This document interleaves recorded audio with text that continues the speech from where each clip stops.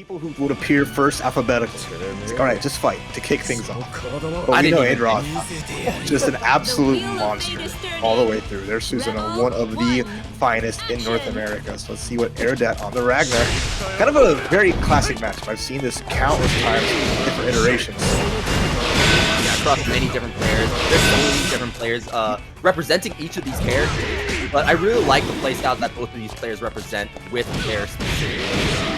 Adroth is a bit more of an aggressive Susanoo, the type of Susanoo you normally think of. And Aerodat, on the other hand, can be a little bit methodical, but also has that flair of just ball.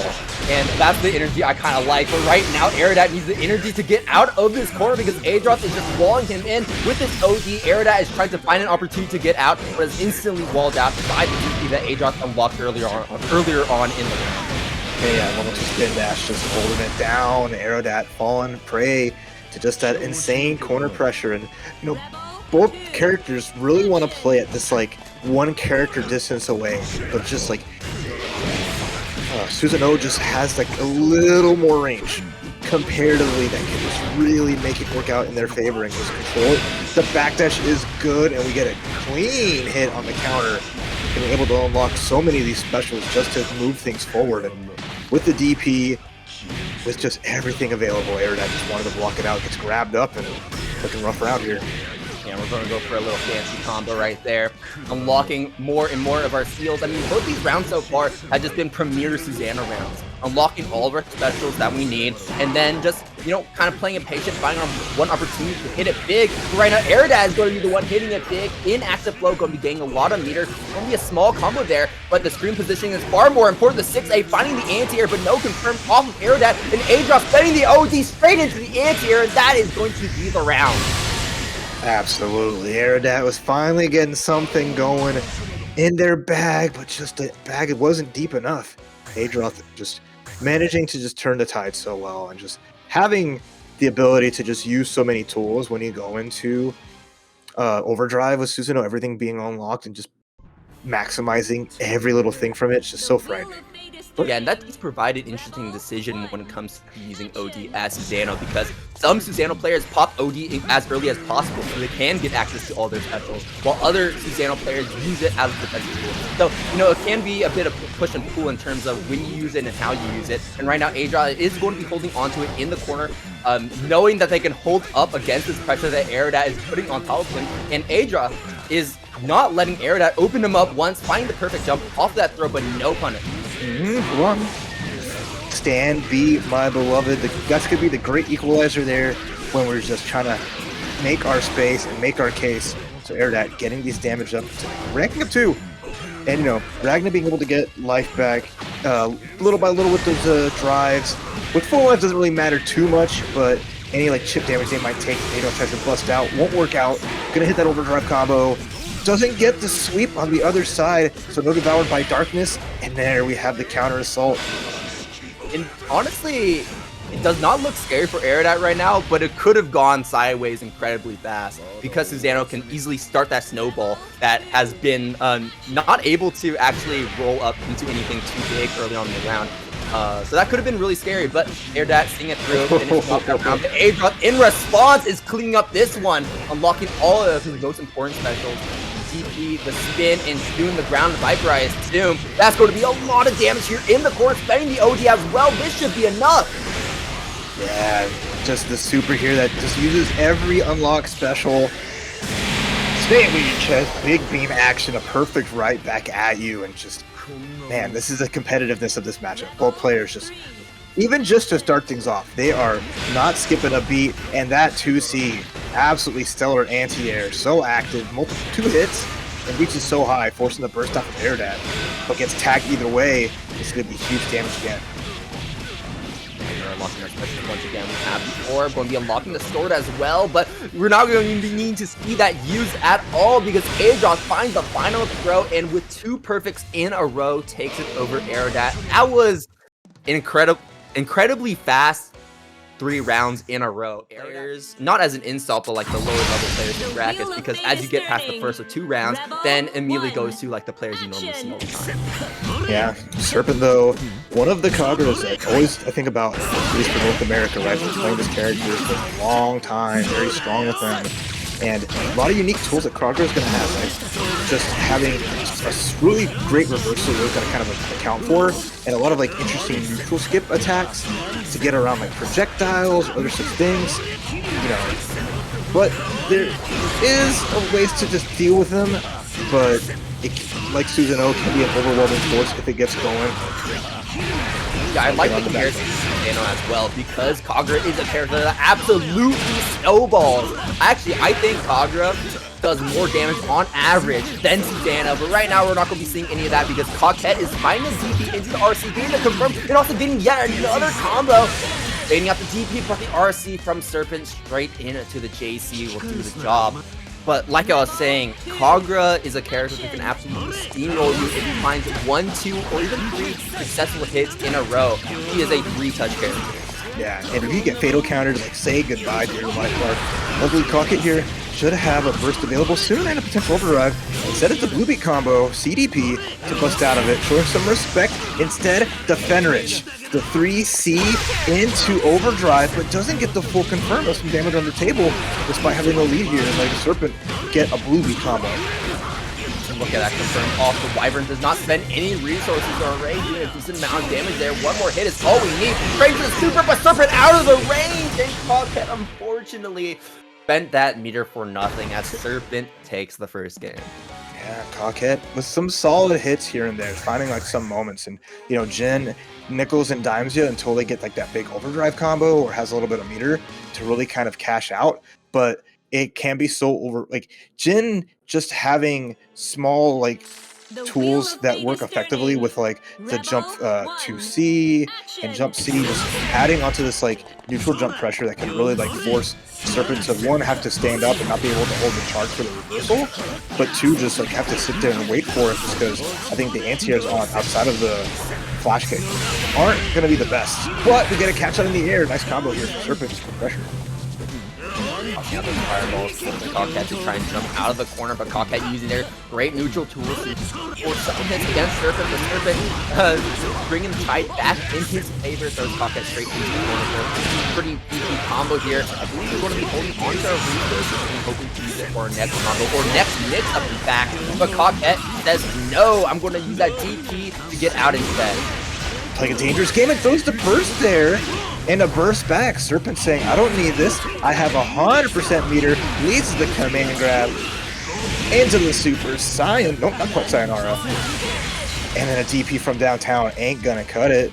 Match point for Serpent here. As again, Kauket showing a little reservation, recognizing the Serpent had all the resources in the world to find a way out. But Serpent just finds a hit with that command grab. So cool.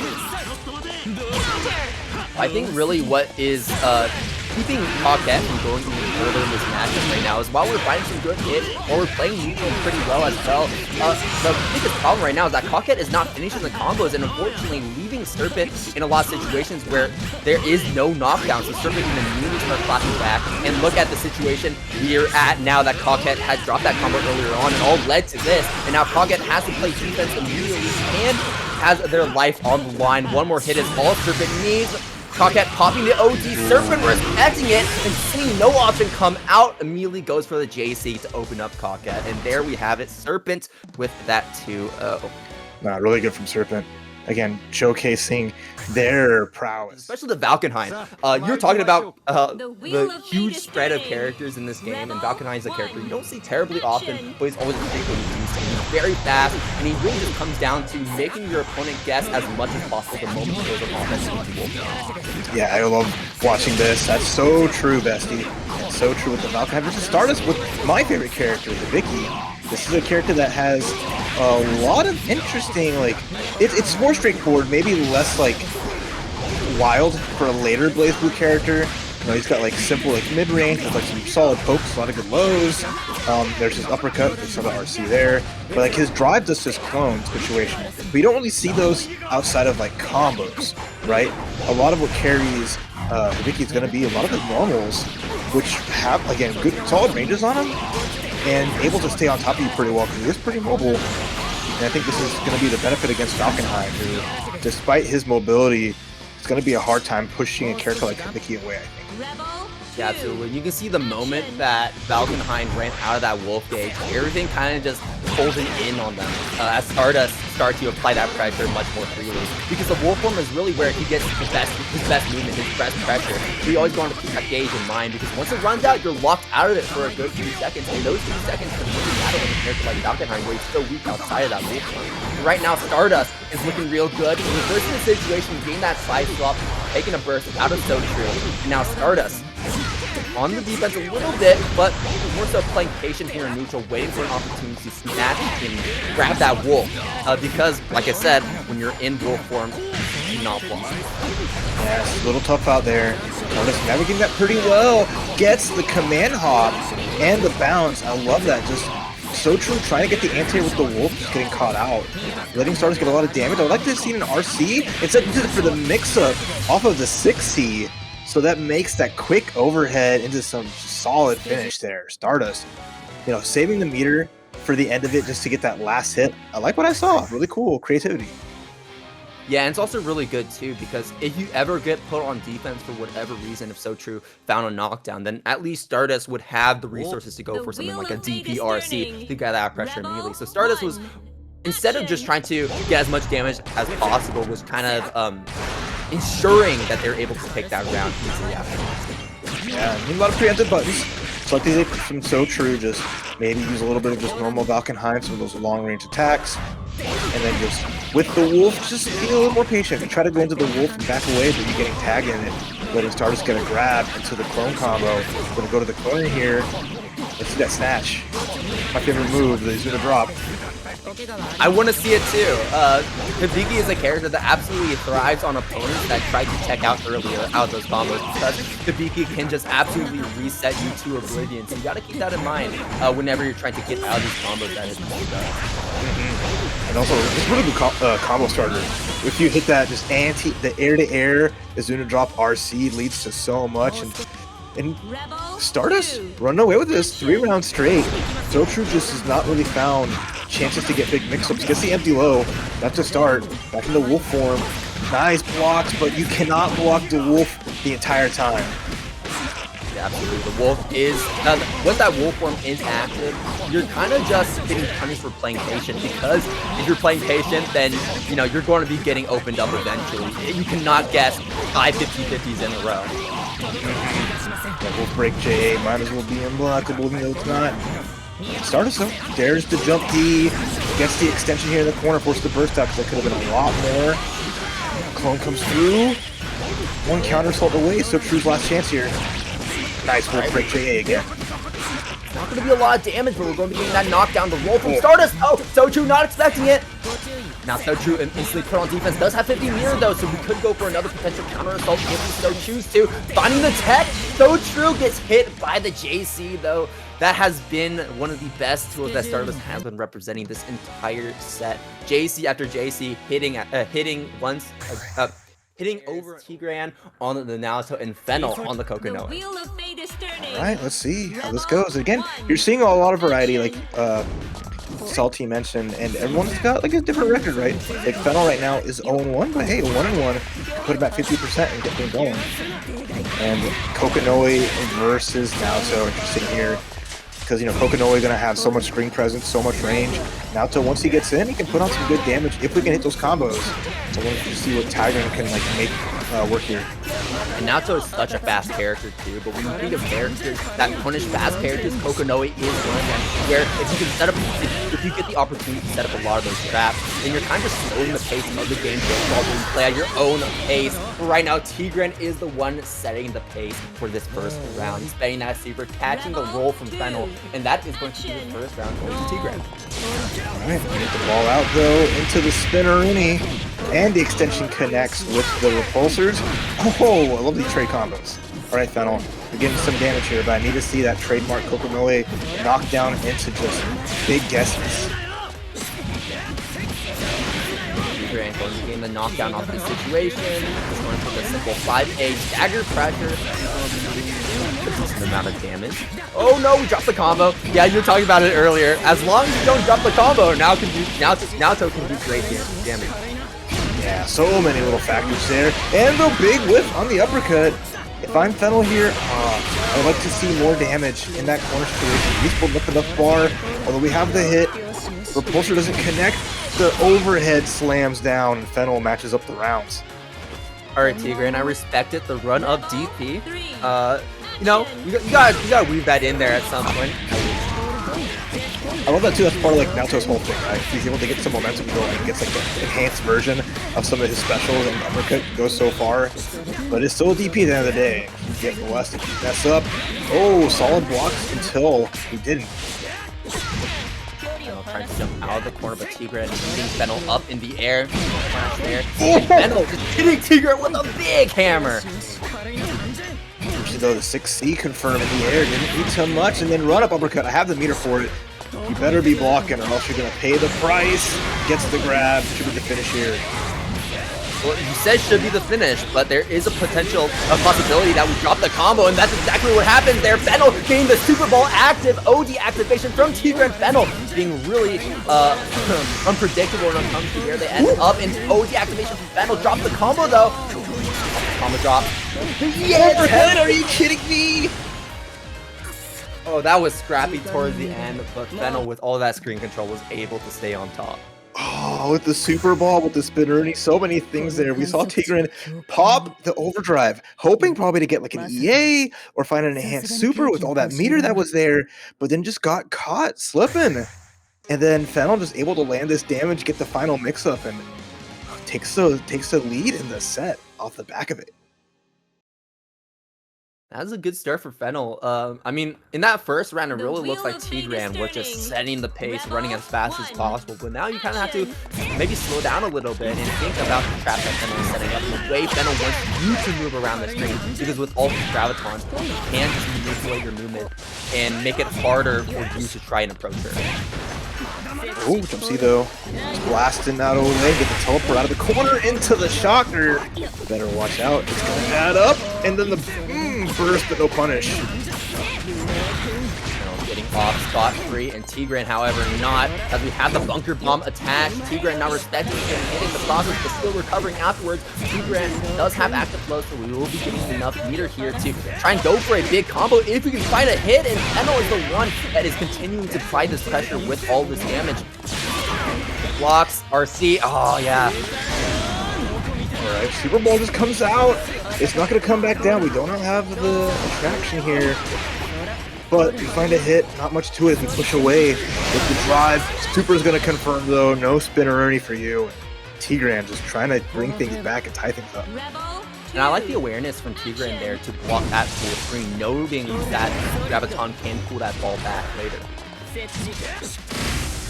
There's the shock again, the trap there, you have to respect it. Kokonoe could just sit there and block it out until you get shocked out. Ball, then having to block that, rushing right in and catching Fennel with an anti-air. Knockdown, dagger pressure, Fennel choosing to block it all. Okay. Counter hit here. We're seeing some solid combos from Tigran, like hitting them decently. Has not really been able to find that full confirm as last time in the cross up. Coming out from here, nice combo. Tigran a small knockdown, but try to get cute with it, no good. Scrappy drops here. It's almost as if I think right now it just really comes down to the because I think both these players are not expecting any of these hits to hit, and instead just trying to continue going for these mixes. Ooh, RC, but kind of saved by the tractor. Super Ball's there. Can we manage to get a bigger combo here? Sets the trap, gets a jump in. One hit in this moment, and Tigran going to be getting the chip damage because Fennel blocked that DP with that barrier. A little anticlimactic, but hey, Tigran's going to be happy about that. Time things up 1-1. Yeah, I mean, like, hey, if you're not going to barrier, might as well, right? Might as well. All right, very, very fun. So we got a big round number three, excuse me, between these two here. See who can get on the board and give themselves better chances to get higher up on this ladder. Fennel has been finding probably the most hits out of the two, just not found really much combo completion, and that's what hurt him the most. Yeah, but I would say straight hits is definitely where Kokonoe can drive. We just need to confirm them, and once we confirm them, then I feel like Fennel is the one that's going to be coming out on top. But Tigran showing pretty good consistency as well, but being a little too aggressive here, not respecting the traps that Fennel is setting up. And all this damage has been from that, just setting light traps, getting some hits here and there, applying the pressure. Gets knocked down though into the situation, but the buttons, we're just challenging in everywhere. Playing like a Street Fighter. Small hits, small combos, but we get big wins. Yeah, lots of small packet damage, but over time, if you can keep getting those small hits, it will add up. And in Fennel's case, that is definitely what happened. As now Tigran is up against Fennel on a match point. Oh, sorry, Fennel on match point, my bad.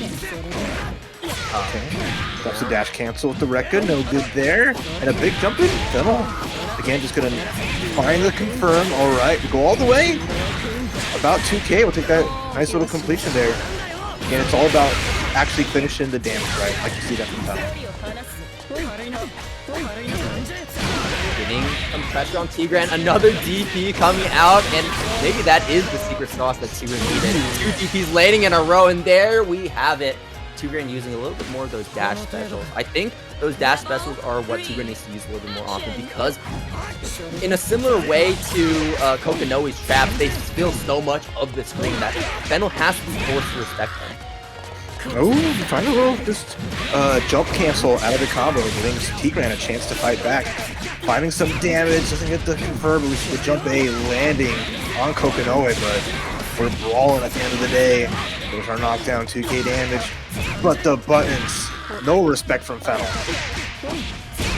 Getting out early here, finding hit after hit, and honestly on the side, Tigran as well, no respect either. Lots of 5Ks to try and mash out, but here we have it. Tigran going to be getting a nice confirm into the super will land. Yes, it does. Fennel in the corner, getting hit by the throw. Are we going to spend the burst? Yes, we do, and using it very late so that we can get that punish with the super as Tigran tries to punish it there. Fennel's still alive. Oh no! Like the Graviton moving Tigran further with that DP range. Run up DP from Tigran once again, setting it with 50 meters to back himself up. Tigran takes it over Fennel with that 2-1. I just love the Graviton comes out and might have just pushed Naoto right into the face. 100% win No. record, so let's get LordMacoT Actually. get put down. Oh no! MacMens took a loss, 3-1. So this is a big one here, as MacMens can go 3-0, keep that 100 streak going. Whereas MacMens really needs to make this count, or else the win record can go down a smidge, and already MacMens just all offense. See that there? We already got explosions, disruptors, gravitons, all the tech coming out. Oh wow, and even like, I don't know if that was like a drop or a setup. Either way, catching a MacMens with that trap and setting up some more links. Here's the mix up into the cross up. MacMens already, and LordMacoT might just take it right here, right now with the super, shredding through that last remaining health. The speed at which these little resets mix-ups keep coming out, you know, you gotta be so ready for it. And it's difficult. Any moment, Kokonoe can just turn something crazy on or off. We got the Gustav, roll forward, didn't get a catch with the crouching M, and of course there's the spinneroonie to the corner. We'll try to set up here with some pressure. What's really nice is the smaller things that LordMacoT is doing as well here in neutral, like setting up Graviton to mess with MacMens' spacing, because you're so used to not getting your movement influence that you expect Gustav to go this much distance. But with that Graviton behind you, it's not going to go as far as you think, and LordMacoT is easier going to these big punishes like we're seeing here, and immediately starts snowballing into mix-up after mix-up, and MacMens is getting mixed in the corner straight to a blender, getting processed as LordMacoT betting the OD and the super to get that overkill. LordMacoT with the game on the board. An incredible 2 quick rounds. No, just playing too fast. Even in that corner there, the same mix-up that one round one. Just teleport, reset with the jump cross-up, it connects, super ball confirm, cleans it up pretty well. And, you know, if it ain't broke, don't fix it. Keep running the same thing over and over again until they can stop it. It's a classic tenet of any fighting game. And this is honestly not a very easy matchup for Azrael. He has some big buttons, but Kokonoe also has some big buttons. And she is a zoner, but you know, when it comes to Azrael, you think, oh, his premier anti-zoning option is the Growler, but you can't really Growler most of Kokonoe's zoning options because they're not projectiles outside of the ball. Speaking of the ball, teleport mix-up comes through again. MacMens is bursting out. Got hit so many times off it. Chewing away at the barrier from LordMacoT, who teleports in just to get nice and close and finds the hit. MacMens has to respect it, and using that bomb as cover, LordMacoT goes for the cross out once again, and MacMens has really been struggling to block this this cross up every single time, and it is a very difficult one. It's very quick, and you gotta be on your toes, and right now LordMacoT is playing at such a fast pace that MacMens, the moment they adjust to that previous mix-up, they gotta adjust to the next one. Oh, and he used the Graviton. Gustav was like kind of at a safe range, even though it whiffed, but pushed Azrael into Kokonoe to get a whiff punish. Finds a full combo here. The shock is just going to connect off the reset. And MacoT is just getting everything they ever could want.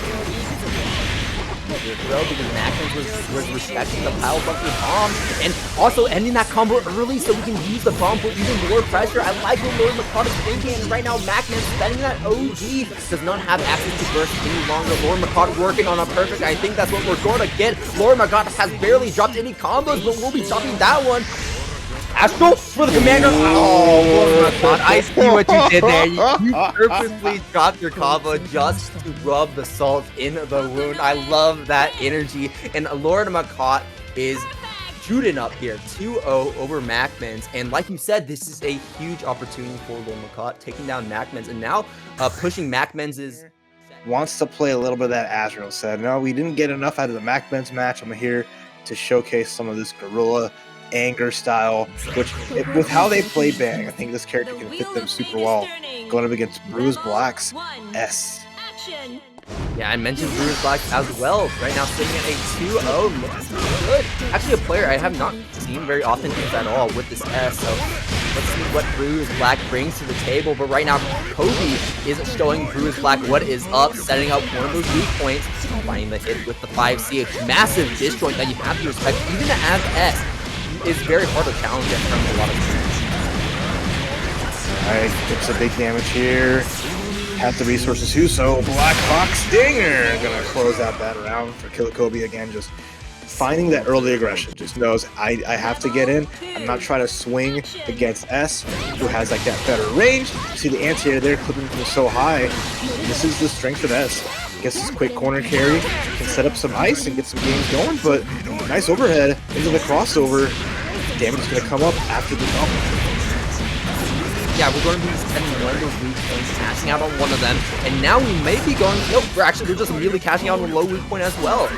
Kobe not wanting to set up really much in terms of setting up lower weak points, instead just cashing out on each of these immediately and getting as much damage as possible. I love that aggression from Kobe, and the BruisBlack buckling underneath it as we have to spend that first to get out of that pressure sequence.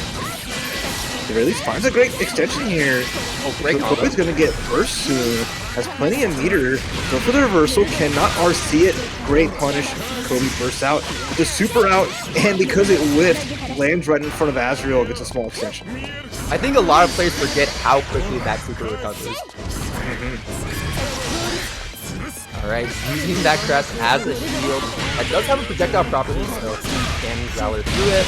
Nice. And that's the overhead.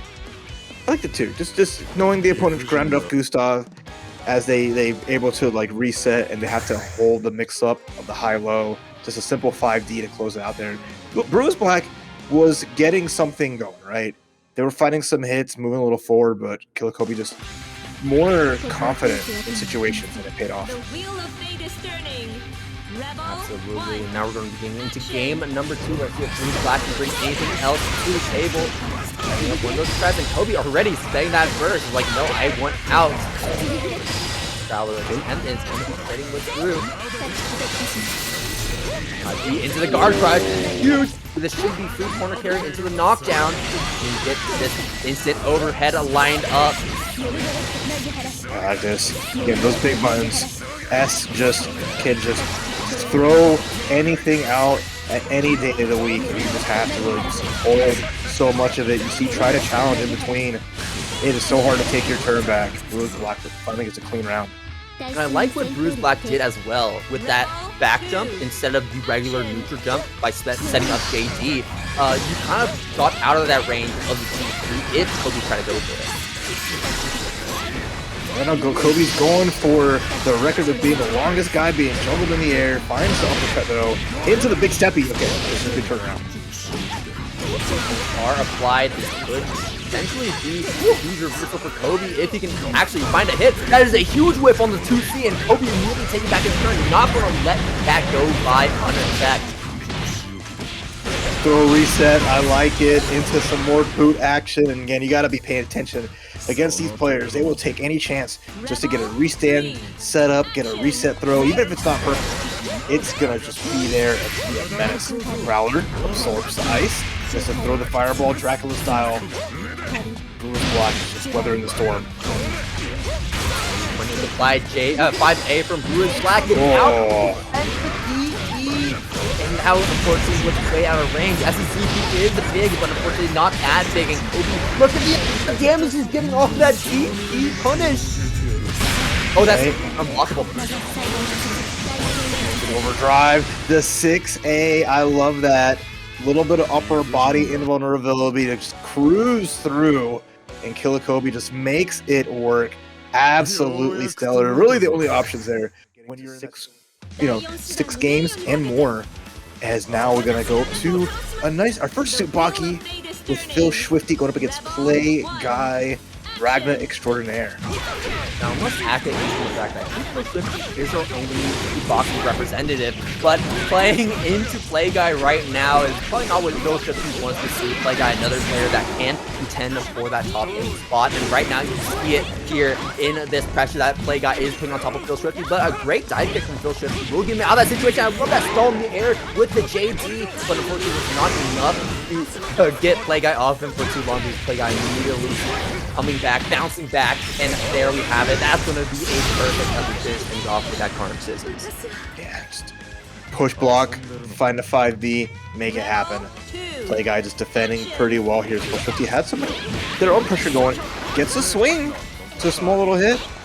Not lacking a little bit in the levels for the specials. It's okay though if they can find the hits to add up, but once more Play Guy almost had a nice extension, but gets a reset off of it.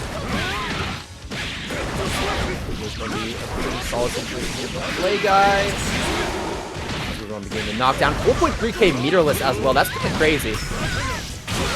Yeah, to force a burst on PhilSchwifty has to spend it. A Carnage Scissors could have been so much. Instead, just a clean hit. Phil just trying to contend at that mid-range. But one character distance away, it's like Ragna's bread and butter. Just dealing with that 5B constantly. It's just been a terror so far.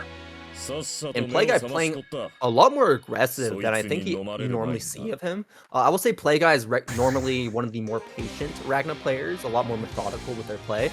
But the reason why Play Guy is being so aggressive here is because as Tsubaki, in order to actually make this character work, you need to be gaining those levels. And you can do that in neutral, which is a great opportunity to do so, but also even better is using it during combos. The Play Guy is trying his best to make sure that PhilSchwifty does not find it. Oh my gosh, try to even just press forward. 5B just the sole of Ragna's foot extended so far, man, I'm telling you. PhilSchwifty just cannot get anything going. Even trying to roll away has just been getting caught by the wayside every time. This is just a masterclass in back. 5B anti-airs have been so clean as well, as PhilSchwifty has constantly been, jumping up in the air, but because we're trying to go for these JDs, is getting caught up in that height where that 5B is the most efficient at anti-air. Okay, we found an overhead though, so PhilSchwifty could get something started here. We should be able to get the knockdown, get some of that level of fly. We're not going to be having a lot of time to get much of levels on that. We're going to have to find another option. So try to go for the overhead of a Play Guy and instantly DPing it. And then just run up 5A anti-air. Just said, hello, let me just get that quick tag. Right back in it, you burst me away, I'm in again. There's just nothing keeping Play Guy from playing the game. It's in the name, EA Sports. Getting the knockdown and recovering some health too. The gap is widening, and PhilSchwifty unsure of what to do. And the OG, but instantly gets hit by the 5G and Play Guy's like, no, the stop sign straight into the Astral. What do you think you're doing there in the corner? You have no right, Play Guy was saying right there in that moment with that Astral. Great performance from Play Guy. Like watching him play the Taokaka. I'm glad that we got to this character. I remember you said before, you're like, oh yeah, we got pixie characters, we got heavy hitters. I was about to mention Taokaka. Like, I hope we get a Taokaka player, and that's what we're getting right now here with Ruka-Sim. Taokaka is a character that's constantly going to be flying around the screen, hard to catch, and just constantly getting small hits after small hits. And, just flying around the screen, that is the name of the game with this character. But it is a little bit tough because you have the lowest health in the game. So a character like Susanoo with so much damage can kind of end Ruka-Sim in basically 2 combos. Yeah, that's where they're in trouble, right? Yeah, you can find it. It's not like the old days with combo Taokaka, being able to like add massive damage if you're watching just like these mid-screen conversions. You know, it's little can mean a lot. We've seen how well Adroth can bust out. It's not a bust out there actually. Got caught jumping away with a 6A. Small amounts of damage. Awesome. That's about average for Taokaka, but here's that process coming in, opening up. Adroth and the spending that should be enough. And there we go, juicing the damage right there, and getting a round. The first round over Adroth. Adroth with a lot of just like discipline. Didn't spend their burst on that. Just held on and said, okay, you know, this round is going a little sour. I can make the most out of it if I use it for like an overdrive, or even here just maybe an early burst. But you may not even have to. You see how much life's already gone here on the side of Ruka-Sim. Ruka-Sim's still alive though. We're still in the game. Ruby combo, we're going to be taking that game and knockdown regardless. Adroth trying to get out, but getting hit. There's the reset attempt with the purple grab. Adroth still awake on the wheel, and there's that DP. Adroth waiting for the opportunity, and that DP is just so big, so active that even if you try to bait it out, it can still be really tough to actually get it out. Yeah, just even like that jump a little higher may have been able to do it, landing in a punish, but Ruka-Sim content here, both player for first. Early hit going to Ruka-Sim. Lost the corner, but still finding his damage. There's the overdrive, but just hits afterwards. No fear of the EA. I honestly wonder if Adroth was trying to go pretty here there. It just ended up too slow. Ruka-Sim getting that low instead and catching him. Ruka-Sim working on her perfect here. Betting the OG damage on the super. Going to be doing a decent amount. Not going to be a whole lot, but really putting Adroth into critical range as Ruka-Sim finds one or more combos to scoop Adroth up and take the first game. And this is just such a volatile match. Taokaka can absolutely run down Susanoo, and Susanoo can absolutely run down Ruka-Sim. It just really comes down to who gets the advantage first, I think. Because if Adroth gets the advantage first, he can get a combo and root straight into the DP, and now he has the defense option available. But if Ruka-Sim is constantly mixing up Adroth, then Adroth won't have that opportunity to actually unlock the DP. And interesting matchup in here, right? Both players, Adroth at 5-2, Ruka-Sim at 4-2. If Ruka-Sim takes this win, will like edge out Adroth slightly in the rankings. So Adroth has to lock in just to maintain their position here. You know, guarantee them a nice seed when it comes down to top 8. Getting these sweet hits, force the burst down, Half-Life gone for Ruka-Sim, and shocks out the projectile. I like that, using the Thunder Hand here from Susanoo. Yeah, if the 3-3 didn't work the first time, do it again. Okay, patience coming up for Adroth. Spin dash 2, hold on, finds a small hit, but so does Ruka-Sim. Okay, great hit right there. Adroth confirming straight off of that counter hit JA. And I like how Adroth is starting to change up his gameplay a little bit and actually moving up Ruka-Sim more in the air than he was before. 6P, so active, actually catching the tech forward from Adroth. Gets sent to the corner, but the next one, that guy covered a lot of range and gets out of like just extended pressure. Block on this pressure. There's a little resets coming in with the hand kicks. Super though, right back at you, no fear here, and the fishbone to boot. And there's a quick low. Yeah, not much here, right? That, even just a small low, not even 1,000 damage. Unblocked. Oh, baby. Sorry, try. Can Adroth kill here? No, we can't. Yay! Yay! Not gonna be enough. We're still gonna be one more hit. There. And we found the empty jump low. Rukasen opening up Adroth and on almost nearly the brink of defeat, staying alive. That was just a great way to finish that. What a quick RC. Even with low damage, it's enough. Oh, DP just activated. Just made that a fun little frame trap. Catch the backdash like that. Just busting anything out to keep their turn. Look at how much damage they've already got on board. And look at how much different this matchup, this round looks for Adroth compared to that previous one. You can see Adroth, you can get that checklist. Check, check, check. We have the EP, we have the Finn, we have the sword.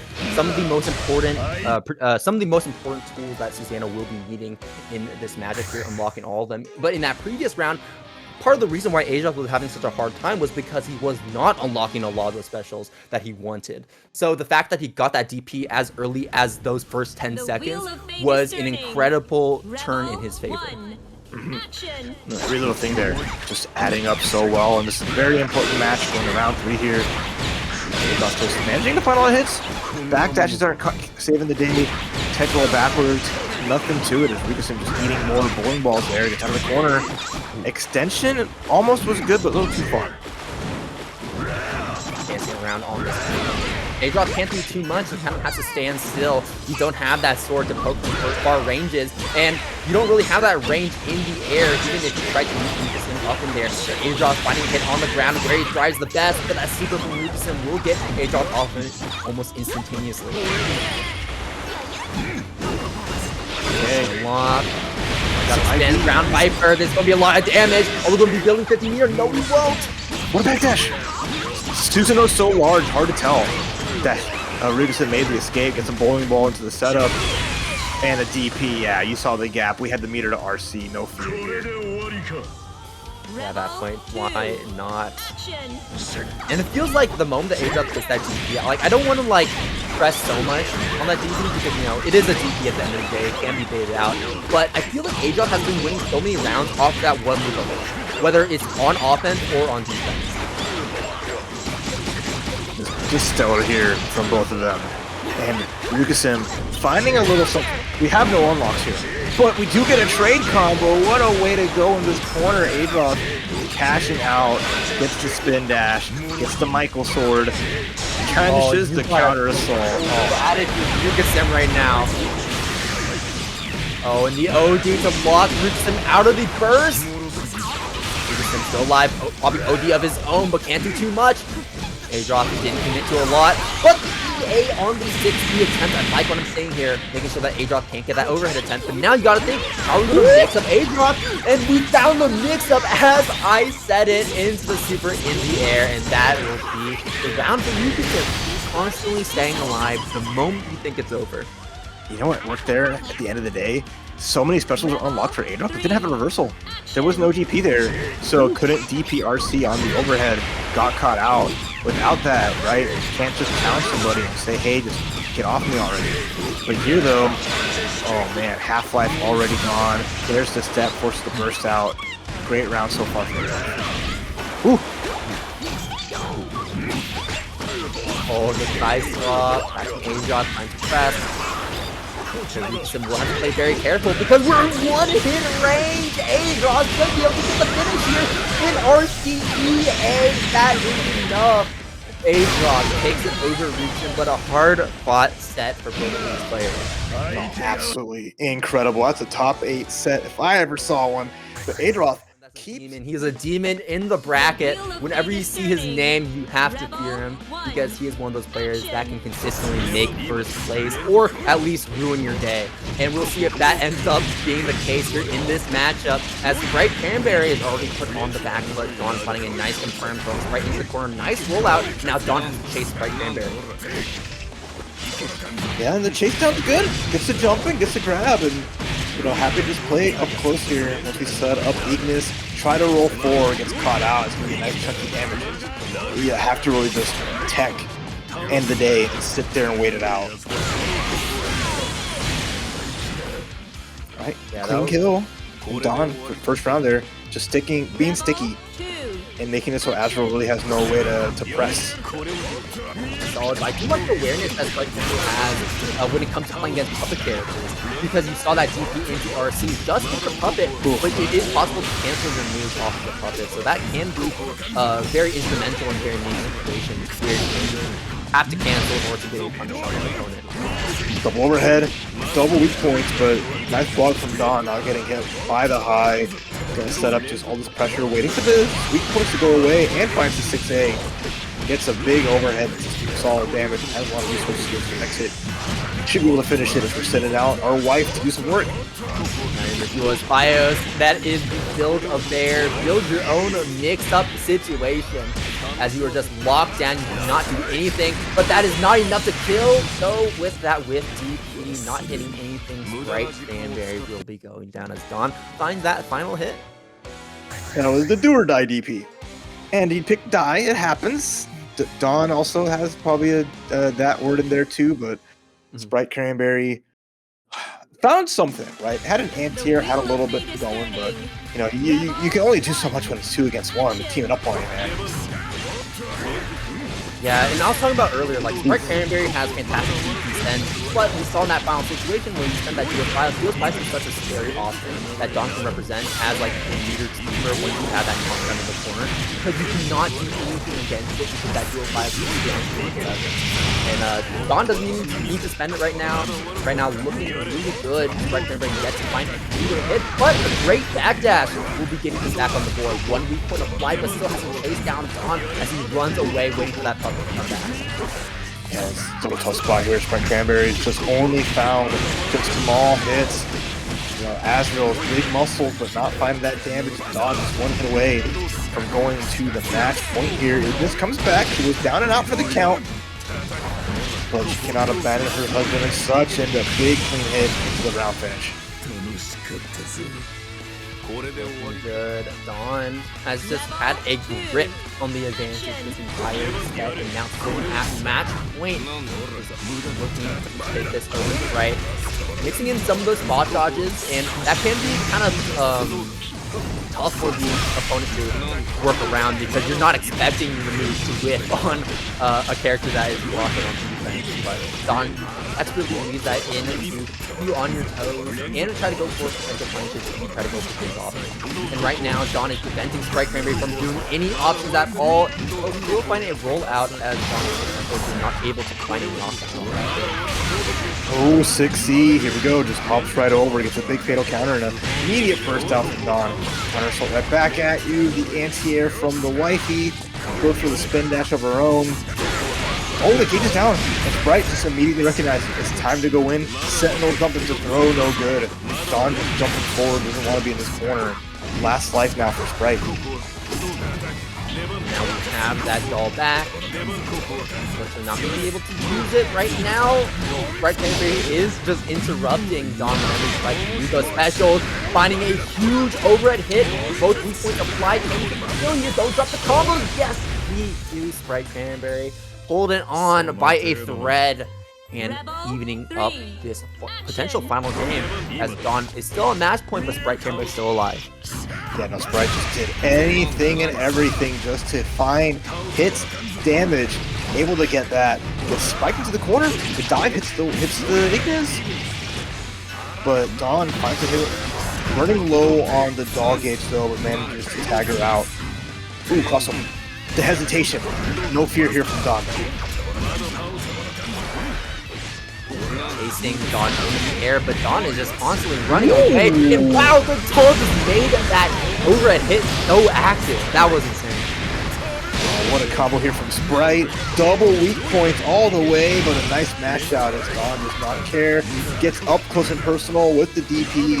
There's a spin in place to avoid it, and I think Dawn's out of the worst of it. So OD straight into EA, that's not going to work. Dawn's still going to have to throw now for a lot of different things that we could be doing right now. Oh, no. And not even uses Andrew, instead use that as a launcher to punish Sprite Cranberry for that Growler in neutral. And now Dawn with this super should be enough to close things off if we please suspend it. And we will not, because the rest of the combo was enough. Dawn 2-0 over Sprite Cranberry, but if that wasn't a hard-fought battle, I don't know what was. Sprite Cranberry really started to bring things back in that final game, but unfortunately, it's not enough. Yeah, absolutely. So well played from both folks, seeing why they're both pretty high on the ladder there. Is Dawn with a solid like second place, a perfect record here on the Kokonoe. So this is going to be a match to see whose record is going to get tarnished. Which one of these two is going to have to hold the one breadstick? And I know neither one wants that. It was the round start. Kobe going on the aggressive, but now backing up, respecting LordMacoT's gravitons. Things are so quiet. We have no music. Can we say I love this stage so much? It starts with like the snow being perfect on the ground, but as the characters move around, their feet like actually like push, like you see the ground under them as they just get in the snow. It's like just a fine little touch here in Snowtown. I love it. Okay, found the bunker, getting the extension, amount of damage, getting the Super Ball mix-up. Kobe though jumping out of range, teleport in his face, and Kobe immediately pressing a button and getting a trade and much more favorable favor as that does send LordMacoT into the corner and now setting up Kobe into a favorable position. Unable to chase down LordMacoT though. 1 weak point is applied, but LordMacoT teleporting away. No problems. Nice usage of that. Gets to spin Rooney, but a break back that's into 6C. Teleports past the 5D. The invulnerability on that. Just being able to like just close that gap. We Growler.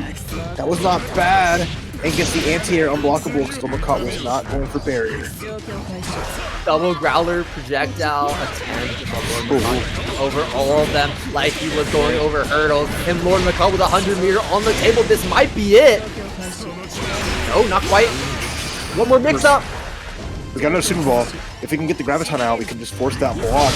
Oh, we throw the projectile, Castlevania style. No way out from that. Chase down from Kobe. Super.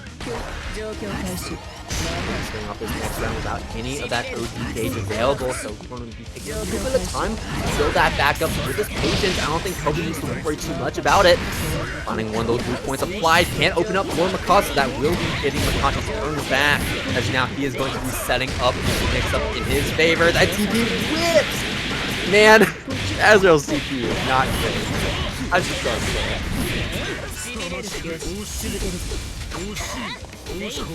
Alright, chipping away, gets the dunk, gets the shock, but nice TP just makes that escape. The Graviton's out there. Even better teleport. But anti-air. I like it. Swing above your head, make it work out. Oh, 3C. Backing up, sending Graviton to keep Kobe zoned out. A bit longer. Oh no! Yeah, no, just being up in the air like that, not hitting Kobe, that can be a little bit tough because Kobe just hits a very telegraphed anti-air attempt.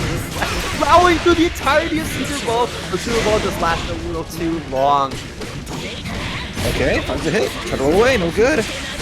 Just enough damage to finish that there. Okay, LordMacoT in a spooky round.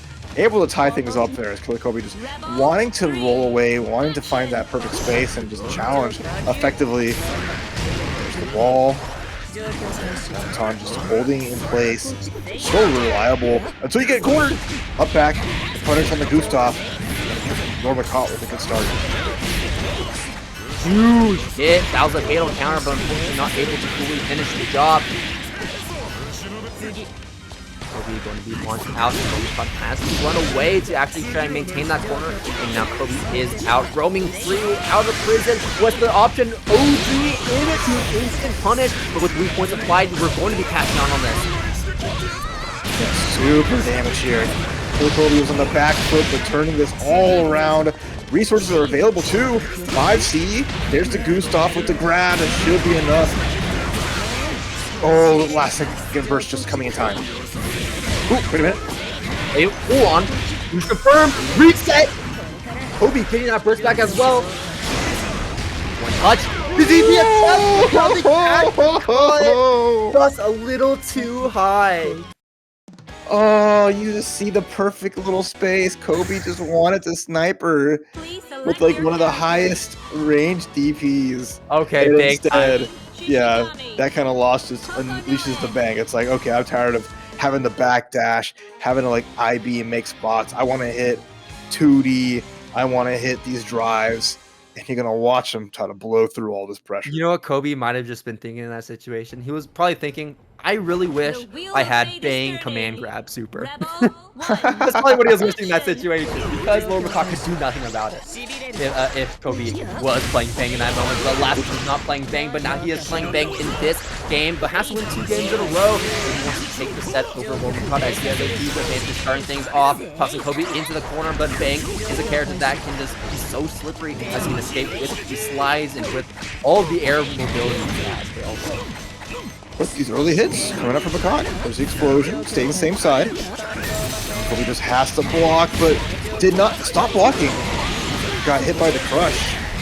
It's going to be a little bit of damage here. Now MacMens in active flow, in a great spot, set up the grab.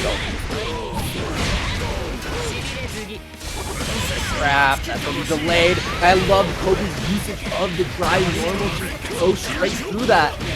Poison is applied, is going to be doing a lot of damage to LordMacoT over time, and now we're getting 3 out of our 4 kills on Bob. The amount of damage we have has to respect the single ball. Yeah, Bumper was being a champion here, doing some work, but he jumped right into the 2A. MacMens going for the burst just to maintain the health here. Gets a scramble combo, and that's Killer Kobe taking that round. The character absolutely thrives in this scrambles. The amount of damage you can get off of any straight conversion is just what sets him apart from a lot of other characters in the game, especially when it comes to the nails, which we actually haven't been seeing too often from Kobe just yet. They haven't been utilized a whole lot, but those nails can fill so much of the screen. But he has a limited storage of nails, so you gotta be very careful how you use them. I think with these Valkenhayn, Kobe's a bit scared that they're not going to be able to use usage out of them from the ranges that he has to play at. Alright, got for Kobe though, poison's up, we got all the seals available here, so the power-up is real, but LordMacoT challenging, a little bit of something of their own. Have the bumper setup as well, so you can use that for another mix-up opportunity afterwards, or not, as a real dissipating straight into the OG, this is going to buff the super. And that's putting the fun in Daifunka. Killer Kobe turning things around 1-1. The Bang is banging, making some big plays. So nice to see Kobe say, okay, Azrael was fun and all, but you scratched me, so I gotta blast you back. Now things are looking much better for Kobe. LordMacoT had such a strong lead against the Azrael, but now that the main is coming out, they'll worry a lot more. And Bang is a character that can match much better into Kokonoe because of his mobility and because of his superior screen control. Okay, again, Killer Kobe happy to do those early bursts. Both players without that resource, and they're okay with it. They're gonna play good old honest play. Honest? Are you sure? With Bang? Bang is like the last character I think of with dishonest, alright? No offense to like Kobe or anything, but come on, I've seen so much of this, it's like, alright. He's just a superhero ninja, putting in this work, and it's working out really, really well. Yeah, I mean, it's so funny playing against Bang for the first time, because you're like, wait a minute, you can just guard straight through all of my normals? That's kind of unfortunate. And of course, at the higher level, you can learn to work around that a little bit more, but it's still that omnipresent threat that you gotta be thinking about when trying to pressure this character, because he gets so much reward of seeing these drive normals actually connect to his opponent. And Kobe right now is connecting all of these hits. LordMacoT stuck in the corner, finding a way to get out. I think trying to fuzzy jump multiple times, but getting hit in the process. Chipping away at the barrier, little by little with these little mix-ups, just not letting MacMens get a chance to find the 2A until there. So there's a little bit of something, almost catch a backdash. Oh, had to push away, didn't challenge. Oh, yes, it's really bad. Showing a little more reserve. Oh, and there's that drive attempt, but LordMacoT catching him low. Can't we just hit rock? Burst is coming in from Kobe, so after the super, probably going to spend it almost immediately. Like this extension to reset. That was cute. Okay, hold on. Wasting instead of the traps once again. LordMacoT wants to create more space between him and Kobe until you can find all those traps to line up. Oh, now things get really scary because now you can just air dash in every single direction. You can do a ball tenfold. Come on, catch Kobe. I like the idea though. Okay, dashing around. There's the end of the overdrive, but the slide is good. Once more, you are at full screen, but this man will find the distance, make it through. Kobe 2-1 maintains that perfect record. It is MacMens who's going to get the blemish on the grades. Killer Kobe is looking to bring all A. First my player, which honestly I'm surprised it took us this long to get a my player. Any on the stage as well. It's a handful out there, right? But we're gonna be here. We're gonna be in my favorite stage. The roses are blooming, and the action's gonna be just red. Already countering crouch C. That's gonna be a money maker button. It anti-airs, it pokes, it works everything you could ever hope for. But Jin has some good buttons of his own. Maybe this corner could make something work, but he just finds their way out. Attack, BBTAG. Nice combo. Snow Wolf able to get this knockdown after the ice carp. Sets up the snowflake, keeping any locked down. I like that we're setting up the snowflake as well. It's not only great as an OP option for most characters, but it's especially good against Mai because the way that Mai likes to get out of pressure is to go for that football motion. So setting up that snowflake basically invalidates that. We get an active flow here for Snow Wolf and a danger here for any. No more air blocking or anything of that nature, but does get the counter to 2C. Tags the roll forward. Snow Wolf throwing that burst just to try to get back in here. Gets a confirm with the swap over. Nice. The damage is there, but the DP whiff, no punish from any. Stuck in the eyes for a little too long, but Any is slowly thawing out, trying to get a win, but Snow Wolf catching Any after Any failed to confirm that button. Right, nicely done. Jin Kisaragi, Ice Prince, just with precision for days. Jump C, that's gonna hit its mark. Try to get a little something out the tag, and he able to reset themselves, but they are still in this corner here, but they get the low. Yep, run up 2A will do the job. Seeing the flip for that mix up, but you can see that Any was like holding back a little bit, noticing that Snow Wolf went for that jump, but instead staying in Snow Wolf's face by not doing anything after that jump flip right there. Any getting the knockdown. What's going to be the DP coming in from Snow Wolf? Any just a little too far away, and you don't really want to be too far away when it comes to playing against Mai. Alright, gets a big tag though from Any, and a nice counter assault on the side of Snow Wolf, but that active backdash. Mai being able to kind of attack out of it. Gonna be a counter overdrive. The side of Snow Wolf gets a small hit. There's the snowflake, but there's the super back. I love that because it just like made more space and just had enough range with no active hurtbox, excuse me. Able to pierce the snow and tie up the rounds. That was cool. Yeah, perfect option coming in from Any, knowing just the amount of range that one super has to get around that snowflake. TRM for Any. I love Blazblue too because it just yells at you the moment you do something wrong. You're like, you failed to tag the throw. Well, TRM right there for you. Alright, interesting spot here. Snow Wolf turning the tide, Snow in their favor. Gets the counter hit 2A, and just look at this big extensions. Just pressure's been solid. Recognizing that Any has been full swinging it, but like the crouch C's has been like finding their own spots here and there, so it's really playing this tight. Nice air block. We have the meter. We're in the corner. Oh no, not quite enough. The super on wake up coming in from Any. We don't have a standard reversal, so we have to go for that meter one. And Any still alive. Pixel of life remaining. And a Pixel and a dream. Snow Wolf though zoning out Any with our solid air button like that, sticking the sword out like he's Hawkman with the JB. Huh, I wonder why he's like Hawkman. That's curious. How some of their moves seem so similar and weird. Oh man, just stick it. Throwing out the stick, he might as well be. I prefer him with the French fry, but he still put in some good work. Alright. Snow Wolf up a game. Snow Wolf 1103. It's like his tag, right? In the wild. They tagged him, he's running around, doing it for all the other Snow Wolves, trying to show who's the alpha though of the pack. Any though, starting out with a strong start. Until a dive whiff, that's going to be a punish. OD though, Any giving a throw to toss Snow Wolf into the corner instead. And can't hurt this one, so Any is going to be giving the corner advantage. Knockdown. DP once again. Snow Wolf just is not holding any DP back against Any because Any has not been respecting him, so why not? You know, not expecting to hit though either.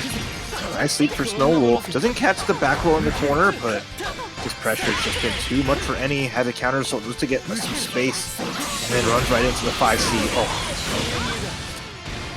Clean and combo to finish things off. No Wolf on match point over any, and he needs to make something happen. Anything can happen. Right now, it's Snowwolf who's just in control once more. Flashes come through. Small little reset. And he just kind of at a loss. A throw attempt that was teched by any. I mean, look at that. Instantly carried to the corner because Snowwolf instantly able to get out just as we said that. Knockdown screen. Be able to set up one more mix up here. And that's a huge fatal counter, JC. You gotta burst that one. That would have been dead.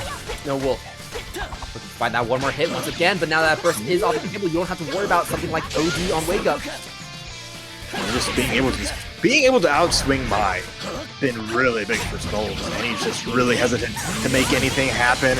Nice little air extension of Snowwolf, 2-0 over any in a great match, showing like the overall presence and power of Jin. Again, just being able to fam versus Foking Asian, bringing out the tech. The Tiger mirrors real. I saw this in the chat and I was like, we got a treat lined up for the next step. We're letting the intros rock as well. Tiger versus Tiger. I don't think I've ever seen these two players play. I know they play all the time in these brackets, but matching up against each other right now is just, it's just the wheel of fate really is turning right now. Double time. This is how you set the mood, folks. The science was there. I was expecting a high five at the start. They're both within range for 5A. And it was going to be a nice little clash. And Clash and missed the throw counter on the Emerald driver. And now we're just setting up some pressure. Nice hop over. Magnetism kind of works both ways. It can bring in your opponent's Tiger in a way that gets them nice and close where you don't want them to be, especially if you whiff something. In this instance, it's kind of like a double-edged sword, but right now, MacMens is swinging that sword without hitting for himself, trying to jump up in the air, really just committed to that air thrust. Oh, the setup is there! But the Magnatech wheel is a good answer to beat the Super Emerald driver, Mass Fam calling out. I'm surprised. Secret tech. Oh, wait. I'm surprised that you can Magnatech in response to Magnatech. Yeah, I mean, it's looks like it was just waiting. It just had like probably the right idea happening at the same time or somehow, right? That was a nice job with the wedge cannon. Wedge catapult, excuse me. Mass Fam, look at this damage coming out from the King Tiger themselves. Yeah, that life bar is Bloodedge as Mass Fam gets hit after hit, and this should be enough here. We have the meter, nope, not quite. Nice, jumps over, tries to get a command grab. Mass Fam not jumping into it. We're taking the Spark Blast, the double taunt, and there's the wedge catapult, but no good. Oh my god. It was a mix of seriously playing and just a mix of absolute No, you can't do that. Wedge catapult, barely invulnerable, does the job. That was sick. So the reason why that didn't work is because the actual looks like a command grab, but it's actually unblockable. So wedge catapult will just invul through it. It's so good.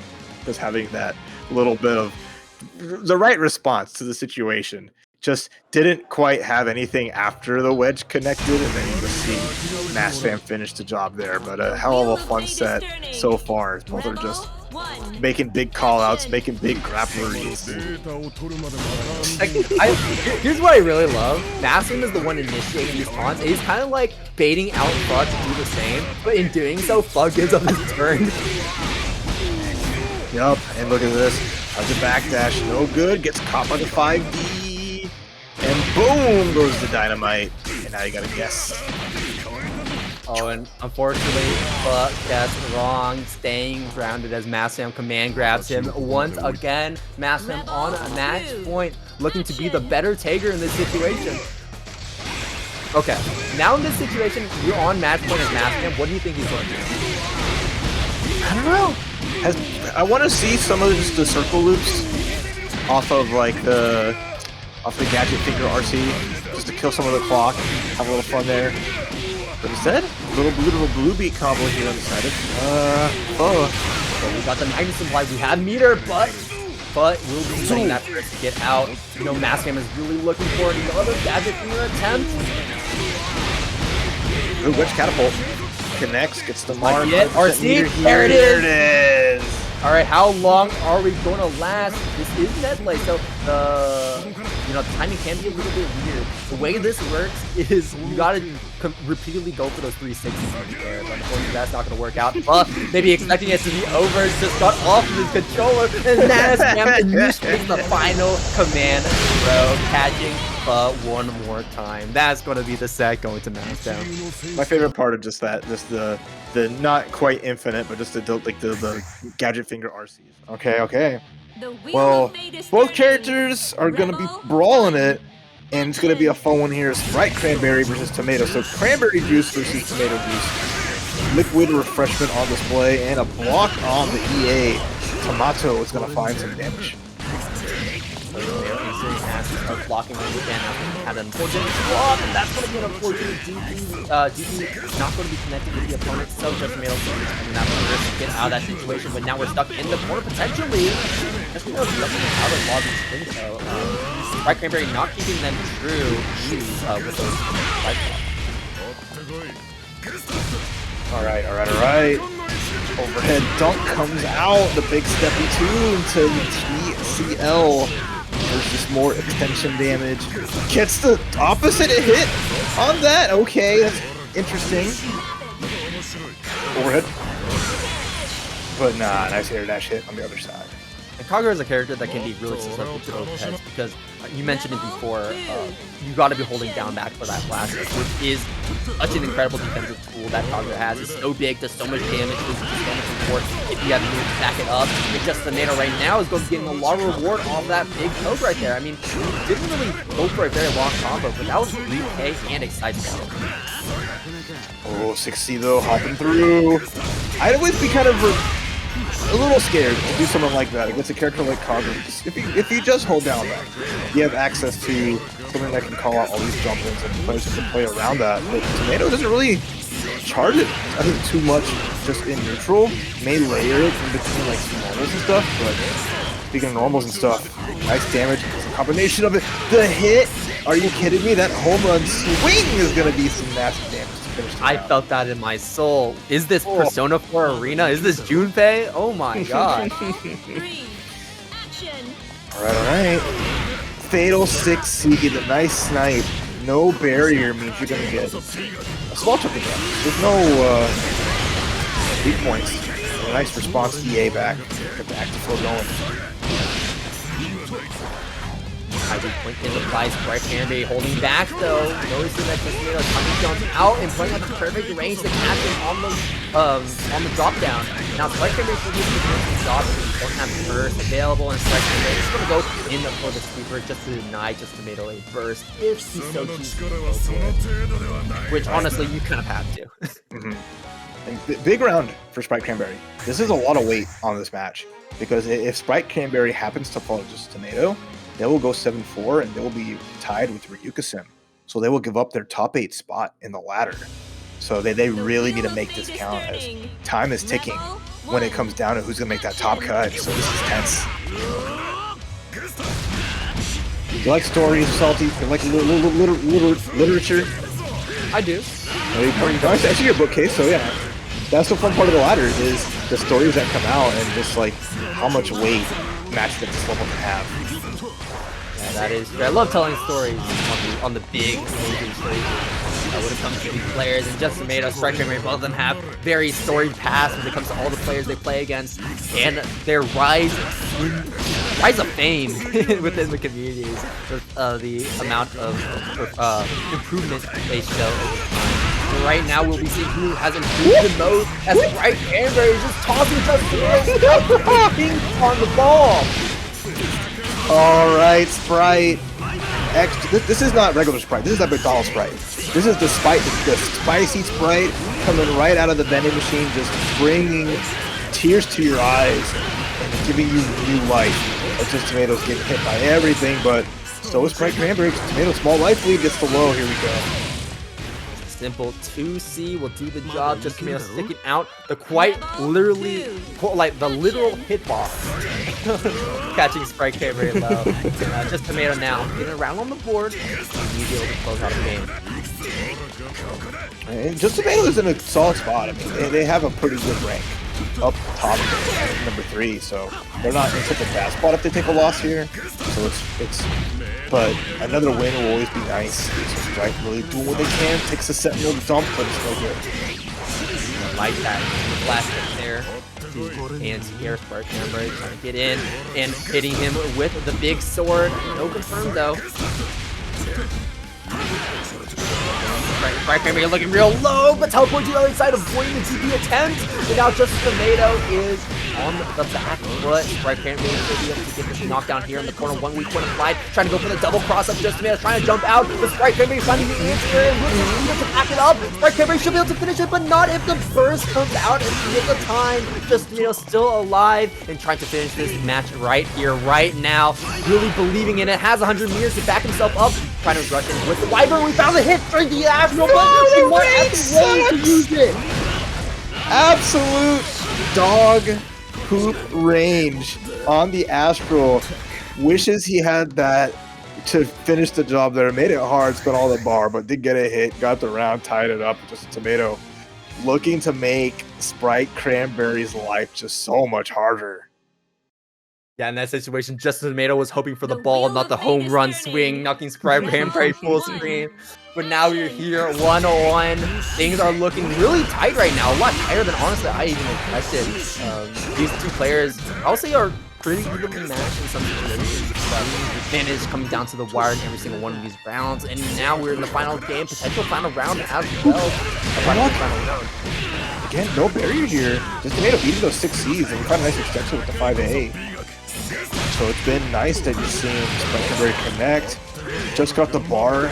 Probably will get a little RC. The flash kick on a hit. The back gets caught though, but no big combo. Oh no! Get off that confirmed. Just Tomato though will be able to get a pretty solid one off this one though. 4K, potentially 5K. Hold on.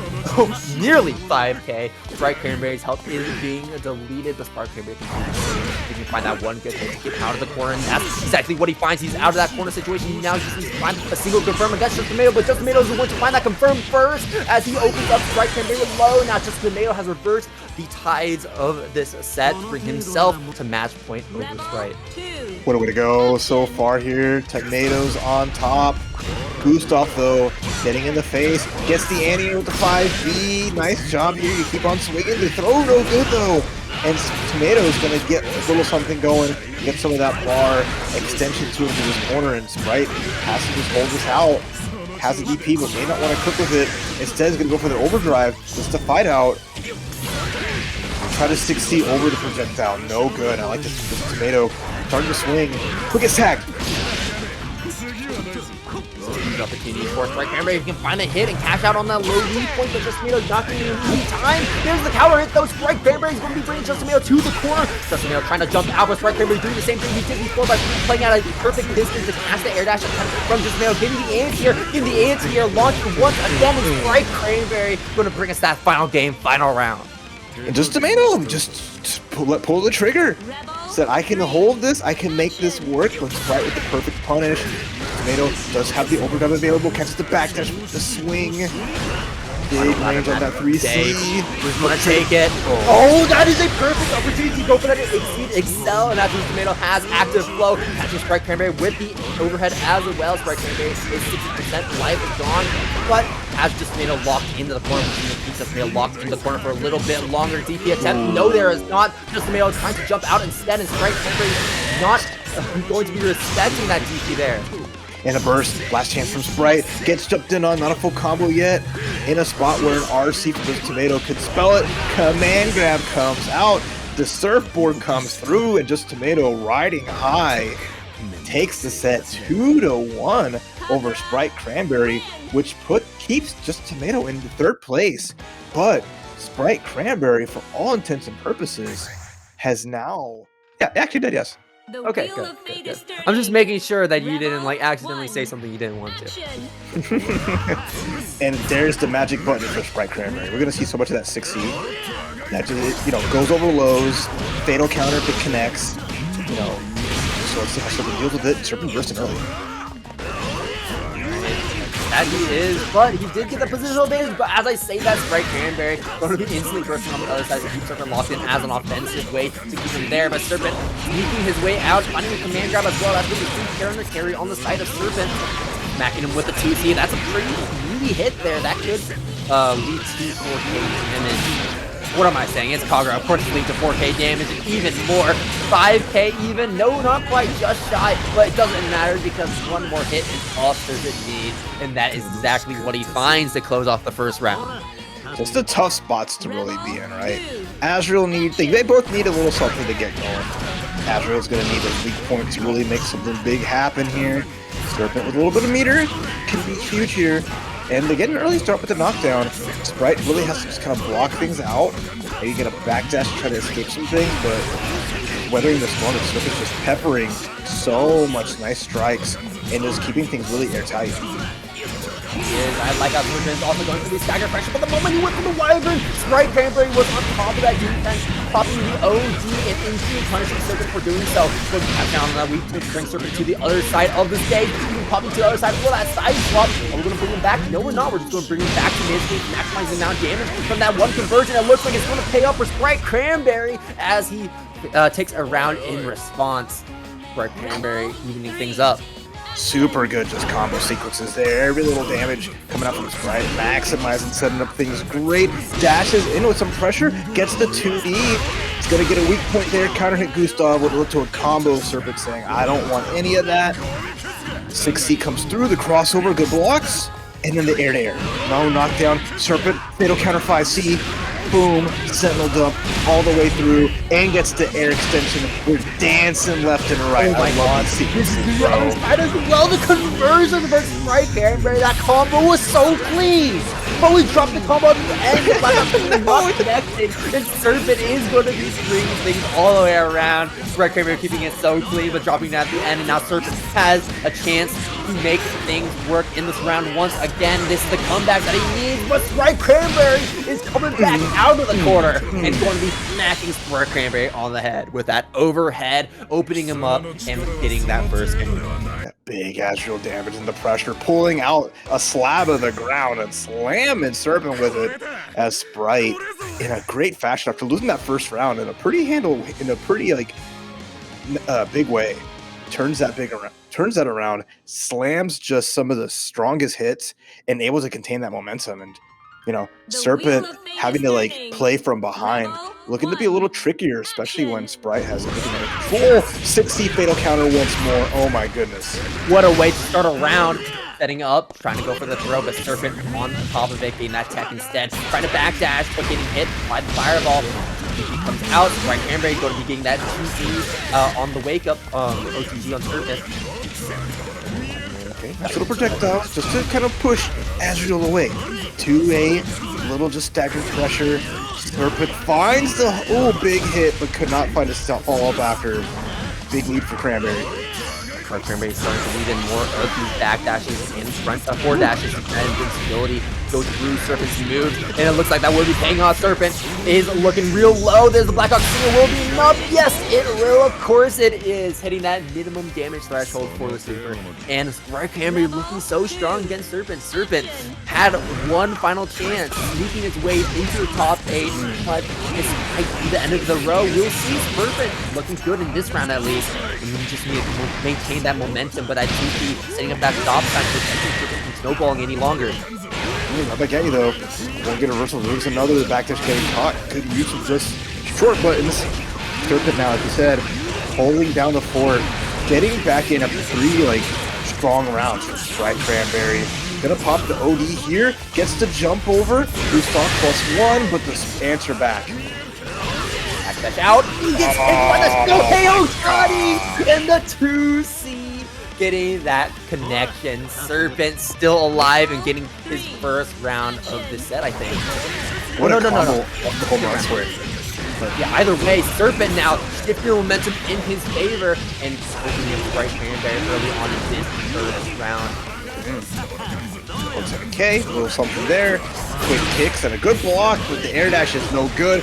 And because we got a nice counter hit, he's going to be able to just get that extension. 3.1K, next big hit can make it happen. Sprite Cranberry should get his burst back here. An OD could have been big for Serpent instead.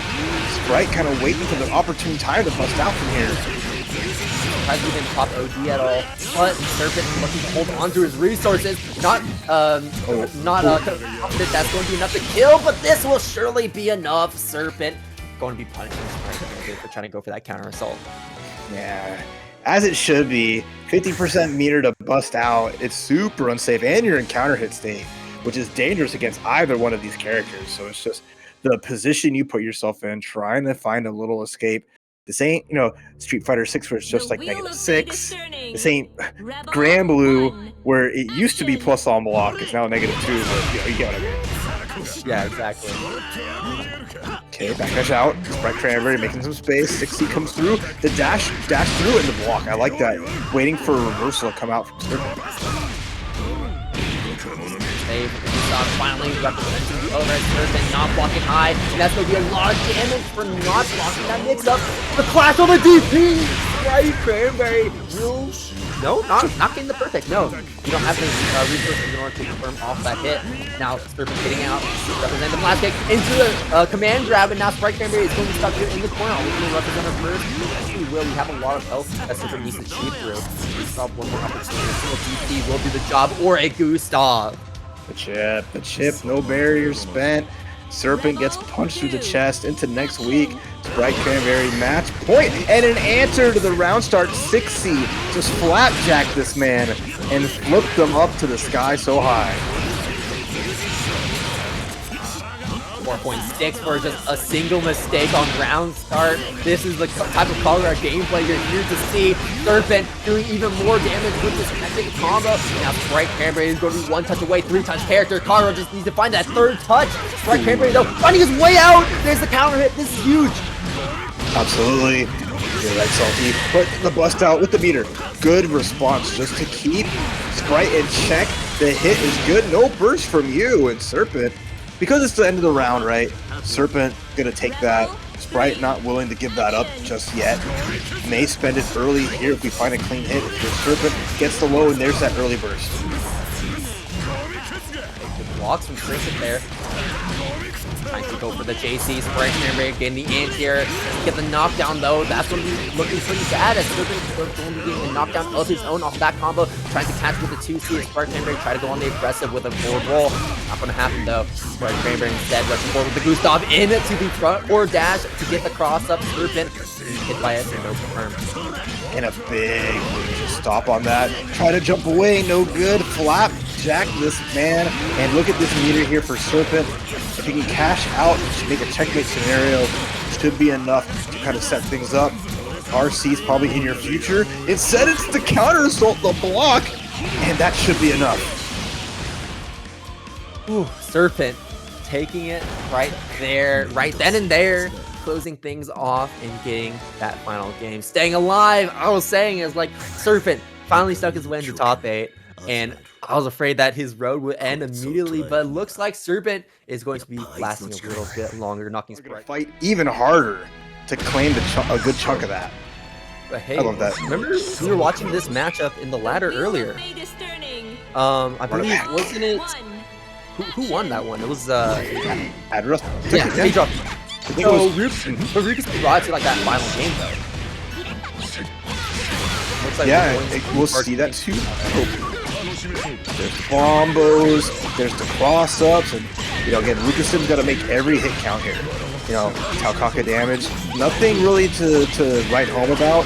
Whereas if Adroth gets going, it could be absolutely miserable. He already has to spin dash on lock, takes a big step, and nice 2C to stop the flip.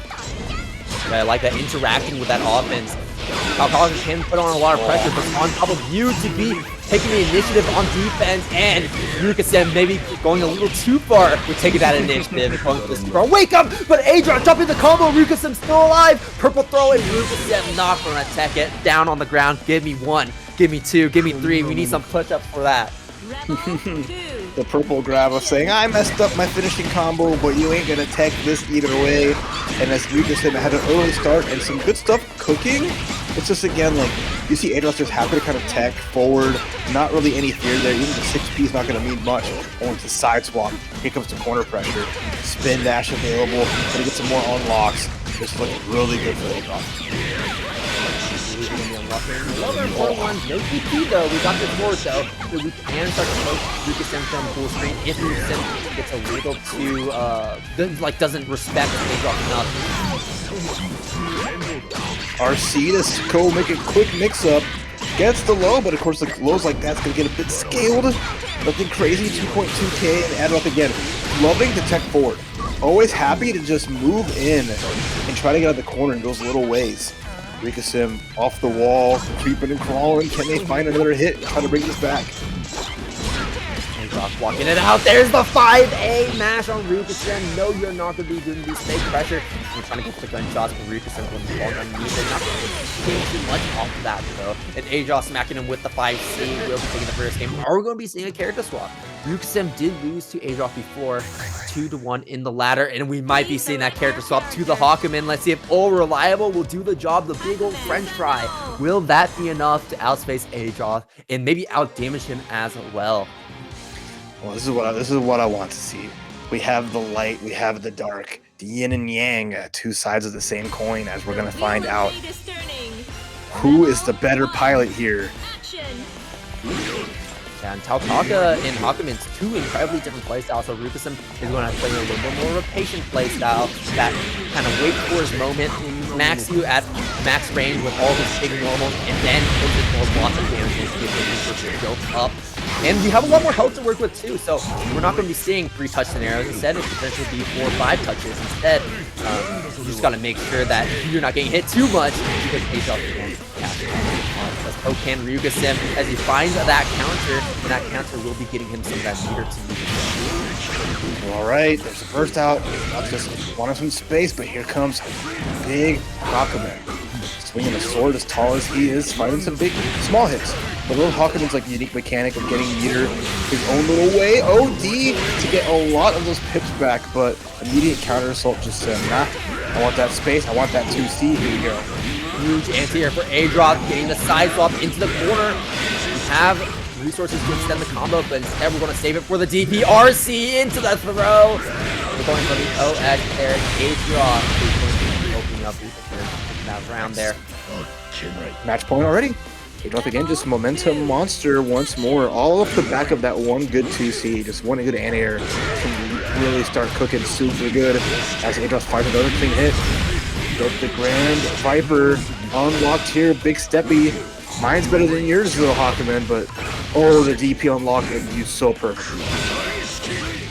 Really good block on the 6D, and I have an overhead of my own, Ryuka-sen says, as he finds these small hits against Adroth, but you don't have any more resources to work with. We gotta play a lot more careful, wait for those resources to build up over time. We also have OD, and we want to speed up the process. 50p again. No offense for you. The roll forward getting tagged as well. And this is Ryuka-sen with no resources, right? Has not got a lot of those Magatamas on there. Just, gets tagged. Has a burst. Gonna have to save himself at some point here. Overdrive. Maybe instead it's the wake up, the hit, staying alive. Oh, that could be it, I think. We're going to be rapidly building up those resources. Burn the combo, we drop the combo! Adroth getting OD there. Maybe trying to go for an Exceeded Cell attempt or just using it as a pause button, seeing what Ryuka-sen is going to do. As a mix-up, Exceeded Cell comes out, but Ryuka-sen can't punish it. Tough spot here. Adroth can just do anything into an RC. Whatever they want. Ryuka-sen not having a lot of bar here. Baits the dead angle counter assault, but an uppercut RC is going to save the day. Ryuka-sen trying to punish the counter assault by air dashing back in, but the recovery was so fast. Got hit by the... We saw the money in the bank coming through, so we're trying to get some robbery going on, ninja style. I'm curious, because you have, again, the mobility from Kokonoe is always really nice. The nails to really, like, afford a way in. but you see this range already coming up with Tomato. Ground start with like a neutral jump and already getting these big swings and big hits for damage. Alright, and already the big damage is coming in. Just a little though, dropping the combo. Easy attempt, but the nails are popping in his track. EA on that drive, normal from coming out. Ace will connect, but unfortunately not able to fully confirm, though that chip kill will be enough. Just a little mix-up from it. Went into the low stance, and then saw Kobe just blocking down, went for the jump after he canceled the stance and just found the hit. And then Kobe answered his first round with round start, air dash in, 3 seals already, but an up back from the Tomato, cupping some lows, and that counter hit too. No command grab for you though. Immediately backing up, knowing his tricks, and tossing Tomato into the corner. There's going to be a decent amount of damage into the reset, trying to go for the overhead, not going to work. Ooh. Surfboard finds its mark, but instead it puts Tomato in the corner and has to make their escape expensive, but at least they're out. Scrambly here. Kobe's trying his best to get out, and that he does. No throw is going to work there, but instead we're just going to go for the super. We'll send it, and just chasing him down. Unfortunately, that was an awkward hit, even if that was a punish. Ooh, wrap it in. Gonna get the hit into a nice overdrive. I like Kobe not spending the burst when he was getting hit or tagged earlier after the whip back Funka, recognizing that they could just make this round no problem, and did a solid job with the overdrive, taking us to our final round here. All of them will connect there. Just Tomato knocked out of the air. You see Just Tomato trying to meet Kobe a lot. Airborne, you kind of have to throw him out like a fly, but Kobe is still just playing so well up in there, tossing out those nails, preventing Just Tomato from doing so, and also backing up when he needs to. Oh, the slide under the fireball. A second fatal slide. Killer Kobe just recognizing situations. Lets Tomato out, but the good backdashes and movement here.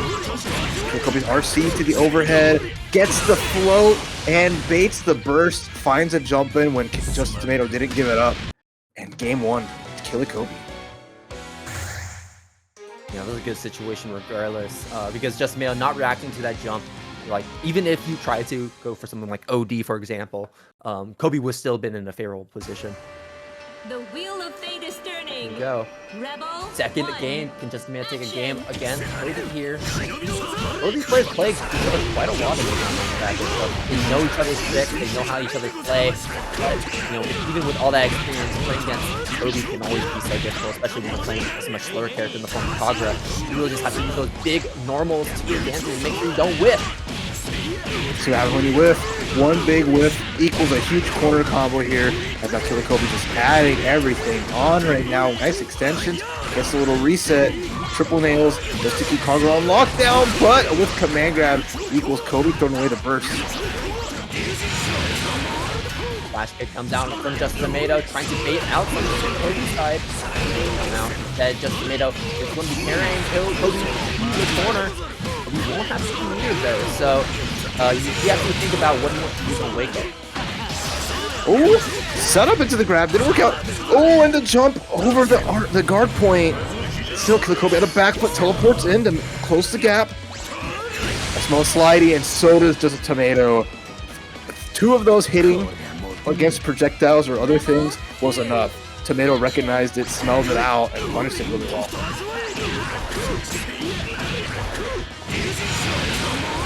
For a lot of high lows, to continue resets. Kobe out. Kobe doing something. Trying to continue that nick. Getting beat up pretty bad though. Oh, what are we doing here? Nice. We didn't commit to all too much. Instead, just make that 2A to keep Kobe locked down.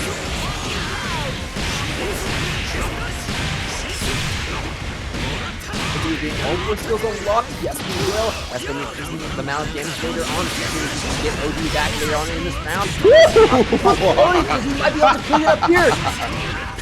Okay. That was some heat. What a call out from Kobe into the homie super. Going right through and just saying, brother, put that away. That weapon is nothing you can handle right now. And now we're going to match point for Kobe. We are Kobe and Tomato are even up though, so Tomato can get a game if he can sneak this by Kobe in this moment. When Kobe is the one sneaking past him with his nails on the screen, it makes it hard for Tomato to meet him up in the air. Okay, this is a forward slide and a good response into another fatal counter. Again, Tomato trying to extend the pressure, doesn't quite work. Jumping hits, no full combo, but we get the air dash in. Kobe baiting something out. Gets him at all. And not expecting Kobe to be on the other side. Gets caught. Is Kobe popping that OD into enhanced super? Will this be enough? Oh no, the scaling is looking a little bit tough. Not quite. The dog goes for another super. Will this one be enough? Yes, it will. How many homies do you got? You busted out the whole ninja squad to take down Tomato. Flashy as Bang does, ending it with a bang. Killer Kobe advances to winners finals. That was tight. Yeah, that was it. This bracket, but so has Dawn. Yeah, I mean, that's where we are on the winner's side, right? Winner of this faces Killer Kobe. It's gonna be another best of 2, and we'll see who can get the most best of 3s are. It's gonna see how it plays out in the day. As the players just making position, they like to tweak the screen. The roll forward though gets tagged. I like this overdrive to get all the Ignis gauge back. And a great start on it. And one thing about this matchup is that, unlike other ones, Kokonoe has to be really careful about when and where you set up those traps, because Dawn can so easily punish you for staying at full screen, either with the doll itself or with the spikes that take you to catch you at multiple angles. Okay, though, hold on. I say from MacMens with the corner pressure. This is where they shine. And Dawn, I mean, might have a counter assault if they can block it right, but the key thing is able to block it. Not that time. And Dawn is relatively also a tough character to use on defense, but she doesn't really have a mirrorless reversal. Yeah, the spin is not going to get you out of most of these things that MacMens going to put up. The up back for both players, hold one. Are we going to be able to get? No, yes, we will!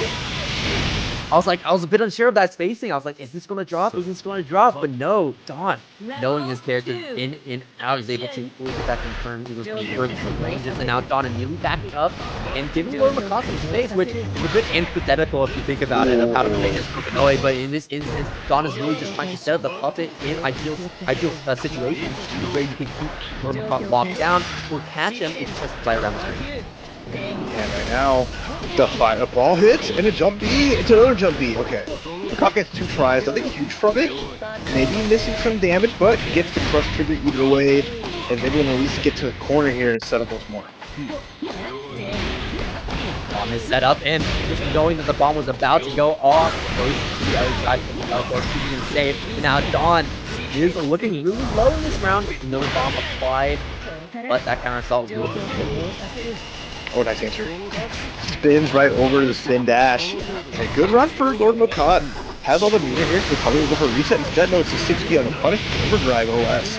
And Dawn is committing to using these resources to get back in the third game. Goes down to look at that damage. What were we saying?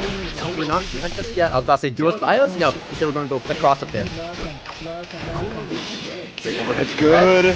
Oh, but we super know the block, but we have the layer behind it, Salty. Yep. The activation and the EA connects. Or no, that was the Super Ball super.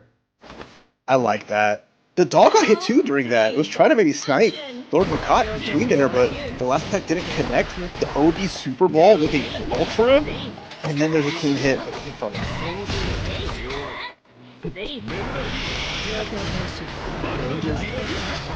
Yeah, Kokonoe can also be a little bit difficult for rally because if you don't have the doll, it's hard to contest at the range that Kokonoe is playing at with these giant blends like the sea levels. Oh, I love that jump. Get the call, get the hit. Too high up for an extension there to teleport out. Good spot. As MacMens gets a counter hit, waiting for a burst. Didn't come through, and a crush trigger whips in the bar. Dawn plays to keep Dawn in place as he tries to combo in, but Dawn will be setting that burst, and now LordMacoT is put in a difficult position. Going to have to block this doll. Counter assault.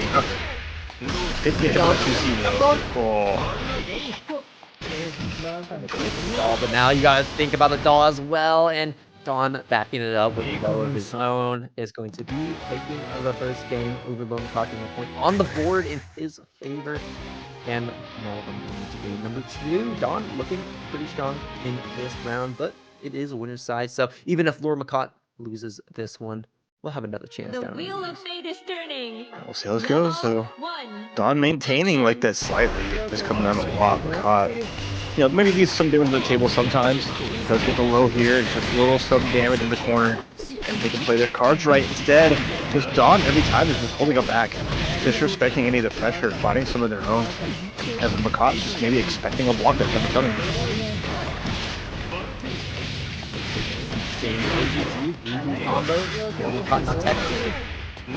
Oh, wow, perfect time. Baby, let's go.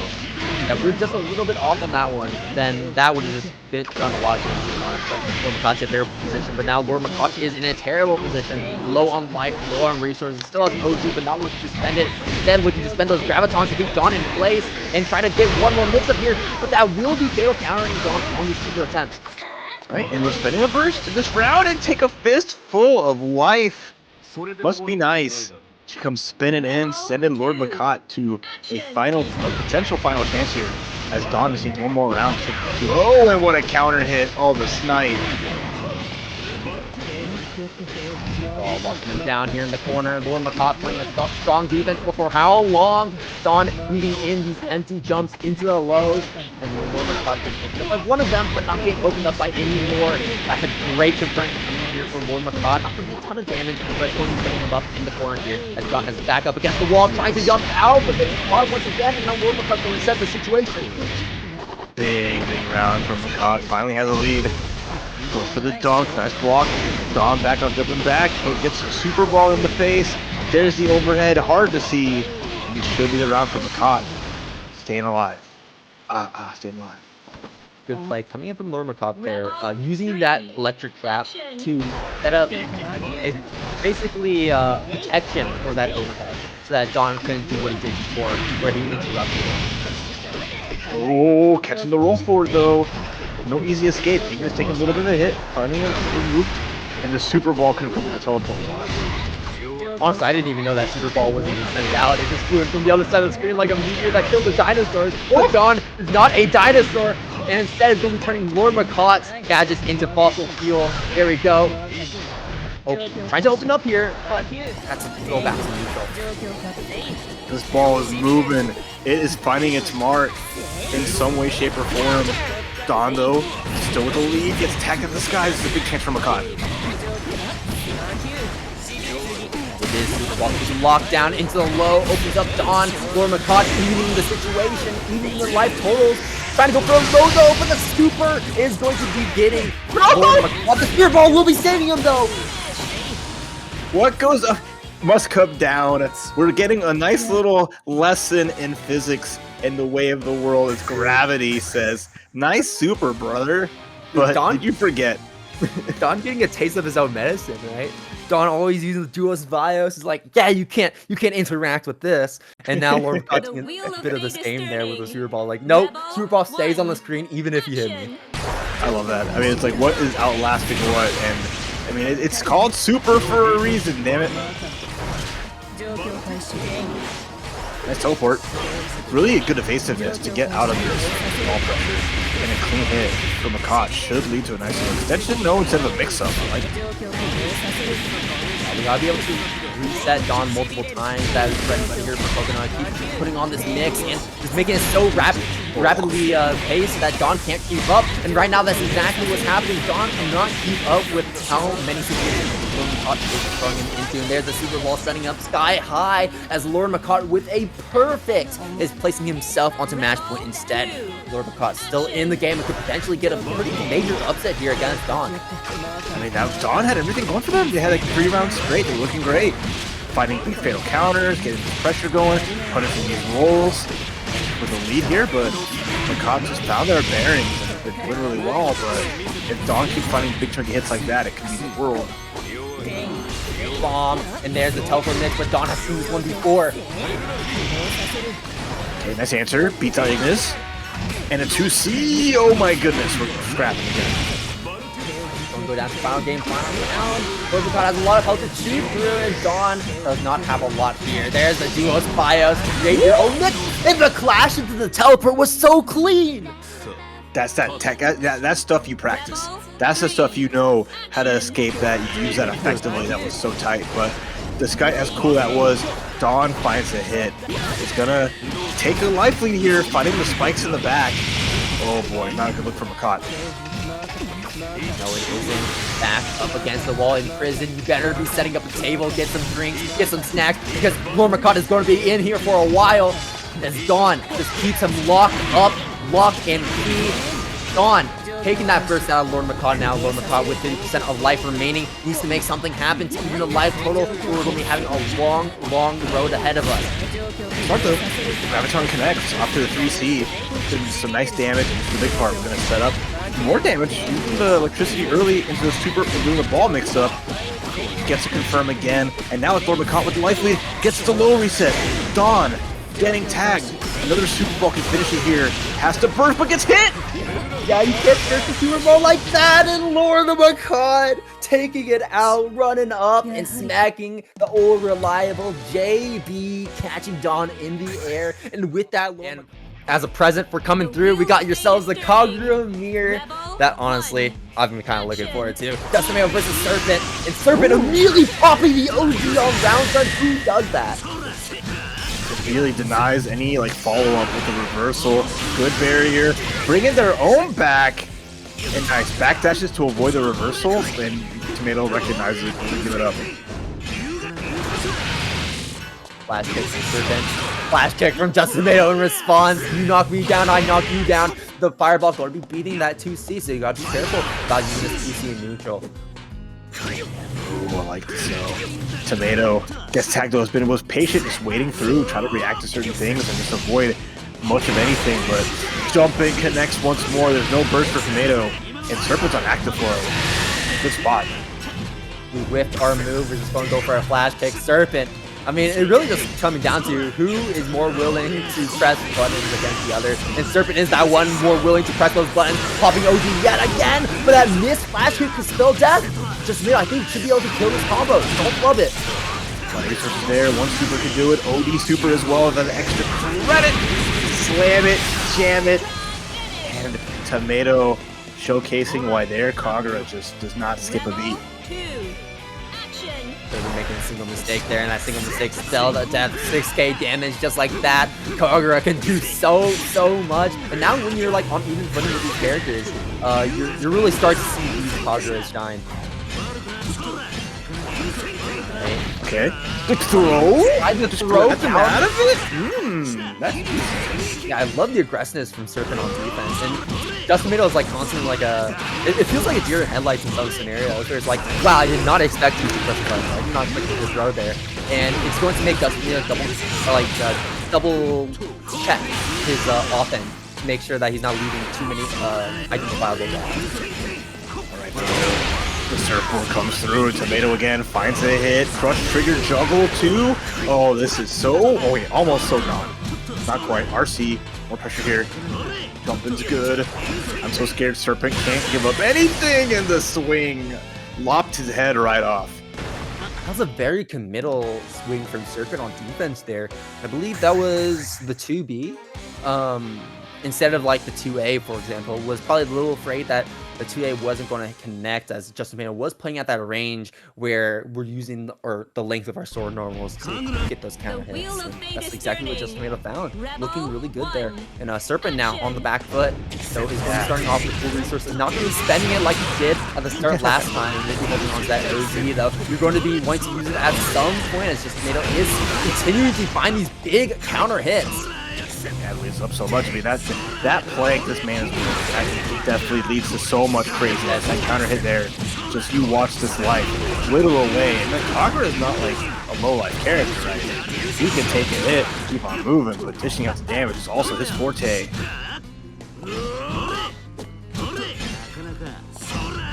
Very pushing out. Serpent had to go for that middle. Susanoo had to go for that middle option though. Serpent finds the flash kick, can't confirm all of it. Flash kick from Susanoo in response. No RC to back it up though, so we're not going to be able to get that kill. The Serpent in control of life remaining. Chip can do the job. They're probably going to see just Tomato wanting to flash people and wake up here. The Serpent is not going to hold it out. Overhead though, because you're holding down back and charging, and then the plank with the flapjack. Look at that, Serpent catching just Tomato looking, pressing a button at a spot they shouldn't. You see that from Serpent, really just sniping people out of the sky or just using the extended range. Been really great. I wonder if that fireball was on purpose for just Tomato, because it was locked into his animation for so long. That gave Serpent a very free punish. Okay, that was a nice hit. Tomato starting to get their bearings back again. That's going to be important here now that they have the corner.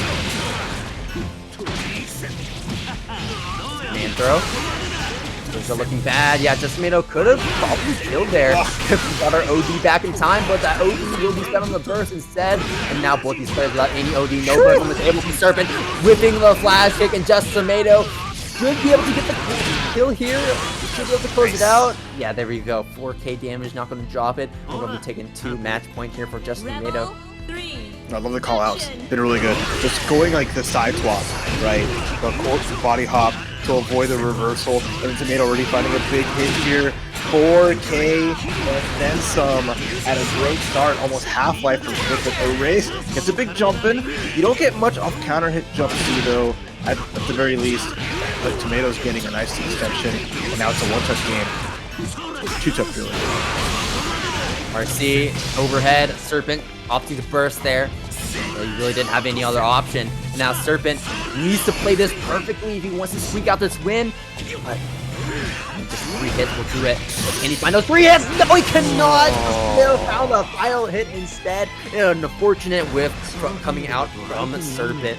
And that will be that game going to just Tomato, getting the 2-0 and moving forward through the bracket. Yeah, just one Evo, and I'd be a happy man. For sure, for sure.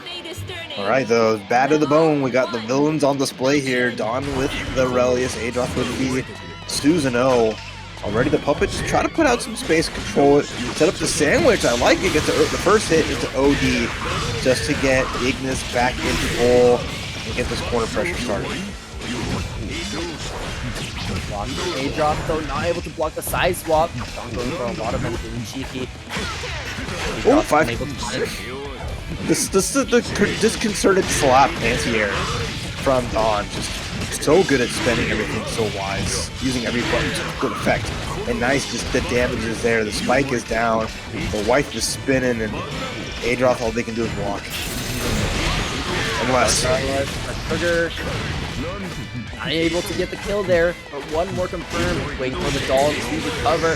Adroth trying to get out with a fuzz jump, gets caught in the process. No, not able to get the kill. Adroth still alive.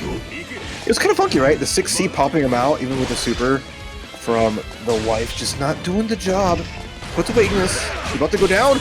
Nice confirm off the air to air. That was sick.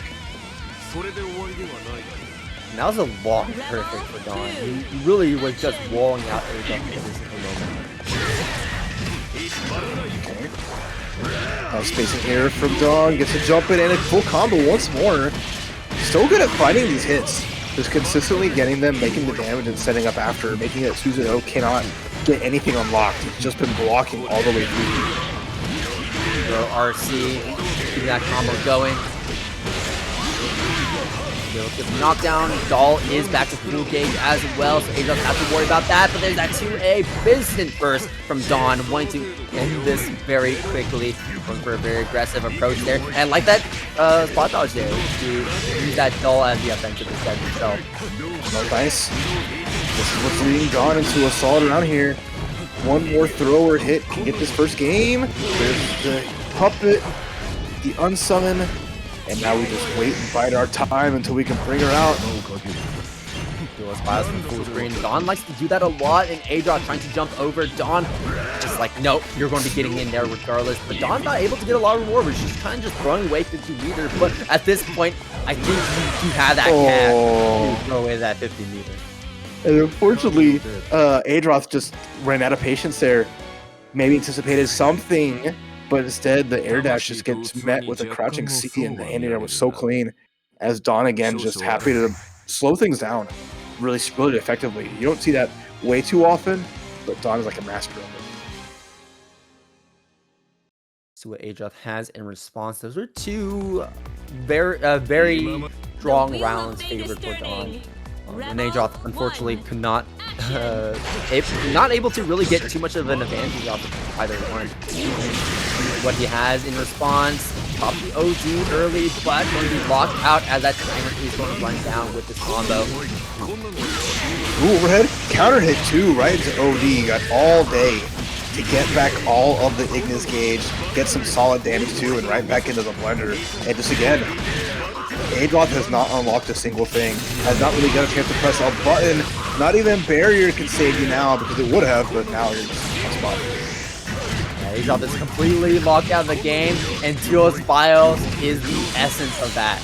It's like, no, you are not allowed to interact. You have to hold this single player mix as Dawn gets to do whatever he feels like. And looks like whatever he felt like was enough as he opened up Adroth, brings himself to match point, and now Adroth needs to make something happen now or his tournament life is over. Yeah, just hasn't got anything going for him. It's so hard here. Counter hits as well. Dawn doesn't get the combo, but I mean, this has just kind of just been the story of this matchup. You're hitting our JVs, we're fighting our 5Ds, but we're not unlocking the specials we want to unlock. I mean, that first special is at level 3. That is not what Adroth wants. But we got the DP, we got the orb, and you have 2 specials that could come into play as early as now after this combo. Hey though, there's the spin. Dawn smells blood in the water, the same side mix-up. Adroth potential final burst. Tough spot here as the cross-up's going to be good. The overdrive is there and Salty is just it. Yeah, we're using that OG to stabilize the combo straight to the super, making sure it does enough damage, and that is certainly enough. Dawn with the firm Tyrant grip on that. Ninjas versus Scientists, a matchup that you only get to see here in Blazblue. Rebel 1.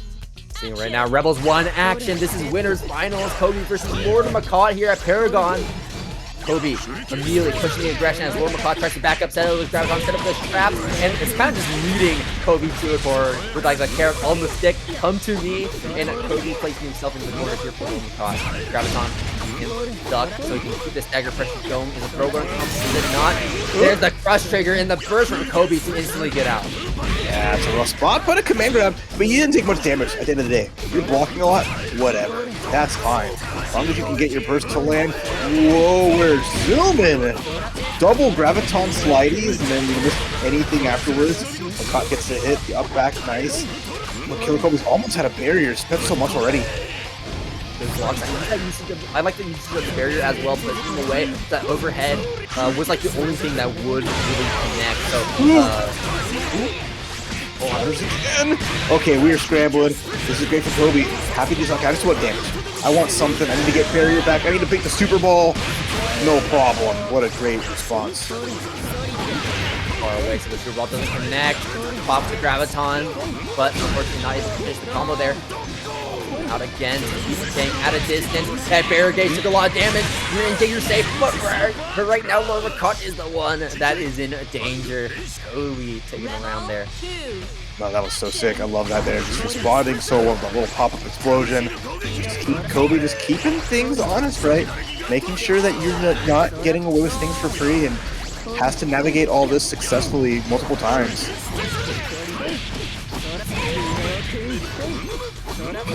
Bunker.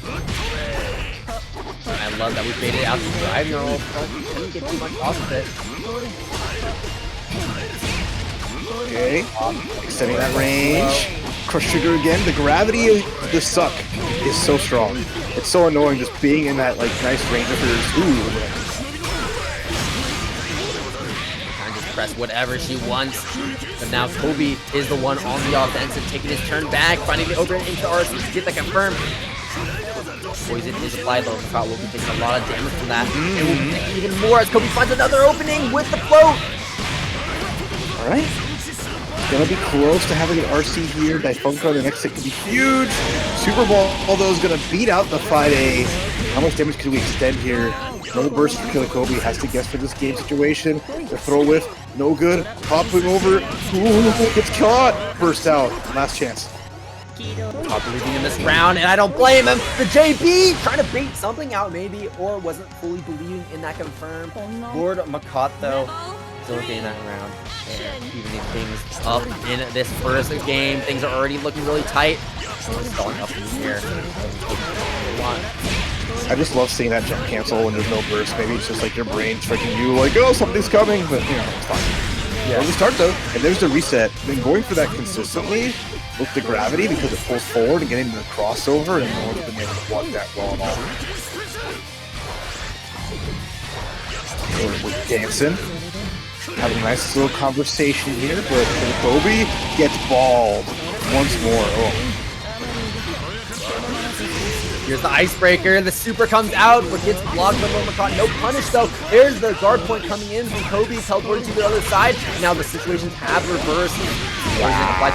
LordMacoT instantly finding a connection against Kobe. Runs up for the throw, and no tech comes out. LordMacoT taking the first game. You can already see Kobe not looking forward to that Kokonoe in the first round. So tough. The range that she has, some great buttons overall. She can scramble just as well, but all the extra junk she puts on the screen is so frustrating, right? So Kobe just getting like tagged by that, the throw that would beat the guard point if that would have came out.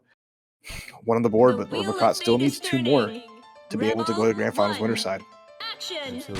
Right now, Kobe is like, I'm the one that wants to be putting junk on the screen, not you.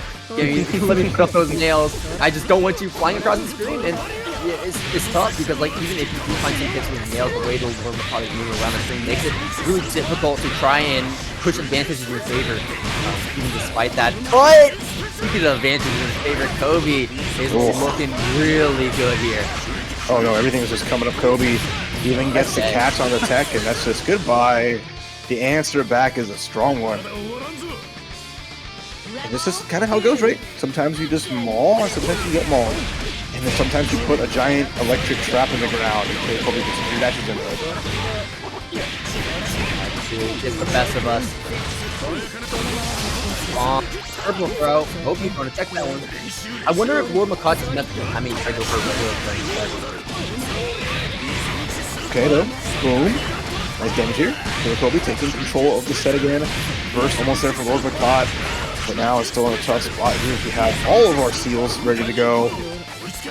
Power 2 could be set as well. Instead, we're just going to wait for the bumper and LordMacoT finds a hit. 5A catches Kobe trying back out. But can't really get too much off it. Just a little slap on the wrist. But this is definitely not a slap on the wrist. Kobe whipping that drive normal. That is very unfortunate. Big spank and then just gets tagged by the meaty after the little reset there. LordMacoT is around it as the back and forth has been real. This matchup has just been going in either player's hands. Hard to predict how more it can go, but Kobe definitely wants to at least tie things up here, if possible. Almost had some extension. That was unfortunate to carry. Caught up there. Burst comes out from LordMacoT early on in this round, maybe hoping to get Burst or OD back later on if he can drag this out long enough. Minimizing amount of damage, and right now Kobe can't minimize that damage because he does not have Burst on the table, but we'll be getting it back very soon. We have 9 hits on the table here. Nails being tossed out from LordMacoT, avoiding them all. Baby. Burst. Kobe keeping LordMacoT in the corner. Through the ball. A wake up, but that fail count from the drive. And I love driving responsible. Like, no, I'm not going to be getting hit by that on the drop down. No, I love that. Just made a mix-up out of it. Dropping the rain, putting that pressure for the mix-ups. LordMacoT with some great blocks, even after the RC, and gets rid of the crush trigger, denying it, but gets tagged either way by the 2B. And Killer Kobe did a great job there to take the game, spent everything, and just really brought out any trick just to kind of at least get their bearings again and tie things up. So well done there. Absolutely. Now things are looking a lot more normal. We're looking at a 1-1. I want to see final game from around game number 5, maybe. I think each of these games are going pretty far. I would say. I mean, like these are lasting very long. It's not a beatdown on either side. As we wouldn't, not as expected, really. As everyone's really, you got all the time practicing in the ladder, and it's not as stressful because the ladder you can take losses, right? You can lose 2 times, it's fine. You can still manage your way around. So here we go, big lead, another air throw for Kobe, and this thing is the full extension to run up 2D. Yeah, you can see LordMacoT is just kind of stunned whenever Kobe just pulls out the drive in response to the ball. It's like, what do you even do in that instance? You block it out, but it's hard to punish. No backdash. I know it is. There's a lot of like weirdness to it, right? Even there when Kobe like blocked it, kind of still got hit. Just didn't want to commit to the whole thing there. But, you know, whatever they decided doesn't matter because they're up around already. That was a pretty clean one. Kobe's running away with it slowly. That's the poison gets the flight as well. This is not looking good for LordMacoT. I mean, look at the amount of damage that Kobe was able to do off of not hitting him at all. Just a single poison now can do that much. Okay, electricity comes through. End up with punish there with the spinner Rooney. I love that move so much when using the graviton, but Kobe's out of there. Oh, what a trade. Attempt, but a fatal counter. Unfortunate. Really good trade for Kobe though. Through ball, and yeah. Oh wait, no. Actually, not even going real. Can't do that. Attempt. OG activation. Wait, hold on a minute. Has a lot going for him. I want to see at least a super, yeah. Oh, doesn't get the combo though off of it, but it comes back down, and the hero burst wants to end this here and now, but the headbutt. Wearing OSHA safety compliance makes all the difference. I love that graviton placement. It's like, hey, you can honestly just toss the graviton after the fact. You're like, you know what? You were trying to avoid it. Well, no, it's coming back to you. So good between everybody here. Nice combo though, Kobe. Enough of this. Tired of getting headbutted out and messed up. As the lead is just huge. Yeah, no, this is, and I was talking about things not being absolute beatdown. This is looking like a beatdown. LordMacoT though, spending the burst, wanting one more opportunity. Graviton gets clipped by the ball just a little bit. Next one, give LordMacoT his turn, scoops him up, trying to escape like it's Elton 214 seed, and now is going to bring Kobe to the corner. Set up one more mix-up here. We got the spear ball, we got the Graviton to extend this combo, and maybe catch Kobe trying to roll or late tech. So Kobe just happy to take that off. Could have led to much worse. So just affords the damage, gets the overhead, no follow up there, but the low comes in, the overhead's counter hit, and that's gonna be it. LordMacoT trying to challenge in those moments, but unfortunately that 6B overhead just hitting at such a sweet spot, going over lows and getting the extra juggle puts Killer Kobe in prime position to take this if they win one more game. Yeah, Kobe's in a sweet spot. Can end it here, right now, before we even get to Game 5. Is it going to be a Game 4 win for Kobe? Are we going to see Kobe in Winners Grand Finals, or is the Kokonoe gang going to stay alive? LordMacoT trying his best, backing up, using the teleport, moving around the screen so Kobe can't catch him, and also utilizing those gravitons, but those are limited. So not be constantly spamming them, so you're eventually going to run out, and then you can use it for when you actually need to open up Kobe. Alright, there's the burst already. MacMens even early as expected, but Kobe just running up with the 2D guard point. I love that. Anything you put on the field, nothing that you really have is like a low.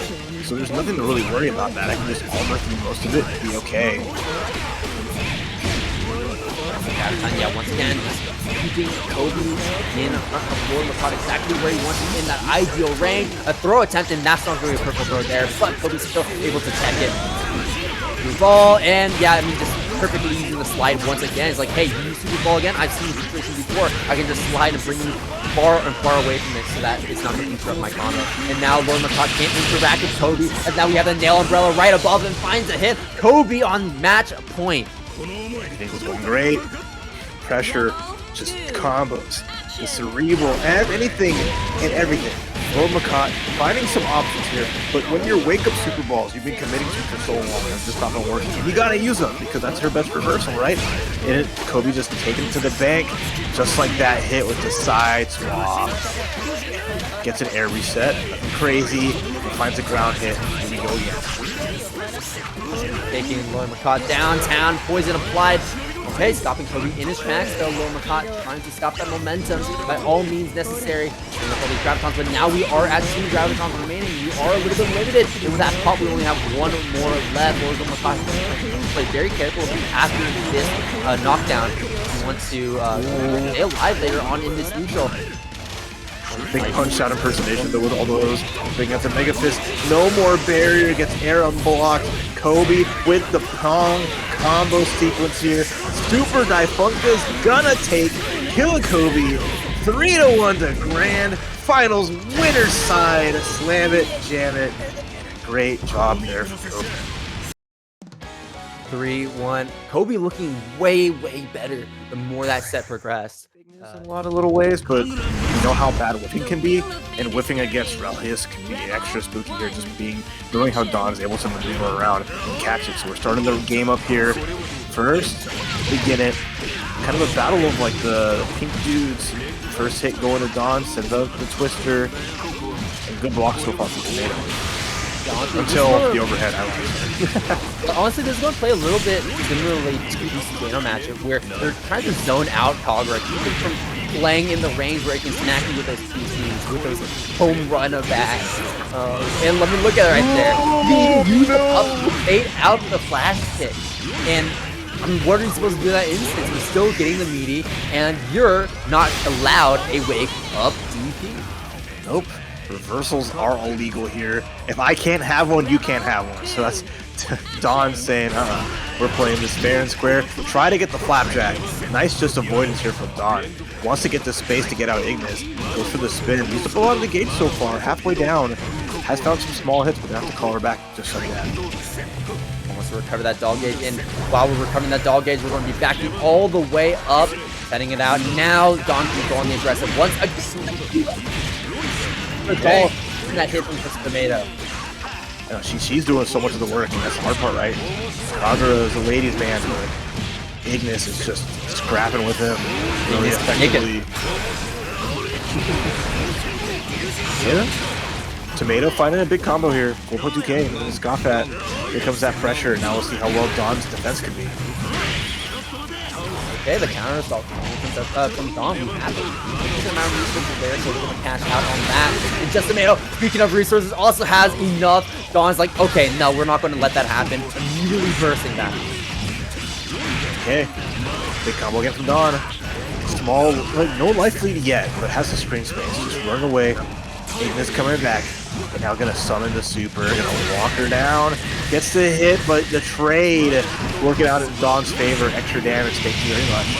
Yeah, you cannot press against Duo's bias. It's going to stay on screen forever. Just like that super ball, just horizontal super ball. Right behind it. I like this up back. Don just saying, 13 seconds left. I can chill. I ain't worried. On in danger state, but how much is that really going to matter? How much is he going to actually have to block? Because he's going to use the Duo's bias to set up the great wall. And just Tomato trying to battering ram it with the Wyvern does not end up working. Even RC'd. Even did the RC on the Wyvern when it hit, but it's just you were so close, you got tagged anyway and just could not bail out.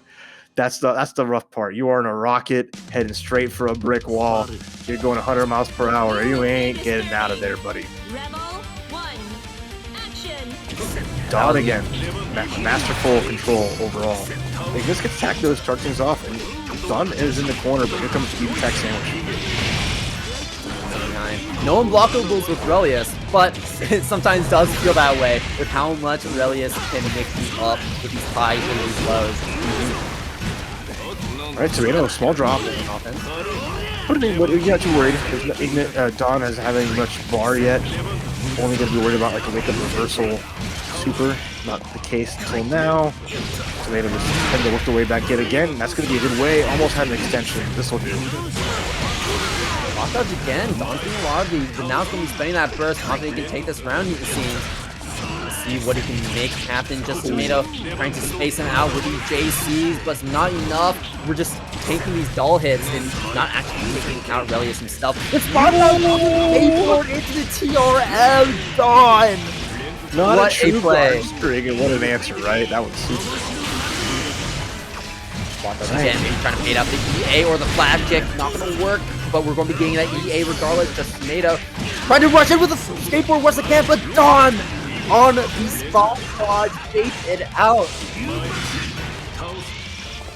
Like, I think that's Tomato trying to set that fireball, and it's so difficult setting up the fireball against Don because he can just interrupt you in the process like that. Flashing with the RC on the flash kick to stay safe, and I threw a right behind him. Being very scary, but Don not able to get back into it. How do you spin We're going to see a timeout. That's made up. Hold on. He's back up. Oh, no. We have the dog back.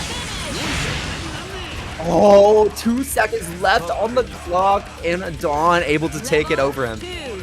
Not crazy way for that to go. Timer going down to the limit, as Dawn is just saying, we are fighting on my terms. We'll take as long as we need for me to ensure the win here. Let me get that extension, but despite Tomato getting out of that corner with that clash into RC, that was so good. But again, 2v1 can be so overwhelming. Great blocks, tries to get out, and it's going to do so. Yeah, it really just feels like Dawn is never overextending. Always playing the way you think a puppet character would play. Backing up when he does have his puppet, and then rushing in when he does have his puppet, and then using it to back up his own, the pressure of his own. We have 50-meter here. Dawn working on a perfect. We're finding small hits with those JCs, and there's the Wyvern. It's like, you know what? I see that Wyvern coming out. I know what I'm going to do. We've seen it work before, and Dawn going for that duelist bias to wall him out yet again. It's so scary, right? You RC it, and you're just in block stun. You're just sitting there, you have to take it. It doesn't go away, and Dawn expects it every time.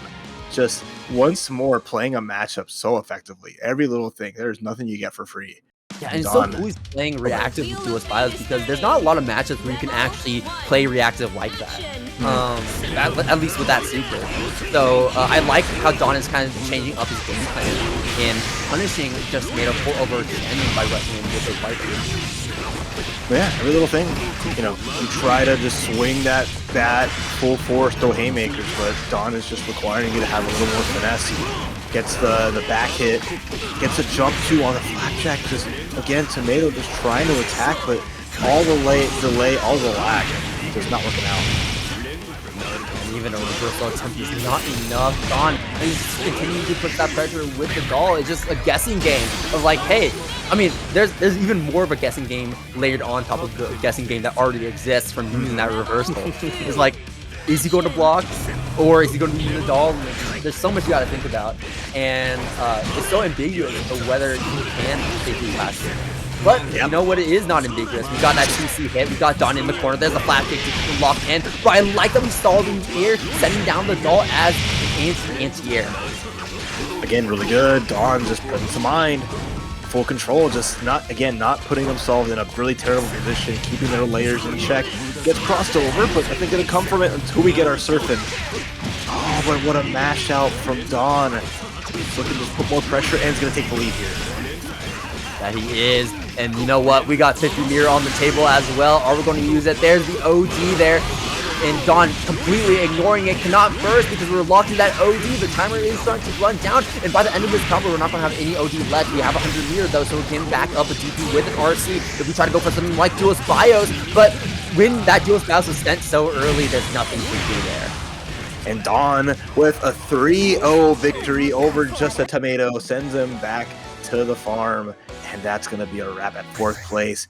Lord, trying to make it back up to grand finals. Both these players are fighting for a run back right now, but especially Dawn, as LordMacoT beat him last time. We'll see if things shake up, as now it is that first 3-4 match.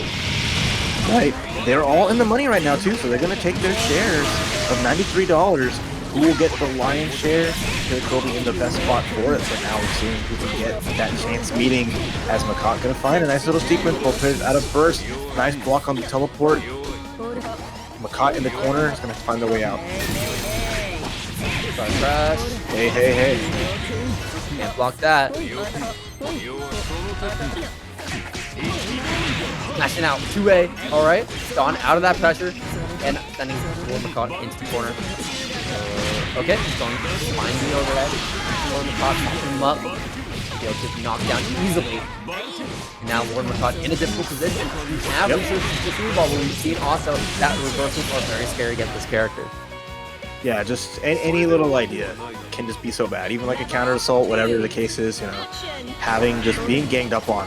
No one's favorite thing. Both players doing round start, up back barrier, recognizing like the mutual respect. But Dawn is a clean hit. And here we go. All the doll gauge too, so we're able to do a spin just to add this pressure to late air dash. MacMens just has to get in the corner, doesn't block the low, and ooh, this is looking grim. That it is RC extending the combo, and things are looking lot worse for LordMacoT going this one. Healing himself, and oh, what a clean combo. The knockdown, and the OG confirms the block LordMacoT out of that first. If LordMacoT had a strong first game in the first set they played, Dawn is instantly clapping back with a strong first game of his own in the run back, as now he's setting a very different tone from what happened before. Well, that's the way to do. Just really just overall playing things to a T, especially, you know, after that last match where they had against Tomato, so that gave him like the perfect warm-up to kind of deal with this. Yeah, it's a different character in a lot of respects, but if Dawn's approach can be as strong, using these resources, using the doll super effectively to control the space, make it so that Kokonoe doesn't really get to set up for free, and there's no like, oh, there's no good spot for her. Okay, and then with the little rocket spin, using the graviton to catch Dawn right there, and there's the ball as well to keep him from moving around the screen in the air. Lock down this. You can also lock down the doll. We found some small hits there, and the JB to rush in. Like it punishes the summon, right? Being able to tag him, which unsummons Venus again. Now we get a nice crush trigger. And this is the damage that MacMens wants to shoot out. Super Ball as well is going to be able to set up. Yeah, there's the low after the tech. And MacMens on the boards around. And this is backing up whatever mix that LordMacoT was looking to do there. LordMacoT looking clean in that game, looking clean in that round. Can we take the game? So I'm not going to make it easy. Pressuring LordMacoT from full screen with the doll once again. Sandwiching him. Oh, and the OD on the burst, but the burst was already out. Well, we don't even need a super one here. Not worth it. As now you're just in the blender. Balls all over the place. Feels like Chuck E. Cheese. Just don't drown right now. LordMacoT drowning Dawn in the sauce, however. Sending out the ball. Lock down once again. There's the crush trigger. How dare you try to block? And LordMacoT is looking so much better in this game. First ball active. Graviton in up there. And there's the laser. Dawn with a pixel of life versus the last of a minute. But LordMacoT rushing is like, I just need one more hit. Even a trade will do. And rushes in. JB, such an active jump normal. Dawn has now faced his match once again, as we're now at a 1-1. And Kobe is crashing out in the chat. I love that clash was so funny. Dawn had like that right idea. If it was just like, please let me just get an anti-air, get things going, but a trade in the air just feels so bad. And round start again. They're up back. The mutual respect continues to go strong here before they go crazy. One wants to summon, one wants to set up. Party started here in game 3.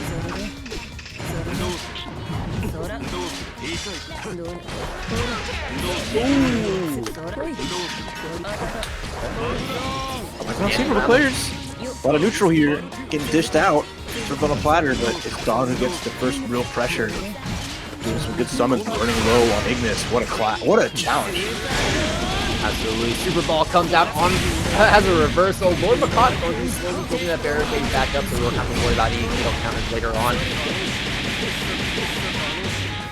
They should be coming back now, and we have the trap set up. Dawn having to respect it. There's the low. LordMacoT. We don't have enough meter. The active flow is not enough to give him 15 meter for another super. Gets out though. Gets out the corner. A little bit of a way to move forward here. Has Ignis ready to go as well, so it's going to be a perfect spot for Dawn just to lay it on. Gets the command grab. First one we've seen all day long. He's going to force a burst out of MacMens. Wants to hold this lead and brings out the Super Ball, bouncing along. Got to watch out. Never mind, you don't got to watch out. You just anti-air. Let's go. No, but we dropped the combo. LordMacoT though still getting caught as Dawn is falling down the button. It's all in the name. LordMacoT, right? That it is. You can fire me later, don't worry. Alright, round 2. Dawn stealing that away. Not too bad. Brings out Ignis. There's the spin, but a nice delayed tech roll forward doesn't get caught by him. Really in this situation, it feels like the ball and the gravitons are LordMacoT's own doll. Like, you poke me from afar, I poke you from afar, and you can't interact with it. Yeah, they have their own ways about it, which I love, right? Just something on the screen you have to be ever present for. What a catch. Dawn will take that to the bank. And I like that, using the OD just to get all of Ignis back. Here comes some pressure again. there coming out. The 2A counter hit, but that's not going to be enough to take back his turn. But this air normal JB, I think, for JA was enough to take back this turn. Be able to get one more ground concept trap. Dawn tries to rush back in, but the Dawn rushed back in instead. The burst from LordMacoT, making sure that he burst was Dawn was close enough. And now we're back at a pretty even situation. We're seeing the spikes out of the ground, the 2-2 series, and we try to rush in with the rocket spin yet again, but you see time and time again where Dawn is prepared to go for these anti-airs when he sees it coming.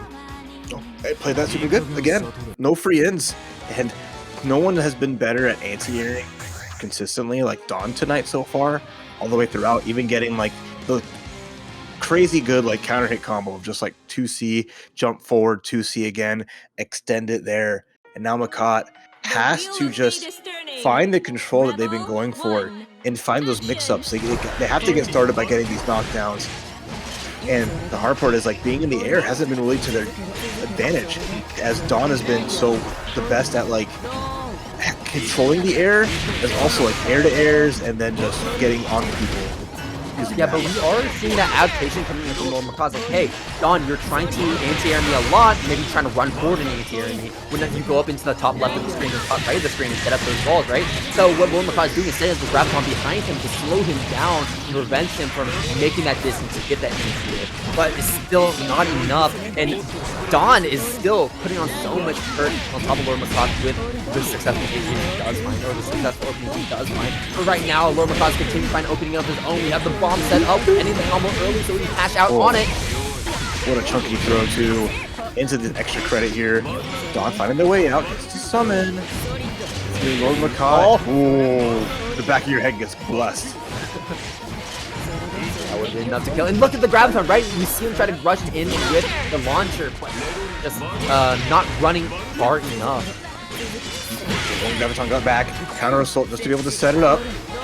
Light is there, we take the ball with the pressure. Oh my gosh, the awareness! Just 2-seeing, recognizing LordMacoT was gonna hit that delayed air dash. Gets hit out of the sky. That's nuts. I think LordMacoT was expecting the ball to last a little bit longer to cover his approach, but it ended a little too early, and I love that Dawn was instantly able to say like, hey, ball's gone, I can anti-air. And big they did. Those 2Cs have just been such a big part of this win so far, as Dawn pushes out the burst. Now MacMens on their last legs.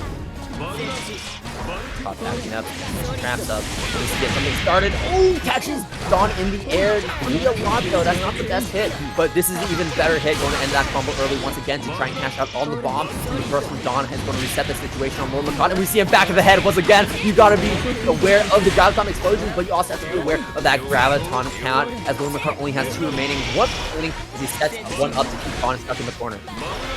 Alright, MacMens, just all they can do is jump back. Almost in negative penalty because of how much they're just trying to make this space. Don't want to deal with the doll and the husband. Overhead gets blocked. Not even that's going to help you out here. But we do get a Graviton finally. We're at 0, so we can't really make this any bigger than what we have right now. Yeah, LordMacoT's kind of strapped with resources right now, but does not have to worry about the resource game any longer because he's able to clean up that round. And yeah, you can see right there how the momentum kind of shifted, where LordMacoT's like using up all these Gravitons, and suddenly without any, he's just constantly backing up because he needs those Gravitons to play this neutral against Relu as well. Well, for sure. But I mean, a round means you have potential to make it further through. Getting a 2-2 could be big. Big hit from Dawn, rushing through it. This is a tough spot. In the corner here, no bar to bust out, no burst to bust out. This might be the end. That's salty. I think it might be. Oh, we're just gonna go for the fake meaty into the throw. LordMacoT not ready. There's the burst. LordMacoT on his last legs and critical red health. Dawn still with cool blue left. Okay, down one hit. That's the burst targets, right? You see Dawn not overextending. He's like, hey, you come to me. I'm not going to come to you. The super ball is going to force Dawn to make some rash decisions here. LordMacoT finding the overhead with the wrench. Makes sense. So we have enough Gravitons to make this go further. Try to bless. Dawn ready, gets tagged up. The jump back, using the gravity to his own advantage. And now here we go, the checkmate scenario. Oh, and there's nothing you could do right there. Or, yeah, I mean, like, even if you elected to block it all with the barrier gauge to prevent the chip, you would have been out of barrier gauge and stuck in an even worse position. And we're going to be starting off Grand Finals. Dawn on the loser side, Kobe on the winner's side. Let's get right into it. All right, Relius and Bang. So much to deal with, so much screen presence. The aggression from Killer Kobe is going to be their marquee. But the air throw, catching the jump cancel, Dawn smirks as they strike first blood. Knockdown, Kobe locked down, burst coming out from Kobe. Nails popping out, but Dawn had a range. Going to be a factor. No, overhead even. I mean, seeing that kind of answer, they've seen how well Dawn approaches matchups and really fights back in very specific ways. You see, like there, using a 2C to get that hit, even though it wasn't an anti-air, was able to jump cancel it and then find another hit as they are just managing to burst through this offense and provide some good answers just like that jump B. Well done, shooting around. And Dawn already setting the pace, like you said, drawing the first blood and now taking the first round. This is a great showing if Dawn is looking to take this reset, but Kobe is always known to lock in later on during the set, especially if Dawn doesn't get a reset again. There's the OD, there's the market something great here. He's going to be smashing out on a good amount of damage with this combo, and gaining a little bit of meter here. He'll be able to get here by the end of this combo, but not if Kobe chooses to burst. Oh my god. Summon, unsummon, summon, unsummon. I need help, I don't need help. Make up your mind, Relius. Right now, Kobe teleports out but gets jumped in on, not caught crouching. Always back, and he's going to be doing that ender against Kobe, and Kobe thinking he is safe to stab from behind. Alright, nice hit. The flow. Dawn getting tagged. Dawn with a lot of meter though. Has resources for Wake Up Super. And Astral to get a hit. So Kobe has to play this perfectly to survive this game. Absolutely, but we have the nails to keep Dawn locked down for another mix-up. We have 4 seals unlocked, we have 100 meter on the table, but no nails to his name, and that could be very detrimental. But Dawn may be able to finish off Kobe's last remaining health with this combo. No, not quite. There's the super YOLO from Kobe into the slide RC, but unfortunately not able to fully finish the combo. There's the 2C whip, and Kobe getting the punish. The burst coming out from Dawn, wanting to take this round, trying to take the first game. Kobe at 9 pips on the OD gauge, going to have burst back, and Dawn waiting to bait it out, but Kobe not biting, and Dawn rushing in with an overload of his own is going to be taking the first game over Kobe. No, wait for that to finish there. I love the grabs. Grabs just being a solid answer. Yeah, of course Bang can jump out, backdash, but any use of a drive will just get snatched up, and that is not what Kobe wants. Dawn recognizing those scrambling situations and just kind of cutting them off at the beginning. And the first game to Dawn, this could potentially be a long set. I mean, we'll see, like, both players are just masters of their characters, masters of their craft. The short hop comes out. This ain't KOF though. Killer Kobe with big damage in this corner. Yeah, there's a methodical Dawn, and then there's that really just fast aggro Killer Kobe, who's like trying to get in by any means necessary, and Dawn is trying his best to wall him out like he's playing a tower defense game. But one thing you know, like a tower defense game, Kobe's going to keep on coming no matter what, and he's going to stay in Dawn's face for as long as possible like a magnet, and there's the fatal counter that Kobe's looking for with the slide. Yeah, so as the game goes on, the minions get stronger to slide into the corner. Maybe not the situation you want to be in if you're Kobe, because it's going to let Dawn get a clean hit on the whiff and going to side swap you back into your house. You stay here, buddy. Bro, OD activation! Not going to do anything, though. What a throw again. Killer Kobe just not taking that spin a couple of times. They've been getting grabbed up. Full extension. We have meter here. We're going to summon just a twist into a throw counter. Oh, that's rough. Coming in, just showing like, hey, you're going to keep trying to drive on Wake Up. You're trying to press something on Wake Up every single time. It's going to start punishing them more and more. And it's going to make Kobe start to second guess what he does on Wake Up, or not. We'll see. Oh, the punish the slide. Oh, it is punished. Yeah, I mean, that's been the go-to for Kobe. If you want to be airborne in the sky like that, yeah, I'll just slide in to those DMs, kind of find something there, but instead, Dawn is just ever present, ever ready, gets the air dash, and gets the burst out of Killer Kobe.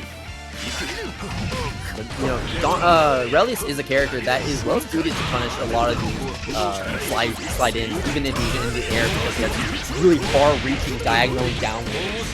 normals that can catch you. But also, if he has dull out, it's especially easy to punish you. So you gotta be very careful of where you try to slice in. And you gotta be very careful of how to pick this off and see if you on pretty good punches along the way to take them out. Overhead though. I love that. 5C just doing the job. Big damage here. We have the resources. Another 5C. It's a double overhead and this triple. We're just hopping, cracking heads, and making a show of it as Kobe poised to try to tie things up 1-1, but Dawn still having a round of themselves. Make it happen. They just burst here and they're going to spend it immediately. Oh, the doll coming from behind. You better watch your back. Kobe stuck on defense. Great tech to get out of that. Not going to let Dawn throw him like he did before. We're seeing a lot less of the flies, being a little more thoughtful about them. We're seeing less of the drive normals as well because Dawn has represented they can punish them. But now that he has shown that he can answer this countermeasures from Dawn, maybe it is time to go back for more of these drive normals. Yo, the nail just nailing it. But Dawn finds a way, despite it all, not having like challenged and more hesitant to do so early on. What a counter hit. Just blocking it out, waiting it out. Kobe with the Raz super, but the block, and now we're fighting. We're scrapping. All the speed on Dawn's side. Overhead gets blocked. There is the overdrive. Dawn with double super here. Anything can do it. Gonna drop the gears. RC. Kobe gets out. And the 2C. Oh my goodness. Salty. What a call out. And Dawn just had unlimited time to do whatever.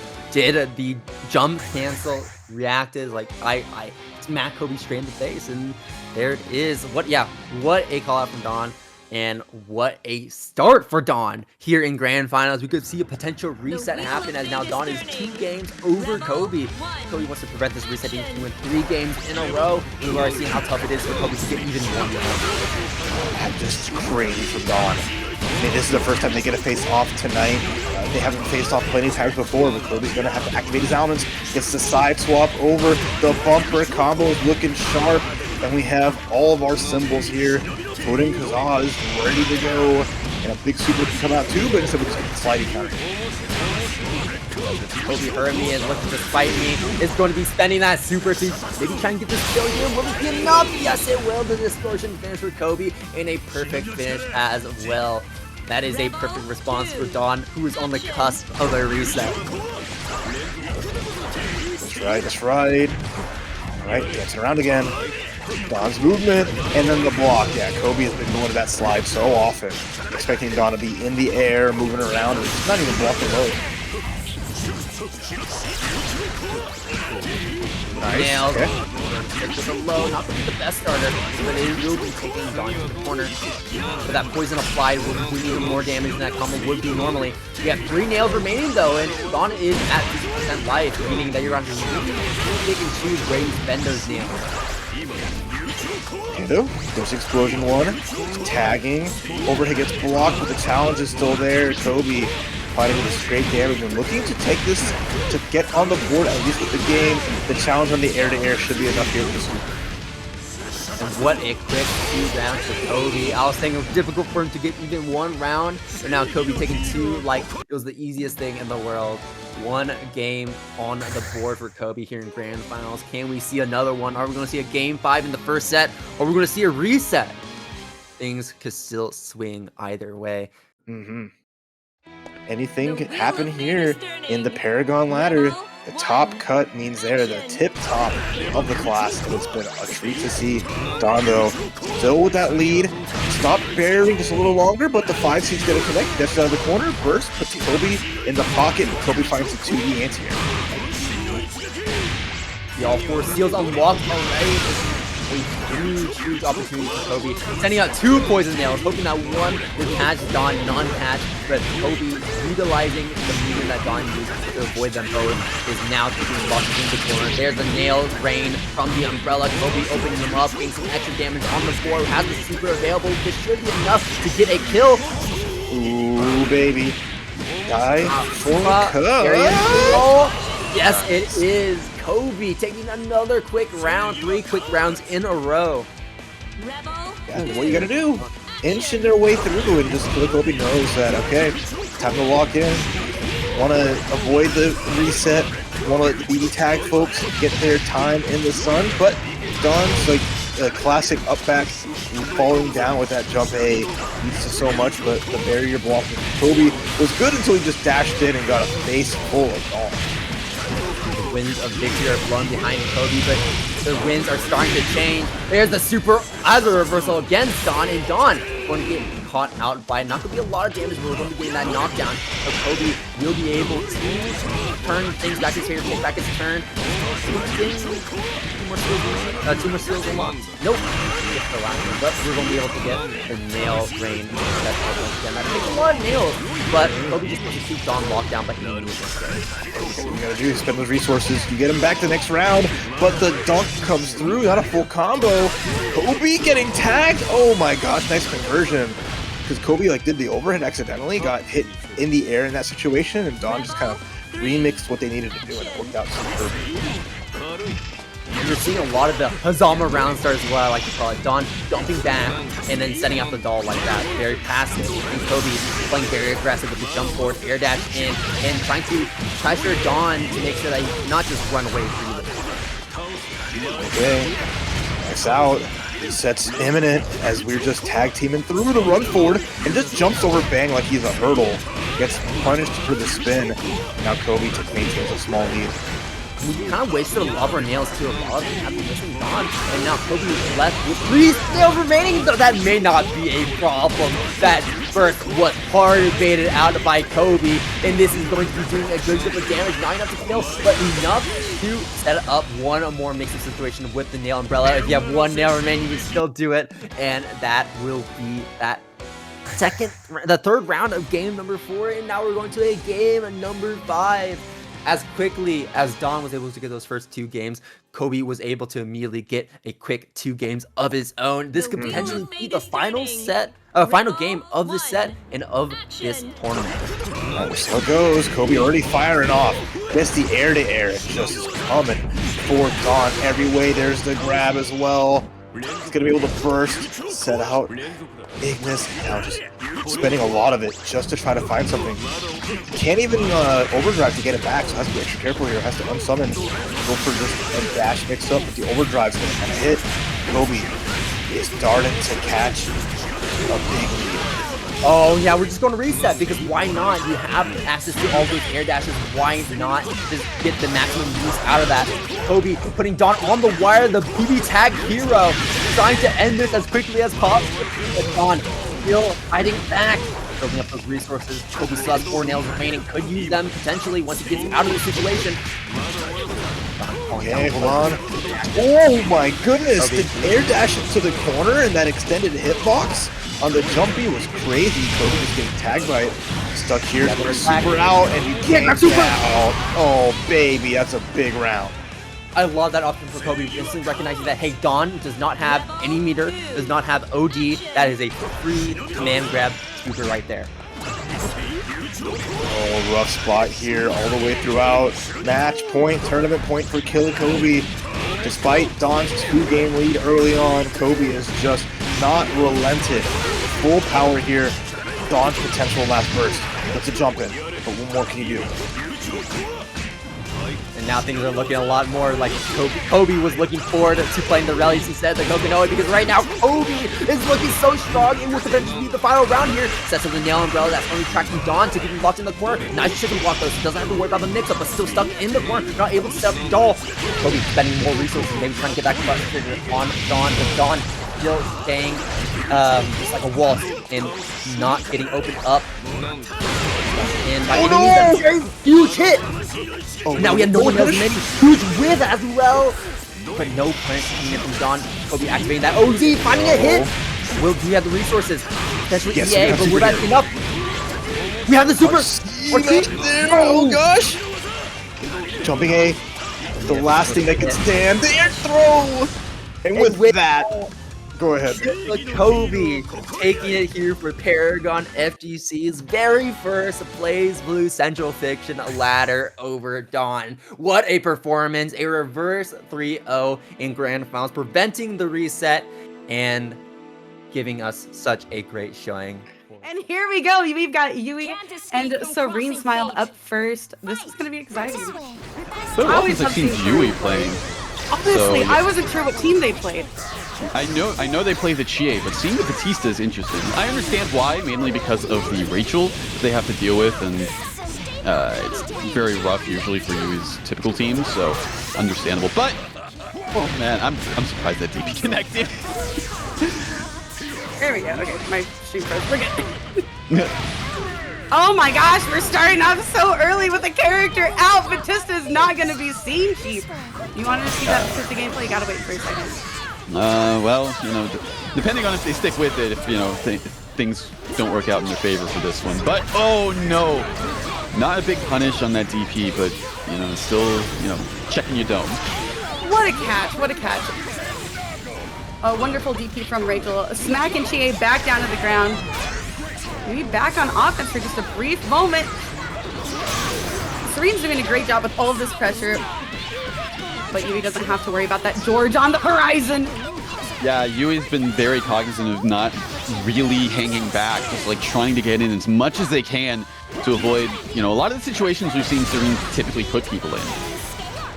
That's true, and lately Serene has been getting some crazy unblockable setups too, so I don't know. It's definitely going to be a huge challenge for Yui.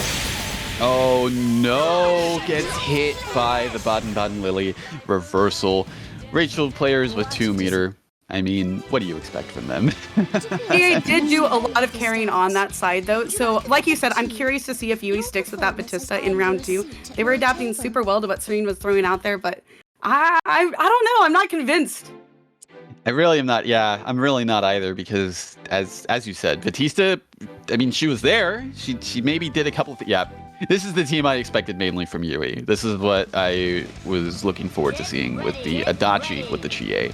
Gotta be careful. I mean, this team does have some really nasty setups that they can have, and I've seen the round start speed run with this team too. The damage output is insane. Oh my gosh! We almost saw it. It was very close. Yui was going for the speed run.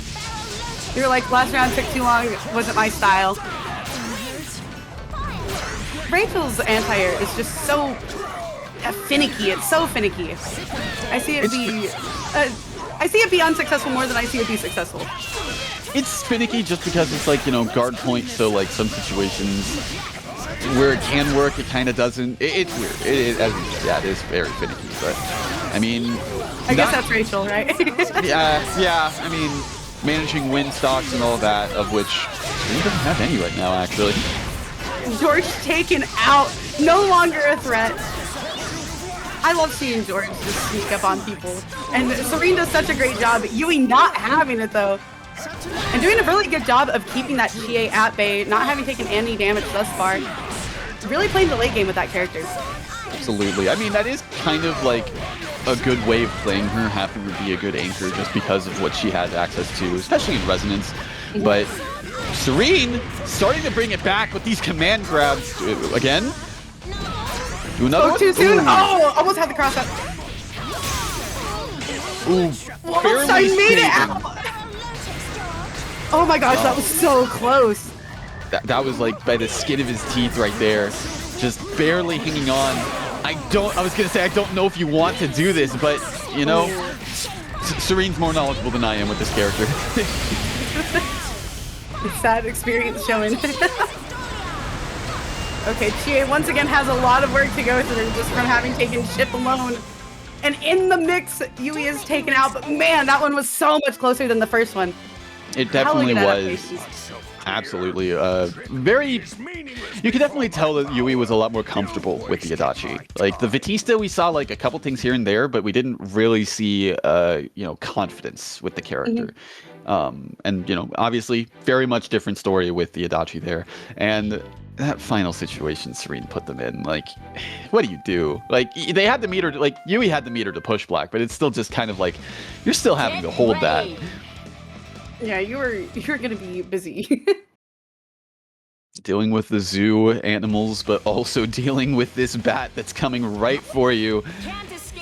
Serene wants to close this out. It's already a quick 2-0 fashion right now. Yui wants to try and bring this back. Yeah, they would have to have a pretty good run back in order to make this work. But definitely not impossible, especially for BBTAG. Definitely not, but it's looking like chances are going further and further away. Oh my god, the match. Serene, what is this style? What is Oh, going the cross raid. That could be it for Adachi. And just like the first game, the character that wasn't Chie, we did not see a lot of. Nope. Did not see it too much of, but once again, I mean, Chie's been doing a lot of work, but at half health, it's looking kind of grim. Not impossible. Not have to watch impossible, out but for the bats. Yeah, you gotta watch out for everything that Serene pulls out. What a Believe in the double DP! Keeping Rachel in the corner, definitely a smart play. Throw in the meatballs. There's the spaghetti. No, no, unfortunately it is not quick enough to counter that. Ooh. Oh, tried to go for something cheeky there, but still no dice. Calling back, I was gonna say calling back in the Rachel. I don't know if you want to do that. Oh my god. Oh my god, that was a combo still. Serene, that was crazy. Man, Yui Tao was actually, or sorry, my bad, was actually just playing Mario Maker. Like, If that's how I'm supposed to pronounce that. oh, that's how I'm gonna pronounce it. But yo, I'm just excited to see another Waldstein. It's 2025. This is hype as hell. No, I always Never love did seeing I- grapplers. I always love seeing grapplers. I was a Do you? grappler player for a while. Yeah, I still play grapplers from time to time. Oh yeah. You have a secret. What is it? Tigran? Secret. Oh man, the lore runs deep there, but yeah. Absolutely, but Hachi already getting off to a good start here. Oh no! That health bar already gone. DNK, or DNY Kim is definitely got a ways to go in terms of healing, so keeping that Yosuke out there makes sense. Wasn't ready for that reverse hit on Hachi's anti-air, but I mean, this is still looking very solid once again. Oh no! The burst punish! She's dead. She's absolutely dead. Meterless? Meterless. Oh my goodness. Or, you know, 1 meter. No super is what I meant. But you know what I mean.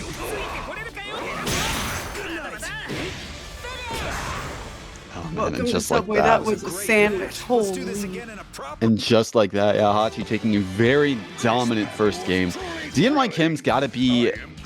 I don't know how much familiarity they have with the Akihiko matchup, but it's like, you know, you can't be mash happy. You can't like do like too many risky options, especially like whenever Aki's in your face with those Rekkas. It's like, because we just saw what happened with the Yuzuriha, both in the mashing state, but also like during the burst situation. She has one of the few bursts that you can actually like do weave back for.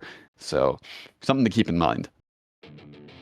Yeah, agreed. Definitely have to be careful because, like we saw, that health bar can get shredded incredibly fast, especially by Akihiko.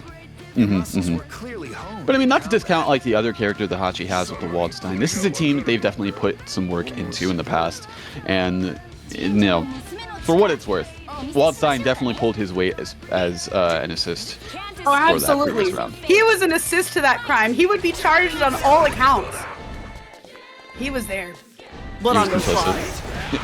Oh, throwing the rock, getting it started. Good routing as usual from Hachi. Oh no, barely dropped that combo. Wouldn't quite have been a kill, but still, probably expected one more assist to come out to keep that safe. DNY definitely gonna have to capitalize off of this. Blue combos are true combos as long as you get to the end of it and don't die. That is 100% factual. Ooh, the energy of C's get degrees. Good maneuverability from DNY Kim. Yosuke pulling his weight currently. Oh! Yeah. Unfortunate burst again.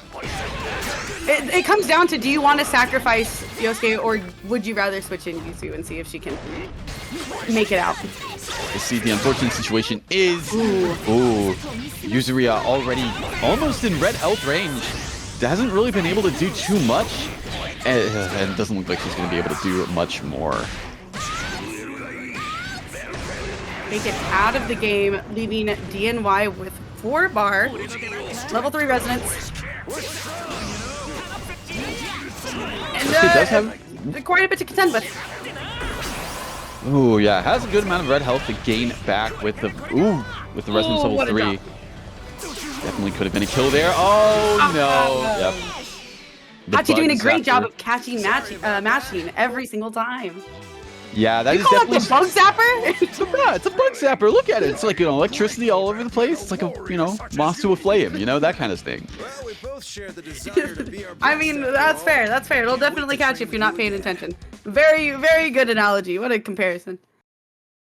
And yeah, that's something that DNY Kim going into this next game has to keep in mind. Like Akihiko with 2 meter, you can't do too much with the moonsault because if they're ready for it, if they're looking for it, you're not getting out of that situation. Well, doesn't look like we're gonna have another moonsault situation because they switched to the Narukami. Honestly, a change that I think could benefit them greatly. Yeah, like you said, they were definitely getting caught in the air, and that's just kind of the problem with Yosuke in that matchup. So this could be potentially safer. Your muscles were clearly. I mean, Narukami does have a lot going for him. Very versatile hit, both on point and as an assist character. So definitely a solid pick no matter what. And let's see if DNY Kim is able to utilize it to its fullest here. Can't escape from crossing fate. Fight. Oh my god, the confidence. You know what? It's working out great.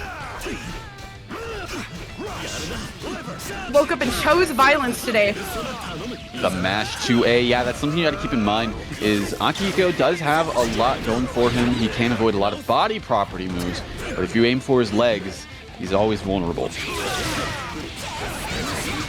Is one fatal flaw. Oh boy, and yeah, it looks like this Narukami pick is working out a lot better for DNY Kim. Akihiko, you know, looking like a hurting unit there. Especially now, oh, this is gonna be rough. Yeah, DNY has been given the advantage of being able to keep a Waldstein and Akihiko away from them, and it's been going considerably better. Grabbing the grappler, something that they don't expect. Going to super, no, could have killed the character. But meter pause. Asserting grappler dominance and then taking Waldstein out of the game. DNY making a comeback. Hachi definitely has his work cut out for him. I mean, oh no, could have probably killed there. But this is Akihiko Sonata. This is a character that will blow you up if given the opportunity. That's a lot of damage. Oh, DNY's callouts with these DPs have actually been incredibly crazy. Ooh, just barely hanging on, but yeah. The Narukami assist coming in clutch. DNY Kim 1 on the board, proving that character swap was the best idea to make. Yeah, definitely benefited them from round start, right? Saw them immediately out of the gate, hit both characters, almost getting a pretty substantial happy birthday on the board. But man, really turning the tides. Hachi's gonna have to make some adaptations, but I mean, it wasn't like it wasn't a close game either way. That is true. I mean, granted, considering that Akihiko was coming in a pretty disadvantageous situation with Resonance, again, it's still a character that just like one false move, one bad DP, you're probably losing the character depending on the resources. So it could be characters almost at full health and Akihiko has like 1 hit left in him. It's an even game. Yeah, a character you just definitely can't count out because of their damage output, especially in Resonance. So I mean, yeah, he's in danger, but the same way that, you know what, never mind. Ooh, that could have gone really horribly for DNY Kim there with that kind of starter, but fortunately was a trade. So far, both of them kind of feeling each other out a little bit more, and the anti-air from Hachi. Yeah, very nice cash out too. 8K. Oh, big gamble not paying off. Wait a second. Oh, he's dead. Narukami! Narukami, you were doing so much! Okay, By the way, Narukami's out of there. Let's abuse you. That was 16k, by the way, and that was before a super was even on the table. Eating full-on appetizers. Oh my gosh!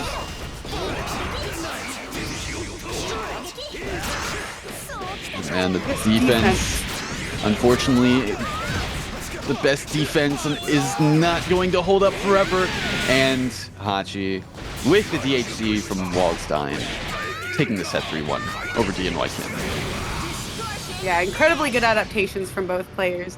Unfortunate that Yu was taken out, but man, he really did some work while he was out there. As soon as I saw the block DP with a big gamble, I was just like, ooh, this is going to hurt.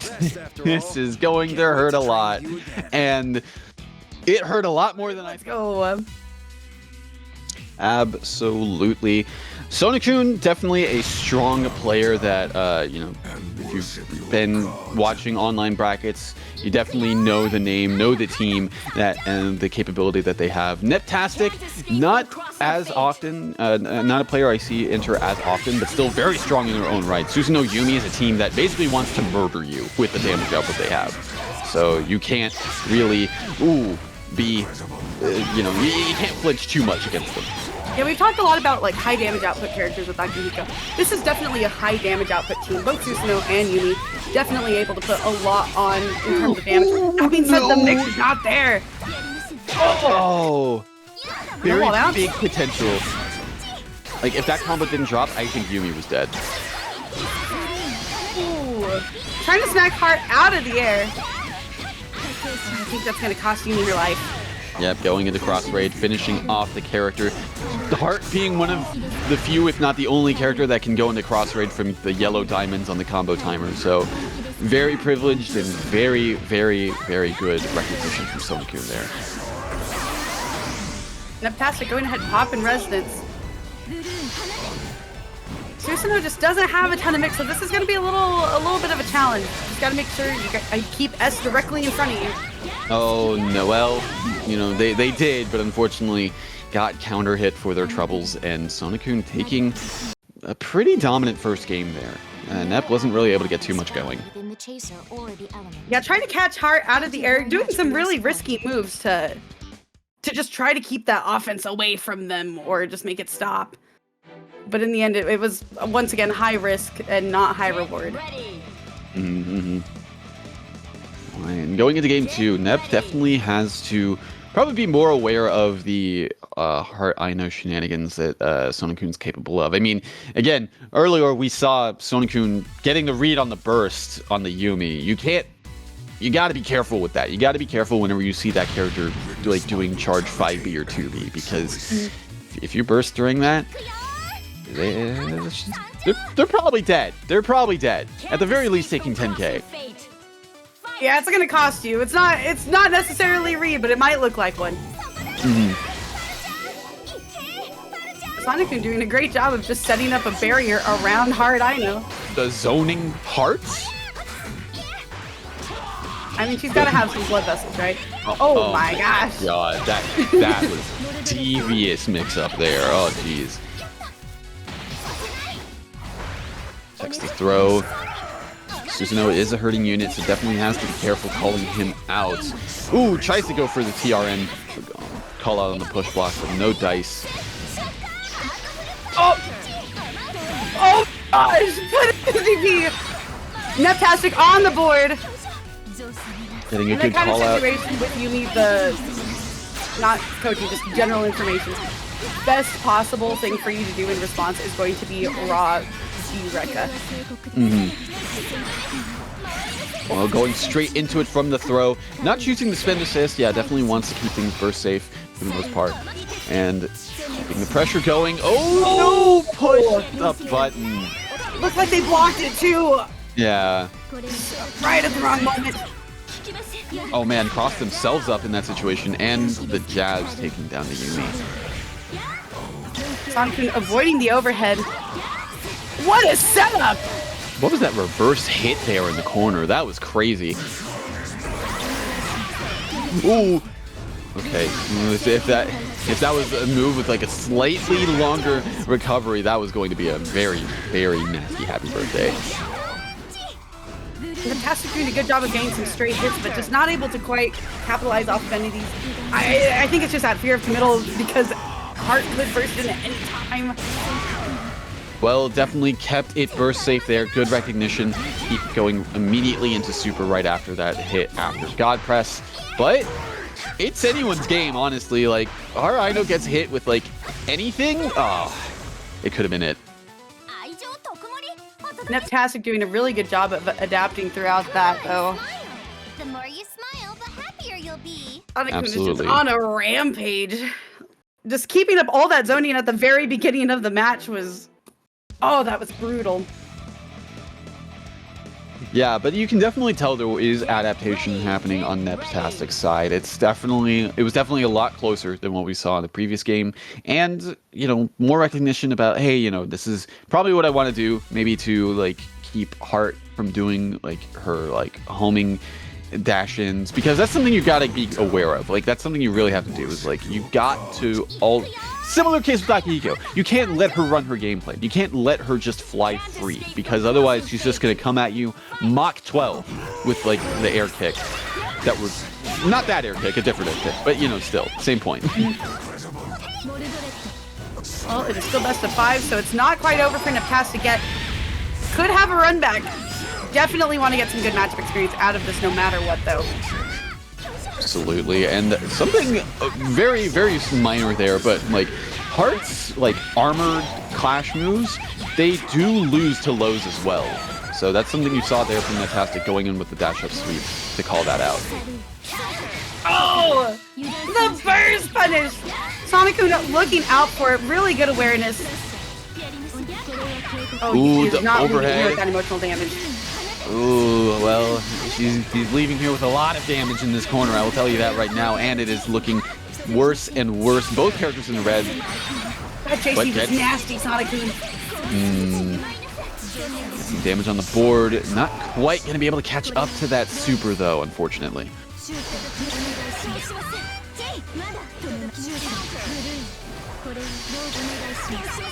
Avoiding all of us is zoning.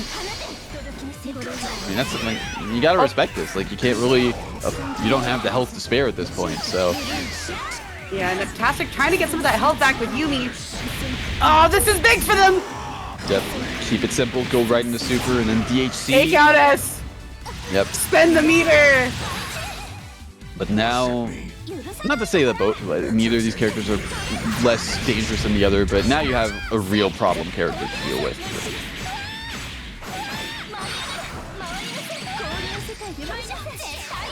Resonance activation. Ooh, good DP! Recognizing what Neptastic wanted there, and yeah, oh, ooh, that was supposed to be Snowbirds. This pixel of health. It's making moves! Cheap, Oh, cheap, good text. Good text. No! Oh my god! Oh, try Good to... grab. I don't know what kind of input that was, whether that was Astro or Super. Gets the hit! Ah, that's gonna be it. I think you're right. I think it may have been an attempt for a raw Astral, which makes sense. Oh, but Neptastic bringing it close once again, but not quite able to how the other player like tends to play, get a feel for things. MV, tried and true. I don't think I've ever seen him play another team. Teddy Tiger, and already off to kind of a neutral start here. Kind of like, you know, again, people feeling each other out. Not really much happening. Yeah, definitely the equivalent of BBTAG footsies. BBTAG footsies looks a little different. There's still a lot of chaos on screen. Oh my goodness. The health bar is gone cheap. It's not like completely gone, but it is definitely looking a lot worse for wear than any other character currently on the screen right now.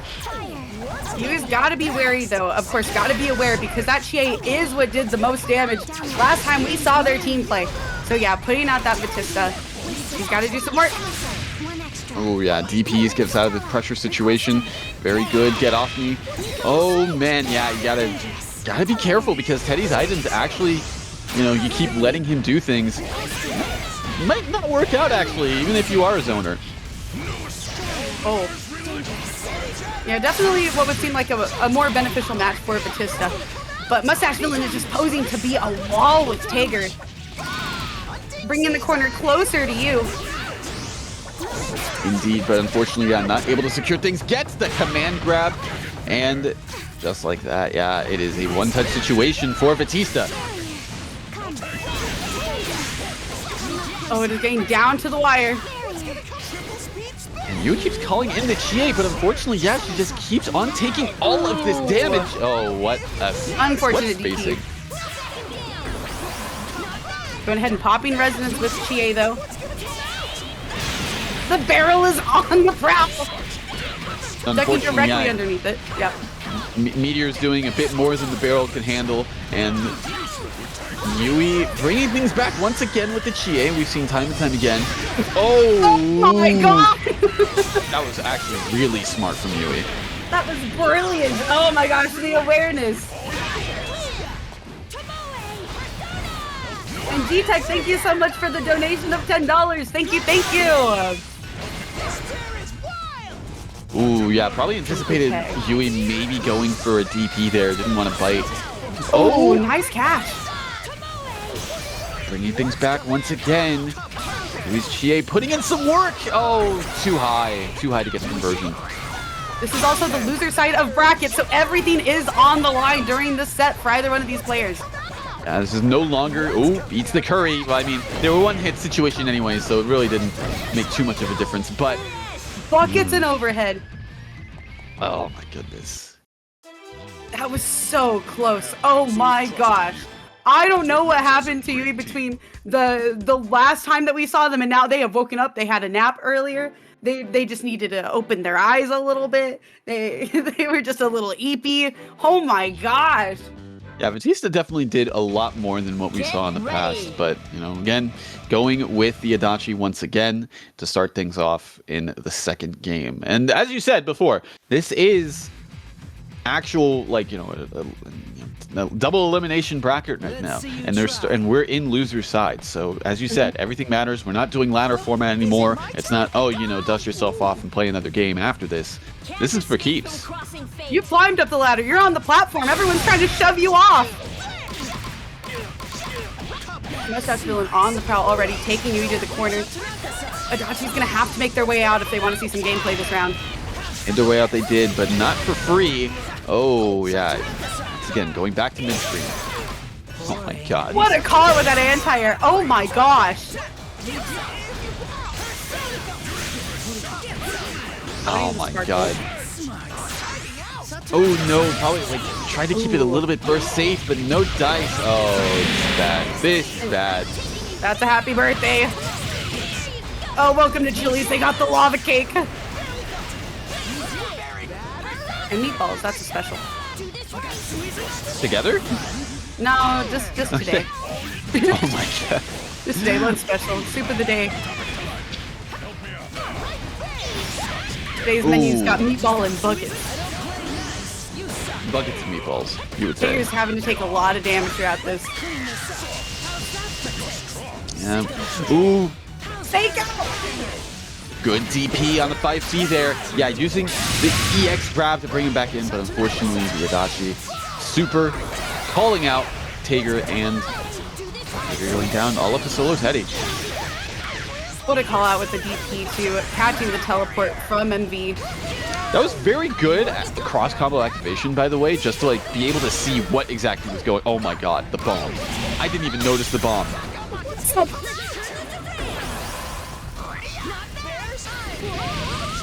It really could be either player's game still. Oh no! MV. The DP punish. Mustache Villain just sitting there menacingly, just like, yeah, I'm gonna make you flinch. You're gonna press DP. And Mustache sure Villain enough, was an ace at AR. That was one hell of a read, Cheap. Mm-hmm. Absolutely. Get ready. Currently looking like set point for MV, but not over.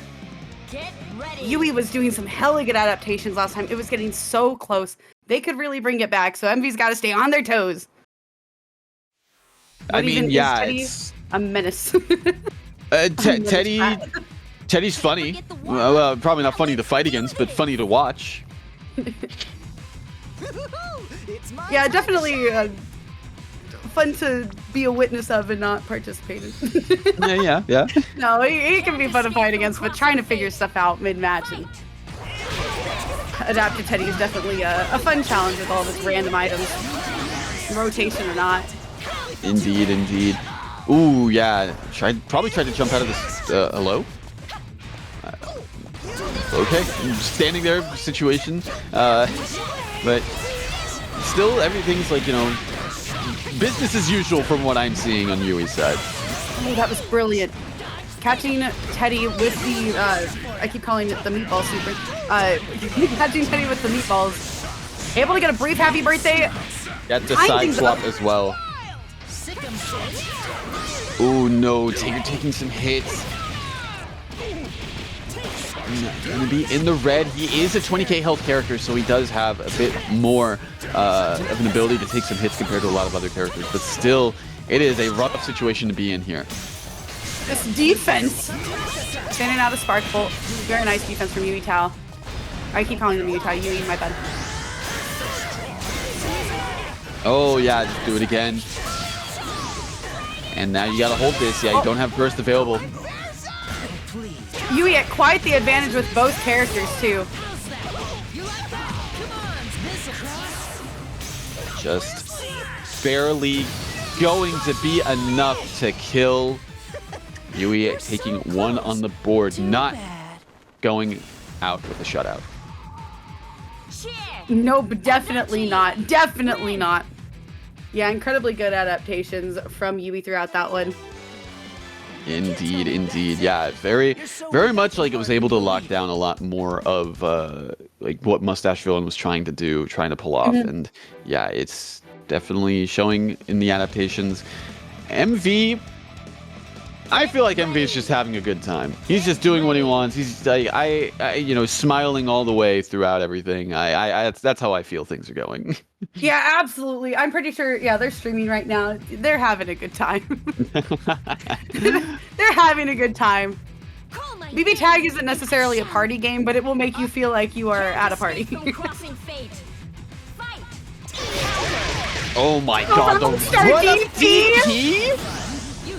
You're insane. What is this confidence? Charged up to 3. Oh my gosh. Oh my gosh. That throw did 8k. She did so much damage. Akihiko, who? Susanoo, what? Yumi, when? That was crazy. Almost having the read of the jump. Tager not able to catch it. An unfortunate whip, but making his way out of there. But he has no health. I mean, after that throw, yeah, and God, just seeing the massive chunk of life that was just gone whenever that throw connected was insane. Oh no, getting caught on his way back down. It's up to Tager. Yeah, not a good start for this solo Taker right now. Gotta hold the mix, gotta be careful, yeah. I mean, that is a grappler though. Oh, in Tager math, that's like a couple of touches. Gets the side swap. Now you're in a situation. Ooh. Oh. Oh my god. Still gets the sledgehammer. Oh my god. Getting the overhead into the mix of the low. Not gonna be dead just yet, but now it is going to. Yeah, I was waiting for it. Ooh. Not over yet. Okay, he's got no meter. He's got no health. He's got no health. He's got a dream and one crazy kneecap. Oh, catches the backdash. That might just barely be enough. Yes. Oh my gosh. It's doable. It's doable. Yui's got to lock in. Oh. Oh my god! Infold through it, but not blocking the low. Oh my god. It's crazy. I can't believe wedge catapult completely invuln through Vorpal Blade like that. That was insane. My God. Oh It's man. tied up. Cheap 2-2. Game 5. Oh my God.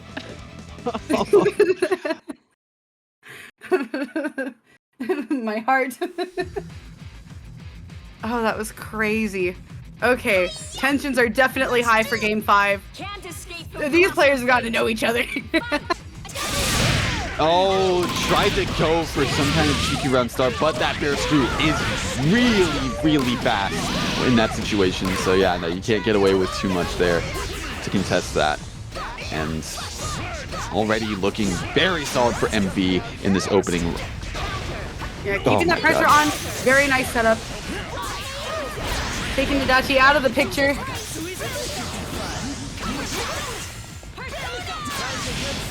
Oh yeah.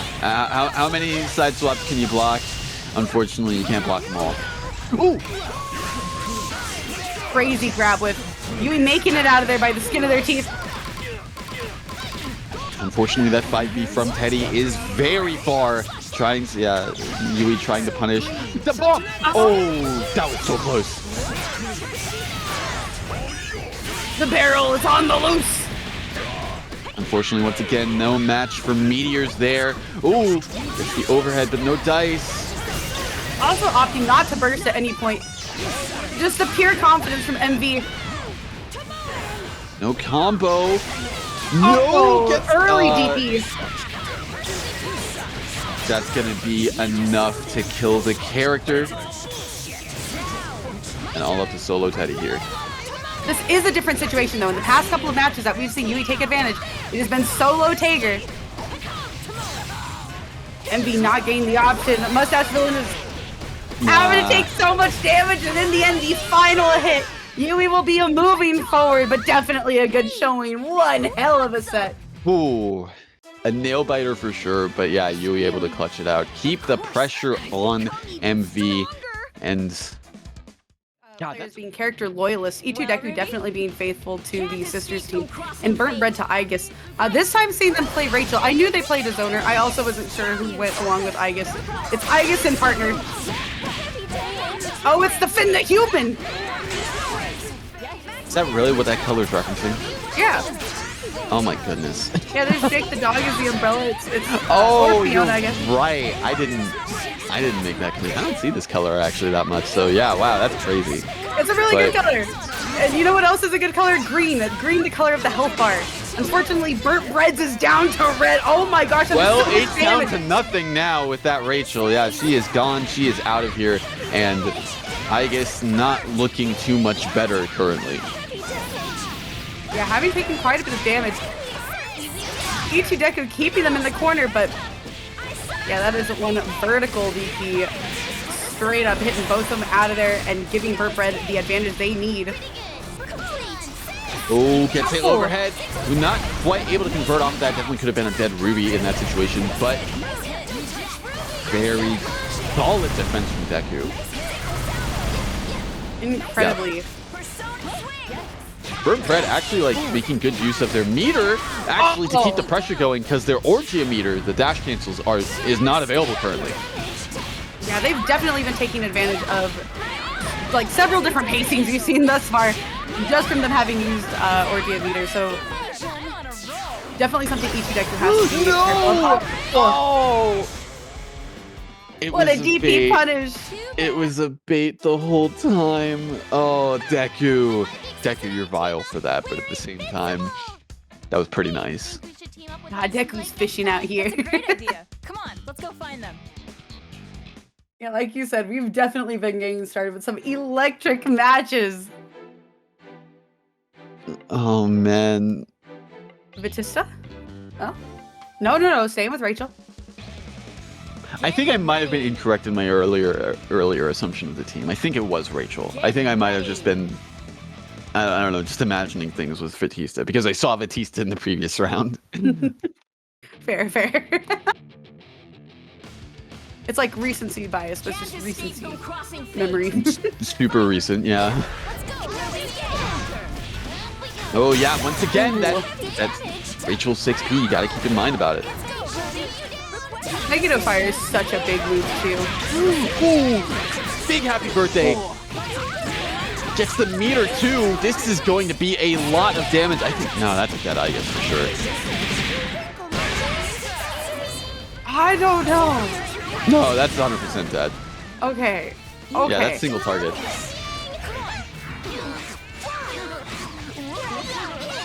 Oh, Well, we mentioned earlier that Rachel's like having 2 characters, so that'll definitely be helpful. Did indeed, and yeah, it looks like Burnt Bread's taking full advantage of that. Can't count Rachel out, but not looking too good for them now with that 4P connecting. Sending Yang in. Yeah, keeping that corner pressure on is so volatile. Ooh, You can't punch the bat! Oh, I'm wondering what that grab was. Maybe it was a super, but I don't know. Hard to say, but unfortunate, because that could have been a dead Rachel right there. Yeah, it could have been game. Is Deku trying to just armor through this with 5B instead of blocking it? Oh my god. The projectile into projectile combo. Deku is ready for that. That was... Yeah, okay, I think you're right though. I think E2 Deku just wanted to armor through. Like, yo, welcome in, FGC. Thank you so much for the raid and welcome in, Raiders. Hope you guys are ready to catch some good BB tag action. Get ready. Like, I kind of get why Deku would armor through that, but at the same time, you're still losing health for that. You're still losing, like, maybe they just want to get into... I don't know. I'm like trying to think of all of these reasons, but I think Deku is just like, I just don't want to hold the block. I just want to push the button. I think it's a gamble. High risk, high reward, cheap. True. However, playing with fate, playing with your life in your hands. You're right. Oh, you can push a button. Yeah, I was gonna say there was not a hitbox being thrown out, so yeah. And what goes up must come down. Blocking the super. Oh, not quite getting the burst punish. Yeah, baiting out the burst, but no punish. Oh, no punish on the DP either. Oh, that's so big, actually. I think it's just nerves, getting a little antsy. Gotta lock in. Yeah, you're down 2-0. You got to make every one of these situations count. Sweet. Really, that hitbox didn't reach her ankle? Don't worry about it. What Deku has to worry about, losing the Yang, solo Ruby, against this team with not a lot of health left. Getting popped by the low, Burnt Bread putting around on the board, taking us to 2-1. You need to learn to hold back. You hardly let Bread not out of this yet. Still got some fight left in them, and honestly, yeah, they're able to really, if they can lock in, they can do it. However, it's just the matter of getting to that point. Get ready. Gotta get your head in the game, cheap.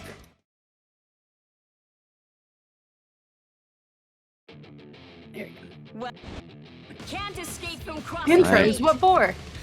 Game 4. Ichi Deku taking no time, jumping immediately in. Ooh, gets the hit, chases down, and keeps the happy birthday stable. That's crazy. Candle still lit, what a grab!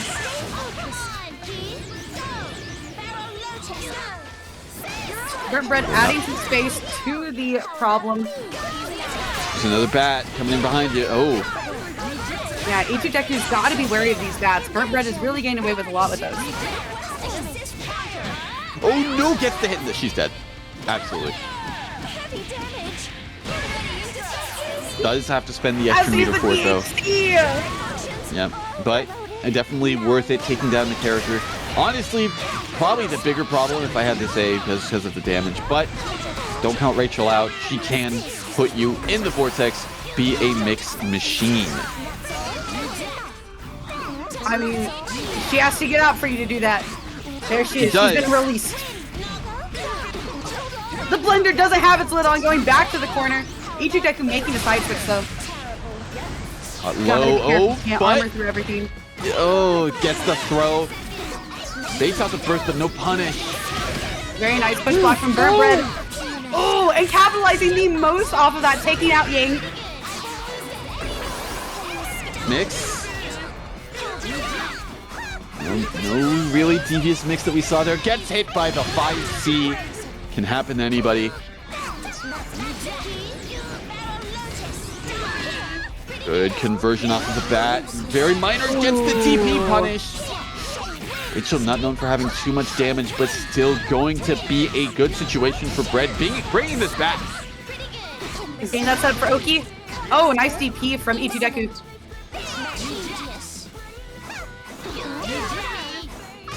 Anyone's making game. her way out of the corner. Yeah, it's so close. Oh, this could be the last interaction. Is that it? That is indeed. No drops here. Deku going to take the set 3-1 over Burnt Bread. Very, very close fashion, though. Bread was, you know, they weren't going down without a fight at all, bringing it all the way back to a one-hit situation. That was good play by Bread. Yeah, absolutely. Yeah, almost tying things up too. Let's go find them. But Ichideku locking in, taking that. Part of the PC Tag crew. It's a shame I mean, we this gotta is gonna see be each other. good. I mean, you know, it's a shame. You know, it always sucks whenever it's like, you know, you got to see your homie in the bracket sometimes, but then it's just like, well, I got to do it to you. That's fair. It's either that or it gets you more fired up. True. Good friendly rivalry, you know? I don't know. Sometimes the mixes these players can put you in, I don't think it's friendly. Like what we just see right now. Oh man. Belly flopping back down to the ground. George ready. I mean, does this look friendly to you? I don't think this looks friendly. Like, at all. This is how they're showing their affection. Oh, man. This is how they show friendship. Ready for the burst, too. Monkey Smile just can't get anything going in these situations currently. Oh, no. Did they block that? They jumped over. No. Oh, my gosh. They got the pass and everything. Didn't even need to block it. Didn't even need to. Oh, my goodness. What is going on? What happened? Serene got hit once. Like, Serene just got hit once and was like, you know what? Never again. Never again. It was like, that's enough. You've ruined my perfect. That was absolute insanity. Serene just setting up every possible bat, Oki, anything that they could put out to make sure that they kept offense. Insane. Absolutely. And yeah, just going right back into things. No character swaps here for Monkey. This is definitely a team they're most comfortable with, I feel, but oh, man, like after seeing what we saw, what do you do? Kapsui says Serene right now. I don't know. I think Serene is smiling. That one was crazy. Monkey having to make some adaptations this time to really make sure that doesn't happen again. Overhead. 5C in this economy? You know, sometimes the simplest mix is the most effective. Oh my god, that 4P. That 4P, the jam session reaching to the heavens. What kind of enlightenment is this? What is that? What is that?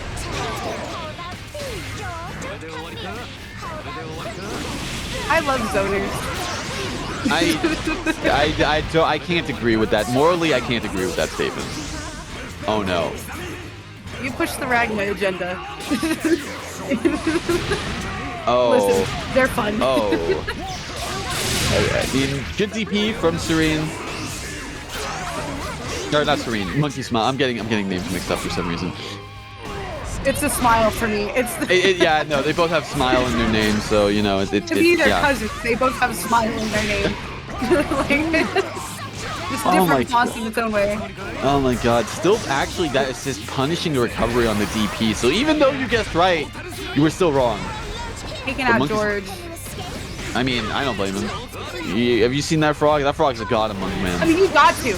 I know a lot of people will not hit George. Do not think that George has its own health that you can consider. Yeah, you can take out George. Yeah? He doesn't have 2,000 health. That is a buff frog. Ooh. And that is definitely a buff Reaper that we're seeing, unfortunately. Oh. No. Dice on the EX grab and going to be going down. Serene Smile up 2-0. Now, it is looking dire. However, we have seen nothing but 2-0 situations in this top 8 so far. Yeah, we've seen a lot of crazy runbacks. Not just in top 8, but just in general today. We've seen a lot of people doing reverse 3-0s, getting some reverse sweeps. It's been crazy today.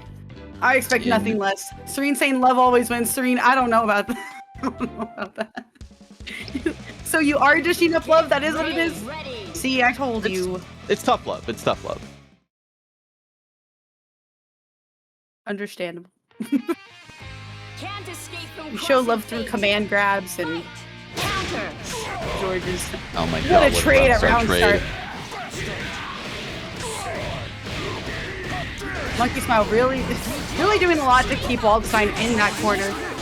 Oh no. Oh, no punish though. Could have been really, really bad for Monkey's Gordo, but no dice. If there's Walt dead. Oh no. Oh, barely not dead actually. Oh my goodness. He made it out of there. Serene's gonna. Oh, never mind. They're just throwing him out there. If there's one thing I know Serene for, it's they just call in the assist. They just call in the character. They don't care. The ain't over till it's over mentality. Tried to go for a mix there. Oh, jeez. Oh. Hello? Really? That's how you feel right now? Oh my god, that was devious. That was I'm not going to say it was unnecessary because it did secure you the kill and the win, but oh my god, man. It was necessary. The devil wears Prada. Let it be stylish, cheap. Get ready. Crazy Let reference, it be by crazy. the way. But as mentioned before that round started, it was a 2-0 situation, but Monkey taking their first game. Will trends continue? Will we see runbacks aplenty, or will we see another one fall? Serene definitely being more patient this time around. See, this will either help or be a detriment. Ooh, blocks the burst, but no punish. No punish. Yep, a little bit too far.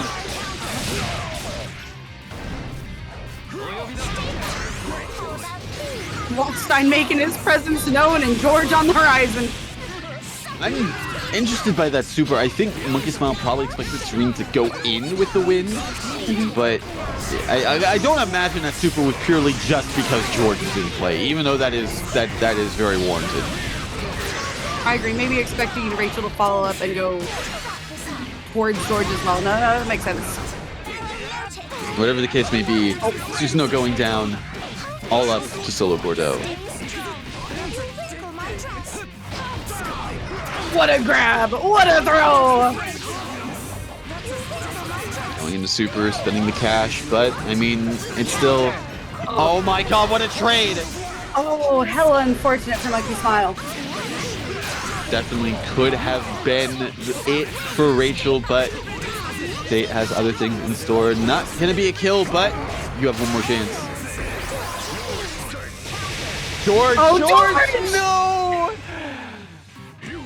You got to remember that the frog is in play. You can't forget about this god among men. Victory is far beyond your George! Right. Going into it. Oh.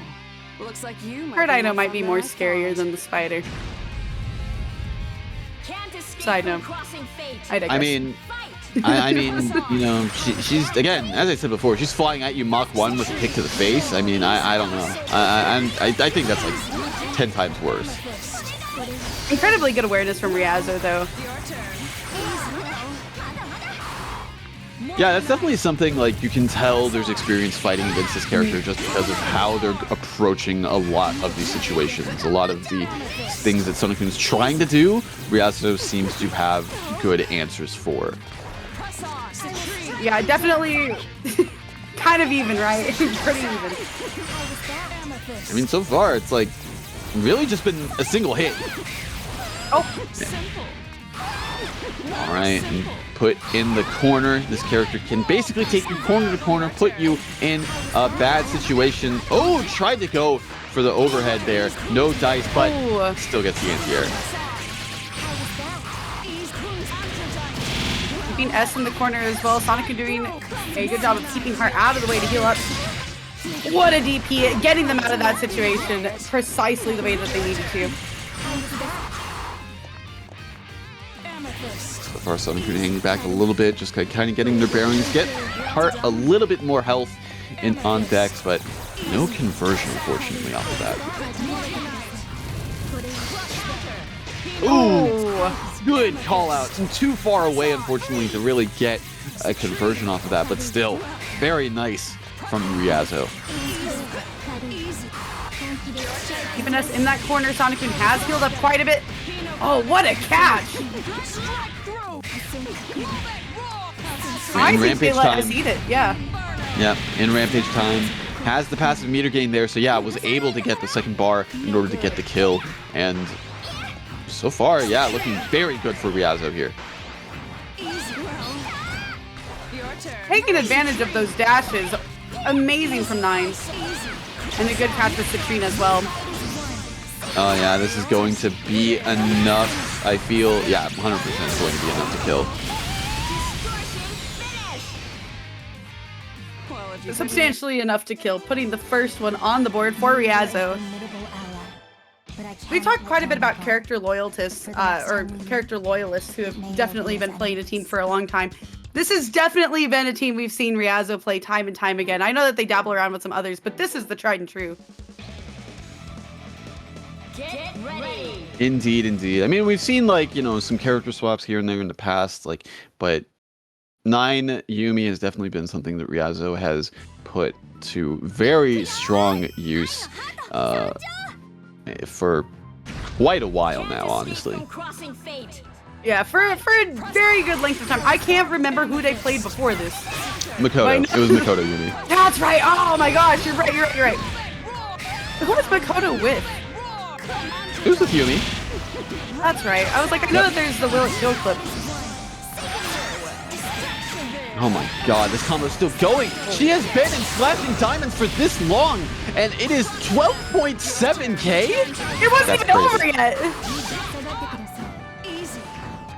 Yeah, there was no way that Ryazo could have continued that combo without 2-bar.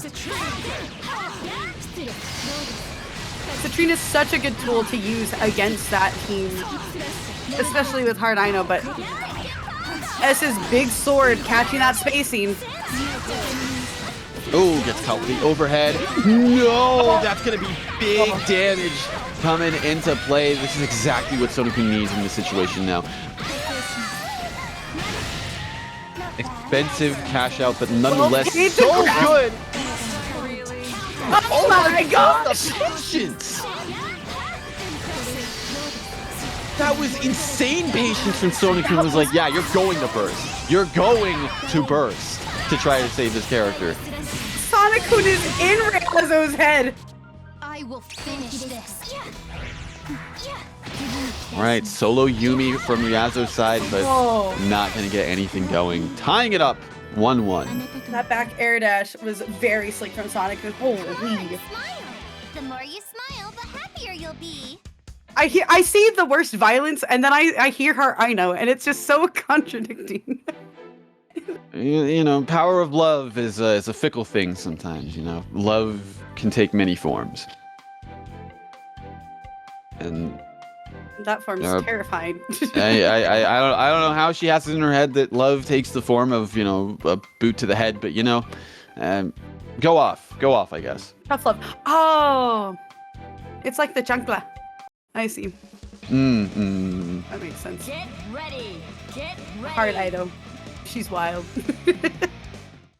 Okay, into game 3. Already tied up a 1-1 in winner semifinals. Can't escape from crossing fate. Fight!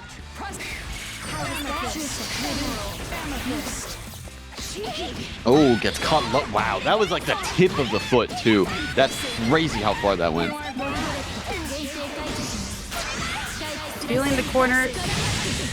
Sonic-kun's done so much damage to 9 already. Oh, yeah, BP's catches the burst. So far, it is a good round for Sonic-kun, but everything can change with one situation, and just like that, yeah, we are going to the corner, having to hold the mix. If there was really much of a mix. Making it out of there. Oh yeah, gets the corner seal. Yet still, yeah, you've got to deal with the delayed. Yep, it's a delayed assist, so yeah, it's going to catch bursts like that. Good defense on the JC. Good defense again. The door is open though. The lock's been broken. I mean, third time is the charm, but wow, like defending that sequence for as long as they did. No. Oh. I was gonna say, unfortunately, yeah. Well, I was just going to say, yeah, unfortunately, not able to get too much else off of that super conversion, but still keeping Ryazo in check. Had healed so much damage. Sonic-kun had kept them on deck for so long. Unfortunately, all of that progress gone. Anyone's game, any situation can take it. Anything can kill. It is incredibly close. This defense from Ryazo. Keeping the pressure, yeah, forcing Ryazo to spend meter in these situations to, like, basically nullify the meter gain that they're getting from. Oh my God, not quite enough. On Citrine set up into the over. Oh dang, that was crazy. Okay, Sonic-kun up 2-1. We're gonna show Set point. the power of true, honest love. No reverse 3-0, no reverse sweep. This one has been incredibly close the whole way through. Back and forth between these two. I mean, with how the start looked for Ryazo, it was going to be rough trying to bring that back, but I mean, they put it into a one-touch situation. That was insane work. Mm-hmm. Yeah, incredibly close, incredibly down to the wire.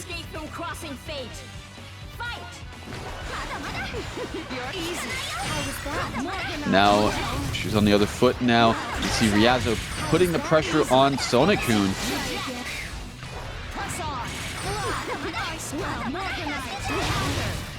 Oh, what a good 4P call. No, that was a really good 4P call to actually avoid the potential unblockable situation. Yes, gets the homing cancel, spending the bar to get the punish on the burst. Not a full punish, but still very good from Sonic-kun there. Sonic-kun playing hella safe. Oh.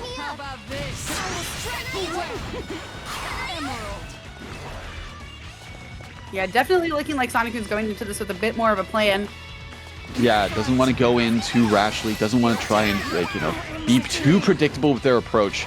So just kind of waiting things out a little bit. And it's paying off! Oh my god! What was that weird roundabout that we just saw Sonic-kun take? Oh my goodness. Nice grab tech. Ryazo getting their way out of the corner. Sonic-kun's defense is just so on fire right now. Pressure going. No, you're dead. Oh. You're gone. This is it. And not able to guess correctly on incoming.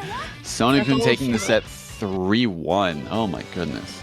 Love shall always prevail, always and forever. What happened in the last one? Right now, my favorite one is Platinum dying from cringe.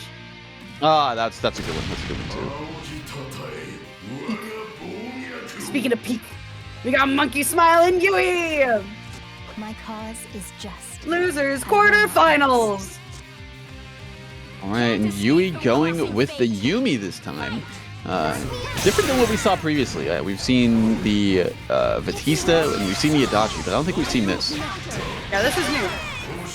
New flavor. Dodging over every possible bit of damage that could have been dished there from Monkey Smile. That could have been... That was such a risky 5B to make from Monkey Smile, purely because of the potential happy birthday that could have been. But so far... What a... Hibiki put them behind Gordo. Just safe enough out of way. Oh my god, she's dead. Built the bar necessary to get the DHC, and yeah, going to be taking out the Chie, which is the character we've mainly seen Yui put the work in with. So interested to see how things go. Oh, well, this is how things are going. Yeah, an odd sacrifice on Yui's part, though, to not go ahead and try switching them out to Yumi at any point. Oh. Going for the push block? Oh my god! Oh my! As soon as I saw the blue flash, I was like, "You're not doing this. No way!" The person said no. It's easier said than done. You really need to trust him. This is why BBTAG is the best 3 out of 5. Monkey smiled, and on the first day, Monkey smiled. Get ready. On the second day, Serene smiled. Get ready. What happens on the third? Nah, I imagine they just take turns. Ah, okay. It's Monkey Smile's turns again. It's a rotation. I get you. Yep. If there's ever another, well, we'll throw them in the rotation. In the meantime, we got sandwiches. Catch him at the low. Monkey has already done half that health bar. It's interesting that Yui is sticking with this. Like, usually we've seen... I was going to say, that doesn't reach. Surely that doesn't. Oh! No way! That's a lot of damage. It's not dead, but... Yeah, that's 12k there. So grab. And just like that... Reset. And just like that, now we're seeing... Yui's health bar went down really quickly. Now we're seeing Monkey Smile's health bar go down super quick. My god. Yeah. The drop. What an unfortunate drop. And the DP punish. This is the chance that Monkey Smile needed, though. She was at full health. Oh, well, she's dead. She's gone. She's gone. No chance. No chance. Oh. Grab what a grab. Canceling out immediately, not letting him burst out of there, but it doesn't kill. I knew a button was going to be pressed. I knew it. Push buttons again. Oh, you are insane. You are insane for trying it. He's still in residence. He's dead. He's gone. Just barely enough to be able to kill there. And... Monkey, I respect it, but also, bro. I don't think you sound like you respect it. No. Believe me. I know why he did it, and I know, like, I have war flashbacks from seeing that move, especially in Resonance. I have war flashbacks from seeing that. Get ready. Oh man. BBTAG is such a whack game. I agree. This is the fighting game of all time. Wouldn't have it any other way. Can't escape from crossing fate. Fight. All right. Ooh, gets the throw bait. Oh man, that's good damage. That's some good damage on the board right there. Intentional weird drop. No, that was intended.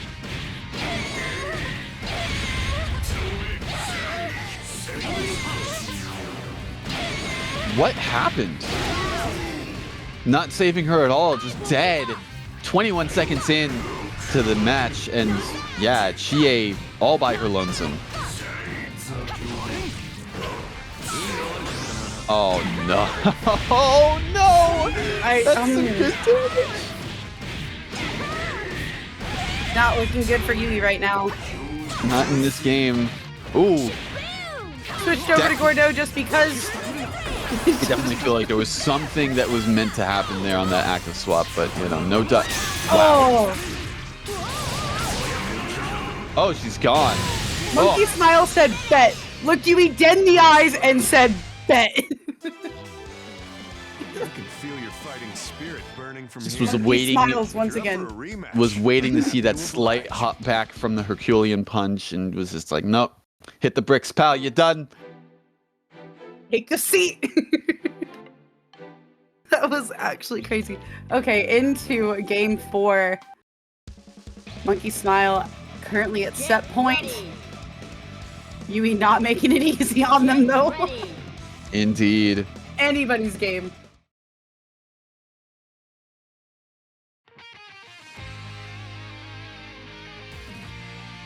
Yeah, we definitely can see like situations that Yui can put Monkey Smile in that is just like so horrible.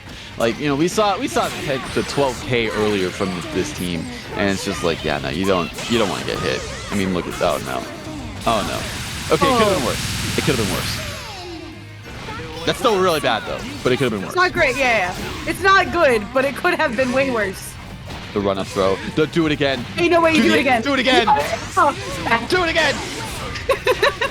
Oh my god. This DP sucks. This character's DP sucks. Oh my goodness. We see some W's in chat. Win or lose, that was the best thing I think. Looking like Street Fighter 6 right there with the throw loops. Good lord.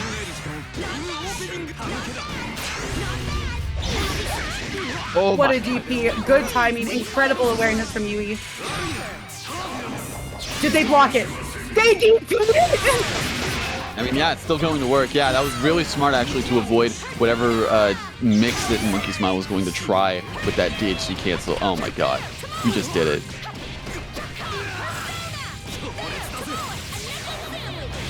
Well, Gord is no longer there. I mean, Solo Susan. this Definitely is... can't be lazy. Oh, well. The devil doesn't want to do it again? Of course. Yui barely having taken any damage throughout that set, tying us up 2-2 and taking us to game 5. Oh my goodness. Back and forth between these two, and culminating in this final game between them, winner moving on to losers semis, but we'll have to see who that's going to be. Solid adaptations from both of them. That was a crazy game. Lord. Monkey Smile may not have won, but they certainly dished, man. They were serving. That was crazy. Like I said, it's looking like SF6 here. with those kind of throw loops, like looking like that, it was just like, I've seen this before. This is familiar.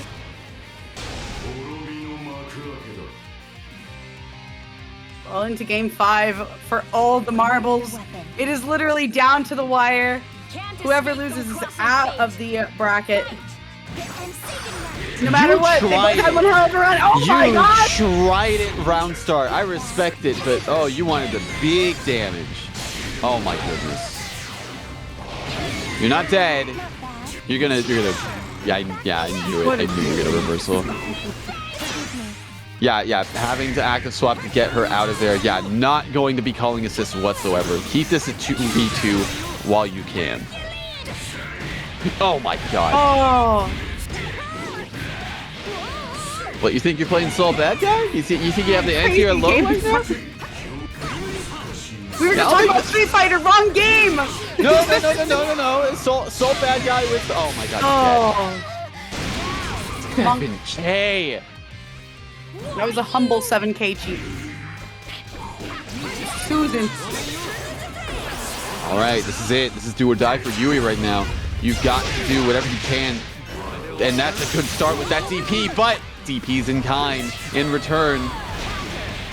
Oh, I think that was supposed to be a 2B there to try to hit. But I believe so. Try to launch Gordo up there, but... keep the pressure going with that EX. The mix. Oh, too early on the DP, and I do think 2-4 flinching. Cost Chie the game. Cost Chie the game and cost Yui the set. Monkey taking it 3-2. Moving on. Solid stuff to both. Yeah, no, Monkey, they're not going. I don't think they're going to switch up their teams at all. Deku for sure not. Riazo, I don't imagine. So already off to a... Ooh, this is already a good start for Ryazo, let's be honest. Yeah, definitely very advantageous for them right now. Keeping Yang in that corner will be very beneficial. Oh, and that punish to the DP is exactly what they needed to get them potentially out of the game already. Yeah, she's dead. Yep. 13k for that, and oh man, on incoming too. Yeah, you gotta deal with this. Guess what? It's not over yet. You gotta deal. Ooh, I was gonna say with another unblockable, misses the 2C, but you know, still. Corner to corner.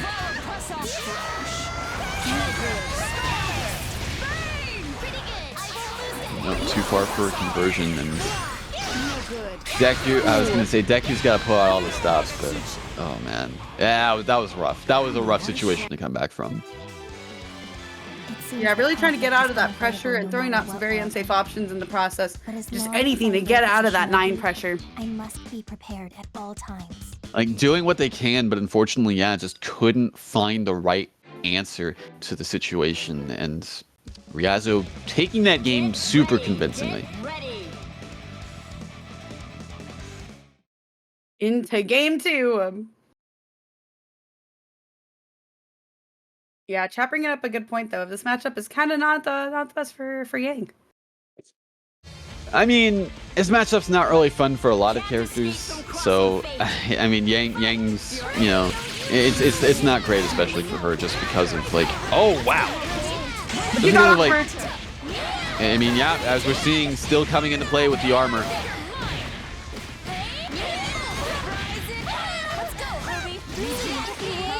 Keeping her in the corner. God.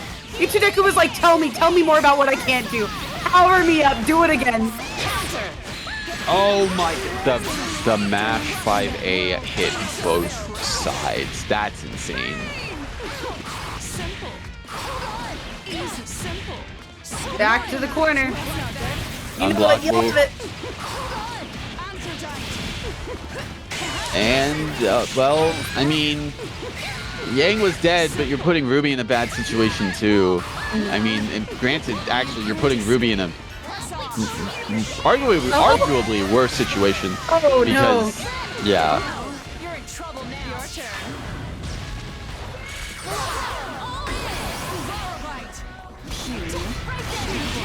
No, yeah, you What still a gotta good deal with spot. the meteor shower.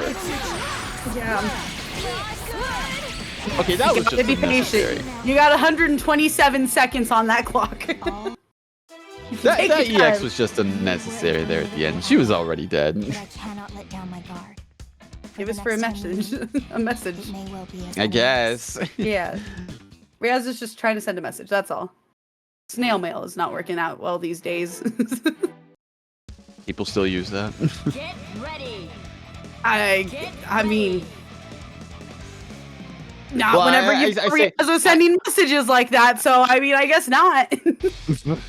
I got the message loud and clear pretty quickly. I mean, that was faster than like, you know, email or like text message. That was like instant transmission there for a message. Your turn. Good message. Tried to call out the teleport dash, but unfortunately no dice with the 5B, and I mean, look at the situation. Good defense on the first part, but this is rough. Getting out of there, avoiding the low setup altogether. Oh no, Yang was there!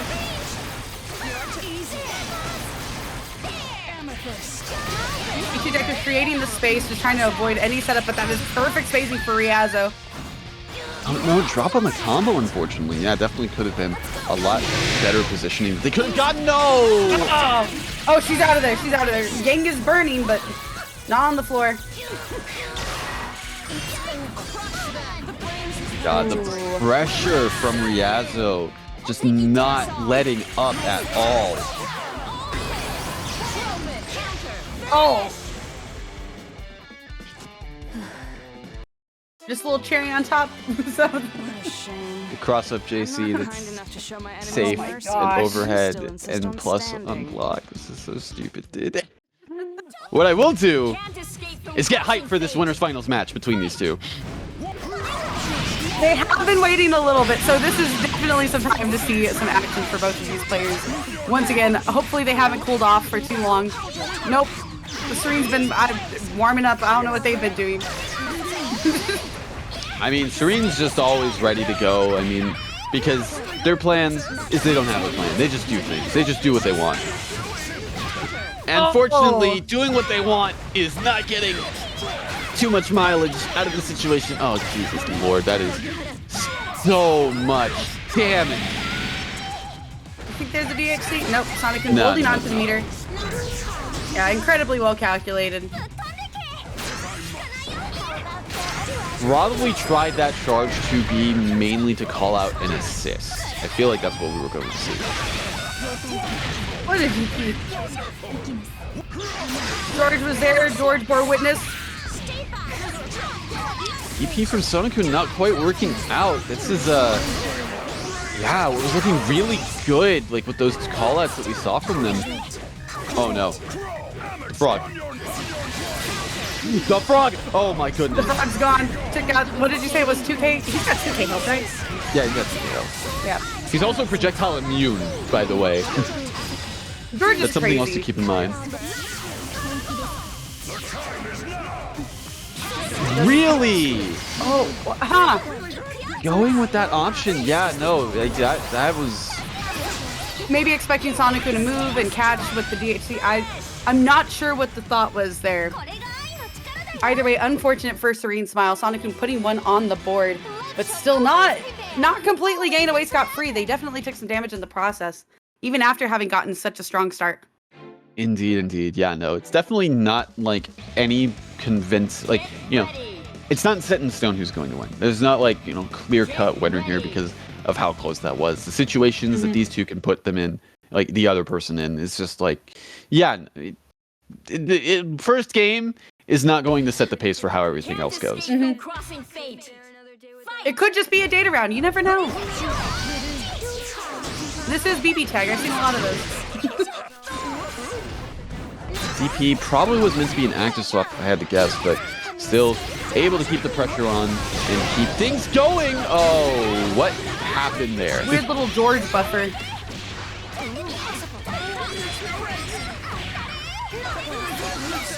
Honestly, neither player gained away with too much right now. Susanoo keeping pressure on, unfortunate burst punish. Indeed, indeed, and yeah, it is looking all Susanoo right now with the pressure, with this corner positioning, and ooh, the jam session assist still proving to be a menace no matter what. This meter management from Serene is outstanding. Just make sure that there's always meter for George somehow. George or Lapelius. Oh no, punish on the DP. That's so awkward looking. That combo? That converted? You're crazy. Into the overhead. Serene switching back over to Waldstein. Oh no, okay. Fortunately, Waldstein being, I mean, as big as he is, being a good meat shield right there, preventing Rachel from taking too much damage, and, you know, a happy birthday as well, but still, you gotta deal with this menace, you gotta deal with this tiny bat, this tiny vampire. There was no combo there, by the way. Serene taking out Hard Dino. Oh, not exactly able to catch her out of the air. A good DP from Susanoo, but there's still that pixel of health from Waldstein. That's a French bread character. Waldstein with that 20k coming in clutch. And Serene Smile tying things up 1-1. Going to game 3. You hardly left any entertainment for me. Man, a super convincing game from Serene. Waldstein was definitely getting chipped down in health over time, but holding his own. Get ready. Indeed, indeed. Yeah, no, it's something you always have to keep in mind. If Serene has meter, you gotta keep an eye on the frog. Keep an eye on the frog, and if there's not a frog there might be a frog somewhere else. There's always a frog in the house. It's like a magic trick. You know, where's the frog? Is it in this sand? Is it in this side of the screen? The other side of the screen? Will I do it now? Will I do it later? Who's to say? True fear. Super to call out Heart, or to call out Rachel, but Waldstein is still there, and he is tanky.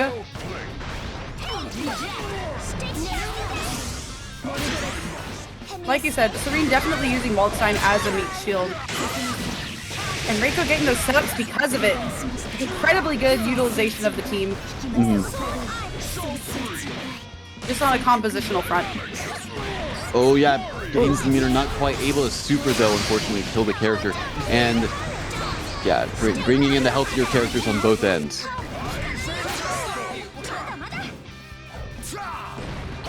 Waldstein back on the loose.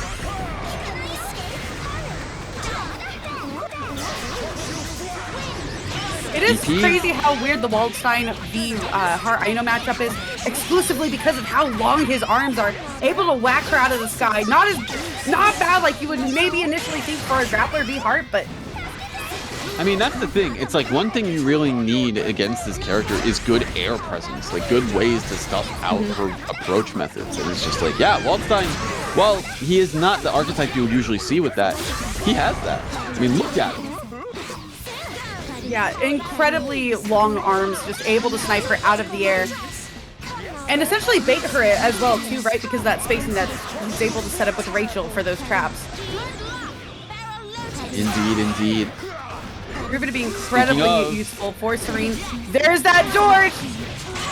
He was in the house! And so was the no! Eating out the burst, losing the Heart Aino, and now you're left with Solo at the 5C? Really? You are not worthy of my full. Is that all?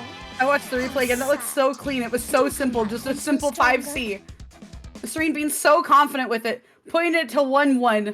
2-2, sorry. In winners finals. Holy. Get ready. You mean 2-1? 2-1, my bad. Yeah. Can't read. I can't read, but it's a good thing Serene can, because holy crap, that match was good. Can't escape from Very, very solid stuff. And yeah, looking really on track to like take this home and get the grand side winners, or grand winner's side, I should say. But like, you know, Susanoo, you know, not going down without a fight. We've seen them make things close at the very least. So definitely could go either way between them. Definitely would say it could go either way. If Serene is able to keep up the momentum that they have in the last set, I think they could easily take it, but it's simply just keeping up that momentum, right? What a DP from Susanoo. Oh yeah, gets the overhead. DP to keep it burst safe once again. Gets the overhead again. Trying to bait out a burst. No dice. And yeah, no, Serene. Susanoo definitely wants to keep this Rachel letdown. Definitely wanted to try and get as much as they could on the characters to prevent anything like this from happening.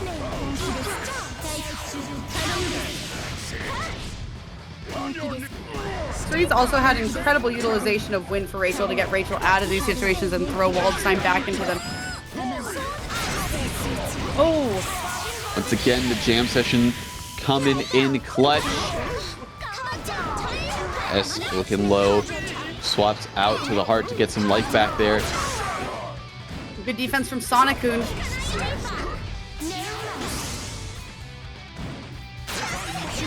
Yeah, there's traps everywhere. I don't blame them for not wanting to move. And landing right in between the two bats as well. Blocking both. Oh, no punish to the anti-air with. Could have been a really good opportunity for Susanoo there. And now life totals are even. Everything is coming down to the wire here. One touch situation for everybody. The command grab, you're dead. Down to solo S. Oh no, and just like that, is that gonna be enough? Yep, cross raid. What goes up must come down. Gravity is a cruel mistress. And apparently Rachel is commander of that mistress with that roller coaster we saw there. So 3-1. And on the other hand, you got Yui and 9, who are going to make you sit in the corner and just eat damage like there's no tomorrow. Like I'm visiting my grandma for Thanksgiving, and she's saying, "Have you had enough?" So I don't know. It's hard to say. We'll have to see how things You go. see what I mean? Yeah.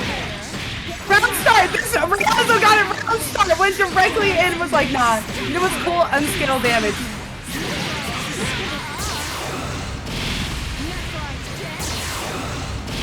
$12K, 14K, 15K, 16K. Humble. Humble. It's not perfect. It's not perfect. You can take that, I guess, but It doesn't have jeez. to be. It doesn't even have to be. That was so great. that was 18 seconds. That was 18 seconds on the clock right there. Oh my god. Than I thought. Oh man. What an explosive game. This is why it's best 3 out of 5, everybody. Get ready. Remember when this game was 2 out of 3? I don't want to. This 9 champion, you can't say 9. Yumi did all that. I mean, yeah, that was primarily Yumi that enabled that. Yeah. 9 helped. But Yumi had the gun. Like, she was crazy. She was locked and loaded with that.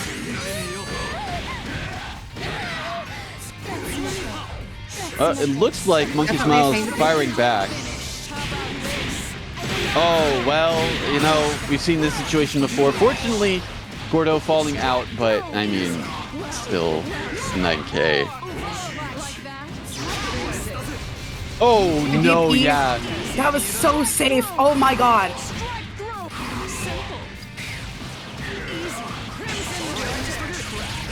We got the best seats in the house. Oh, indeed, indeed, yeah. And it's just, I feel like I've seen this show before right now with what these. Oh man. Pixel. Oh, it's gone. It's gone. It's gone. Welcome in, Squirrel147. Thank you so much for the raid. Welcome into loser semifinals. Blazblue cross tag battle. You guys are putting. They're crazy. They're absolutely insane. Putting not only the damage, but another point on the board. Die with you, leaving only cruel reality. It was a very strong start for Monkey Smile, but unfortunately, yeah, once Riazzo got going, once again, it was just really hard to put a stop to that. Get ready. This is a 2-player game. Really? This is a reminder. Yeah. Would you believe that? I somehow I don't believe you. I know, it's hard to believe. It's a 2-player game. 2-player game. With what I've been seeing, I'm not convinced. You didn't like the one-sided conversation? Follow my commands to the letter. I mean, it's supposed to be a dialogue, not a monologue. Can't escape from I don't know. I felt like I was listening to the monologue at the end of, like, The Perks of Being a Wallflower. This is infinite? Yeah, that was infinite. That was crazy. And it's happening again! Monkey has to make it out of the corner! Oh, baited out a reversal there. No dice, though, on the full punish, but, I mean, still, he's not going to get a chance to burst out of this. That's what I would say. But, you know, barely living by a hair.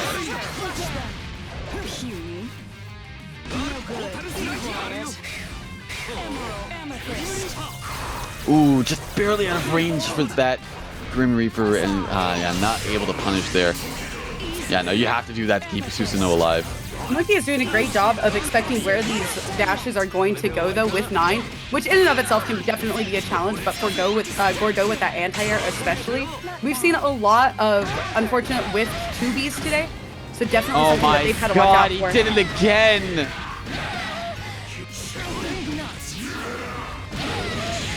Yumi's out of there. Yumi is gone. That God press reset, I swear. I've seen him get away with that way too much.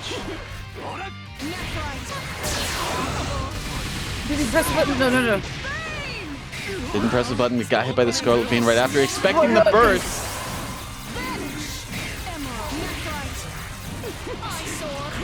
Oh, yeah. Susan time.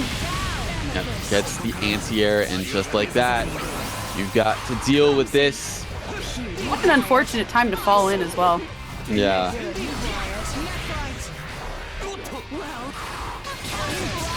Oh, wow. Barely catching with the Grim Reaper right there. And just like that, it is now an even game. And... Oh my god! They brought it! I can't believe it. Gets hit with the sweep on Wake Up. Monkey not out of this yet. Taking their first game, putting it at 1-2. Still has quite a ways to go. They finally got to play the game, though. Difference between game 1 to game 3, insanity. Oh my goodness. I'm still reeling back from Monkey Smile doing the God Press reset. Oh my lord. That was crazy. How many times have we seen that?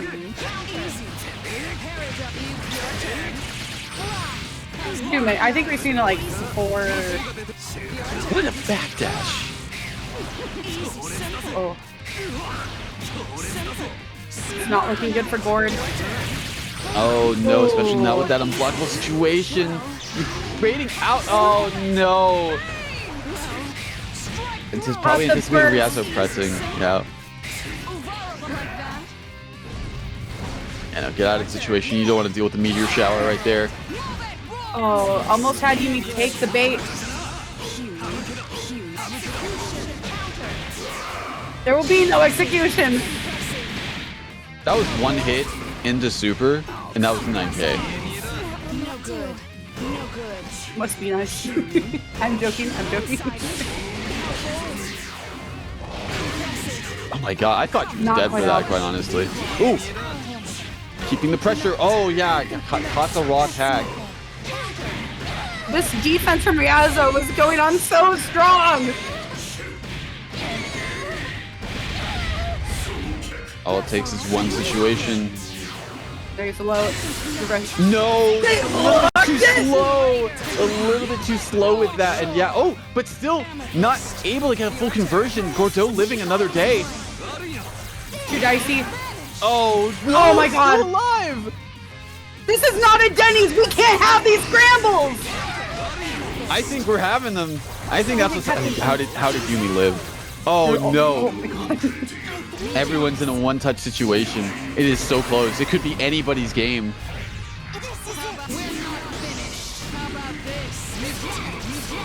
Gotta deal with this. Yeah, I had to spin the meter, but it was worth it. Tied up. Oh no! The person. Panic with that push block, and oh no, is that gonna be it? No! Oh, the DP. Are you serious? You betted on that. I mean, it worked, but oh lord. What a shame. Oh my god. Enough to show my enemies They were like, mercy. nah, I'm gonna catch a mashing. I've gotta catch the mashing. Oh. Both of them were Yeah, there it is. 3-1 losses. Yep. Yep. In game 1, Ryazo had taken the W, and then every round after that, Show me Sonic your took it. dreams. Yep. So they've gotten to face each other a couple times throughout today. Escape from crossing fate. All right. Will third time be the charm for Ryazo? Winner of this still has another match to play, having to fight against Serene Smile in the grand side of things. But you know, that's for then. This is for now.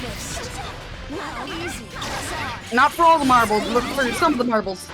I mean, this is for a good amount of the marbles. Let's be honest. Speaking of marbles, if you would like to contribute more marbles to the pot, you can do so by typing in the chat !Matcherino. Had some crazy games here. Back to the corner. Oh no! Yeah, got hit with the sweep. No. I was gonna say no kill there, but you know, still gets it regardless.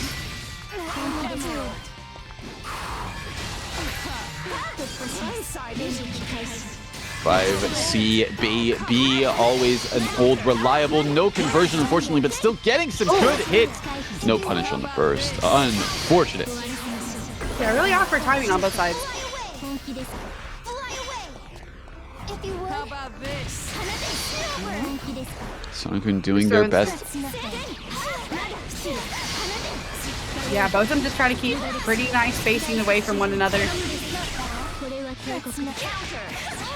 Oh yeah, with the 2A with the reset as well in the JC. This is going to be enough, I feel, to kill off the character. Absolutely. Yep, got that meter. Oh no! Oh! Maybe Susanoo thought it was also already over. I mean, with the way things looked, yeah, I was very much convinced it was done, but got clipped low there, and as we're taking that first game. But we have seen this before. We've seen this exact situation twice now. Get ready. Will it play out the does same? tend to, you know, rewind itself and be played over and over again.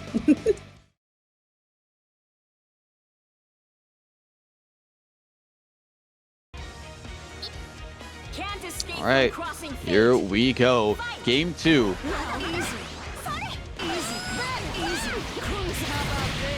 Yazo with the conversion there in the air, and going to be getting some good damage as well. Almost 6K for that.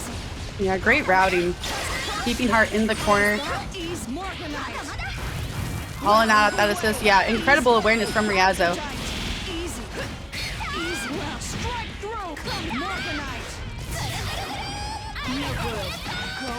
Oh no, yeah, I got grabbed out of that situation, and just like that, yeah, keeping it as burst safe as they can. Nope. Assist? I'm surprised. Maybe just the confidence that they could stack on as much damage as they wanted to with, or onto S. I don't know otherwise why they wouldn't just take out Heart. Whatever the case may be, yeah, now it is Susanoo's chance to get some momentum in this game. Is that a punish? No, it's not. A little bit too slow, but still gets the hit with the DHC. I mean, it's only 2,000 damage, but I mean, anything you can get at this point. Yeah, so forcing Susanoo back into the corner. He's proving to be incredibly volatile to this Heart. Both characters just one tap away from bowing out of this round. It is, oh man, it is rough. It could go either way. Incredibly close. Could be anybody's game. Oh no, and Heart going down for the count. Oh, tried to mash out of the situation, but no dice. Ryazo with their second win on the board, looking to change the tell of the tape now. Currently sitting at set point. And this is, of course, losers final. So whoever loses this set will be out of the tournament runnings, and winner will be moving on. Indeed, indeed. Yeah, and we are going. Susanoo probably taking a moment, catching their breath, composing themselves. You know, whenever you're in the situation, yeah, you just got to think like, okay, what am I doing? What do I need to be doing differently? What is something that I was doing before that isn't working now? Or like, you know, what could change how things are going? Yeah, not just reevaluating all the bad parts, but also the good parts that they were doing, right? Trying to do more of what was being successful for them. Because they were getting some good straight hits in there, too. Indeed, indeed, but... This routing from Ryazo has been incredibly on point. Indeed, indeed, yeah, getting the side swap mix, and just like that, Heart is about to be dead. What is it with these speedrun games? What was that? How did it go up there? That... I think it... Okay, I think it was a weird situation where it procced at the exact same moment she got hit. Someone so that, please. so that's why it like did that animation, but it didn't actually do anything. That is a first. I've never seen that before. That is crazy.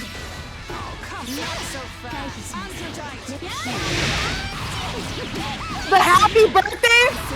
Oh no. Heart's out of there. Heart's fallen, but that is going to be quite a bit for S. Oh yeah, I'm going to be getting that damage. Going to be keeping it burst safe. Susanoo on the ropes. do or die. Final character, final situation they can put themselves into, because next hit, yeah, it's going to be it.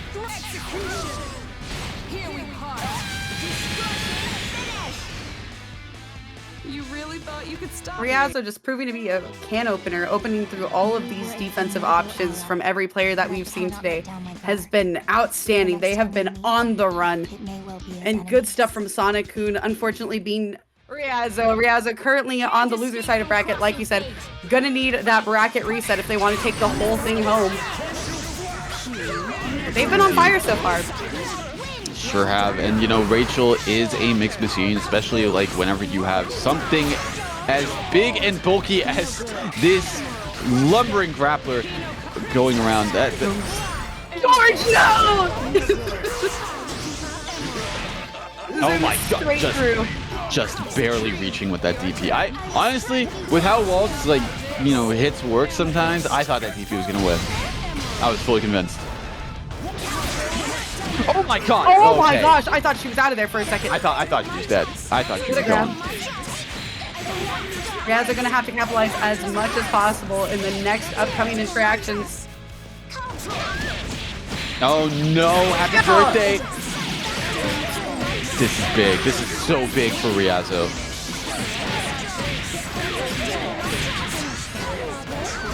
No, a lot of damage. Unfortunate drop though.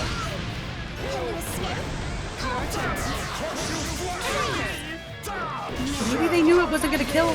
I don't know. Either way, they still have resources. They still have assist meter, but that's still so much damage that you could have done to both characters. I mean, I feel like even if it didn't kill, you put them both in a one-touch situation, and that is just all you need. I'm surprised Ryazo called 9 in that situation. She's dead. Oh my god! Never mind. Oh, Yumi is going on a ride. George isn't on the bus yet, though. Hey, Chief. Is that it? No, it's not. The drop. Oh, try to grab him. No. She's still considered to be in the air for that. Oh my god. Still airborne. Oh my gosh. What a DP. Getting Rachel off of her. Walls beat Yumi. A tale as old as time. Looks like I'm watching the Beauty and the Beast. This is crazy.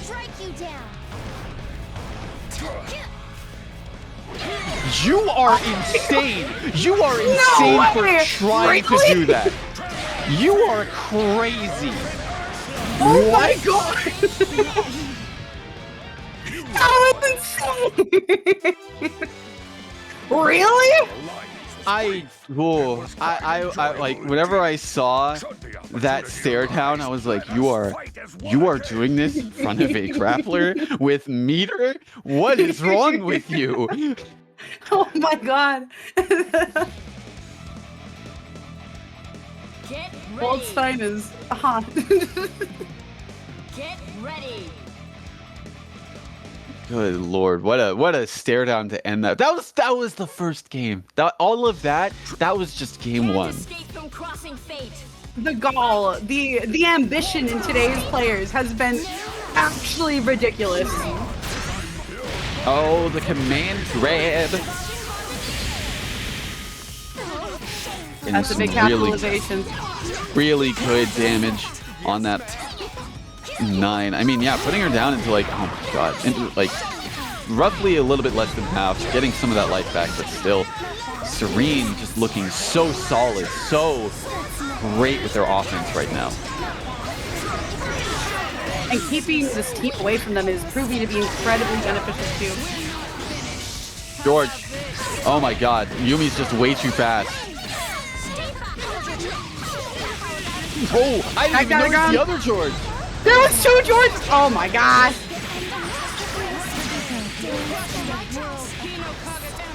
Back down to the ground. Yeah, the awareness to keep all of this burst safe. It like, you've got to. Both of these players have been getting away with some crazy burst punishes today. Frog. He's on the Frog. run. Frog. Frog. Okay. Like you said, made it through the projectiles, but she did eventually hit him with a normal. Be it that those normals are crazy long. Solid defense right there in that sequence, keeping Waldstein alive. Oh, wow! Yeah, one of the Lobelia that is able to be hit out, so one of the Lobelias did connect to it. The life totals are even. Oh my god! The top rope? Serena's playing out of their mind right now. What a clash. The overhead, not quite able to convert completely off of it, but George, the frog. That frog got him on men. Got among men. God among men. He's coming backwards. Oh my god. Okay, DP, Riaz is out of there. DP out of that situation. Level 4 residents, they got resources, but what was oh, health is a resource, and that one they don't have much of. Oh, George. Oh man, 9 barely hanging on. She's got nothing left, and oh, that couldn't ring more true. George trying to corpse kick like it was Tekken right there at the end. And Serene up 2-0, looking to take this home. Riazo's, I don't know what Riazo needs to do, honestly. Like, everything was going so well for them in like the previous sets that they were playing that I just don't know. I've got no clue. Can't escape from crossing fate. Fight! Whatever was dormant in Serene has been woken. Well, there we go. Riaz is stacking on the damage. Waldstein's taken so much so far. and now it's Rachel's turn. Unfortunately, yeah, not looking too good. Not a good situation. Oh, no, drops the combo. Oh, probably tried to PB between the hits, but yeah, there is a bit of a gap there. Oh, okay, I thought that would be more damage. Waldstein got sent so high in the air. Oh my god. Waldstein's back.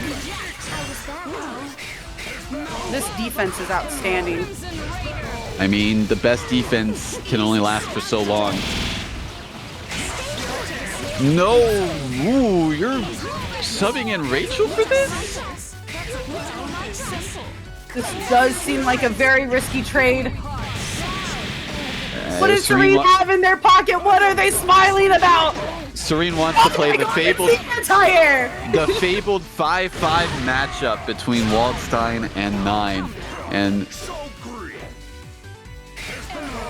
yeah, that's kind of like a instance of like, what do you do? Back to the sandwich. Oh my god, you That grabbed. is not the grab I anticipated. I thought Yumi was gonna grab. Oh my god, the very edge of that assist actually connected with Waldstein. That is crazy. Anytime you want to give up, just remember that Waldstein kicking until the very end. That Waldstein kept moving until it was over. Dreams will die with you, leaving only cruel reality. Putting us in grand finals 2-1. Is Riazo on their way to the bracket reset, or is Serene gonna close us out? We will have to see. We will have to see. I mean, Riazo does have momentum now. That's something that they are very, very powerful with. So it's, you know, you let him get a game. Sometimes that's all he needs to start getting like that confidence back. Can't escape from crossing fate. Once you get into that flow state. Yeah, clip the assist. Ooh, yeah. Once again, the Lobelias with the combo breaker right there. You can't push buttons willy-nilly with that assist. What a catch from Yumi.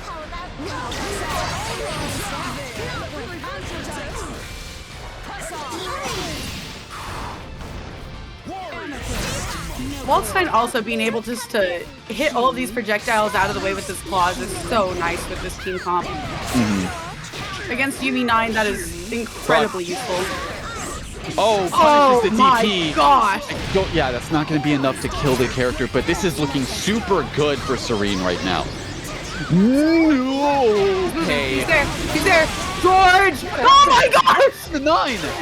There was George! George was there!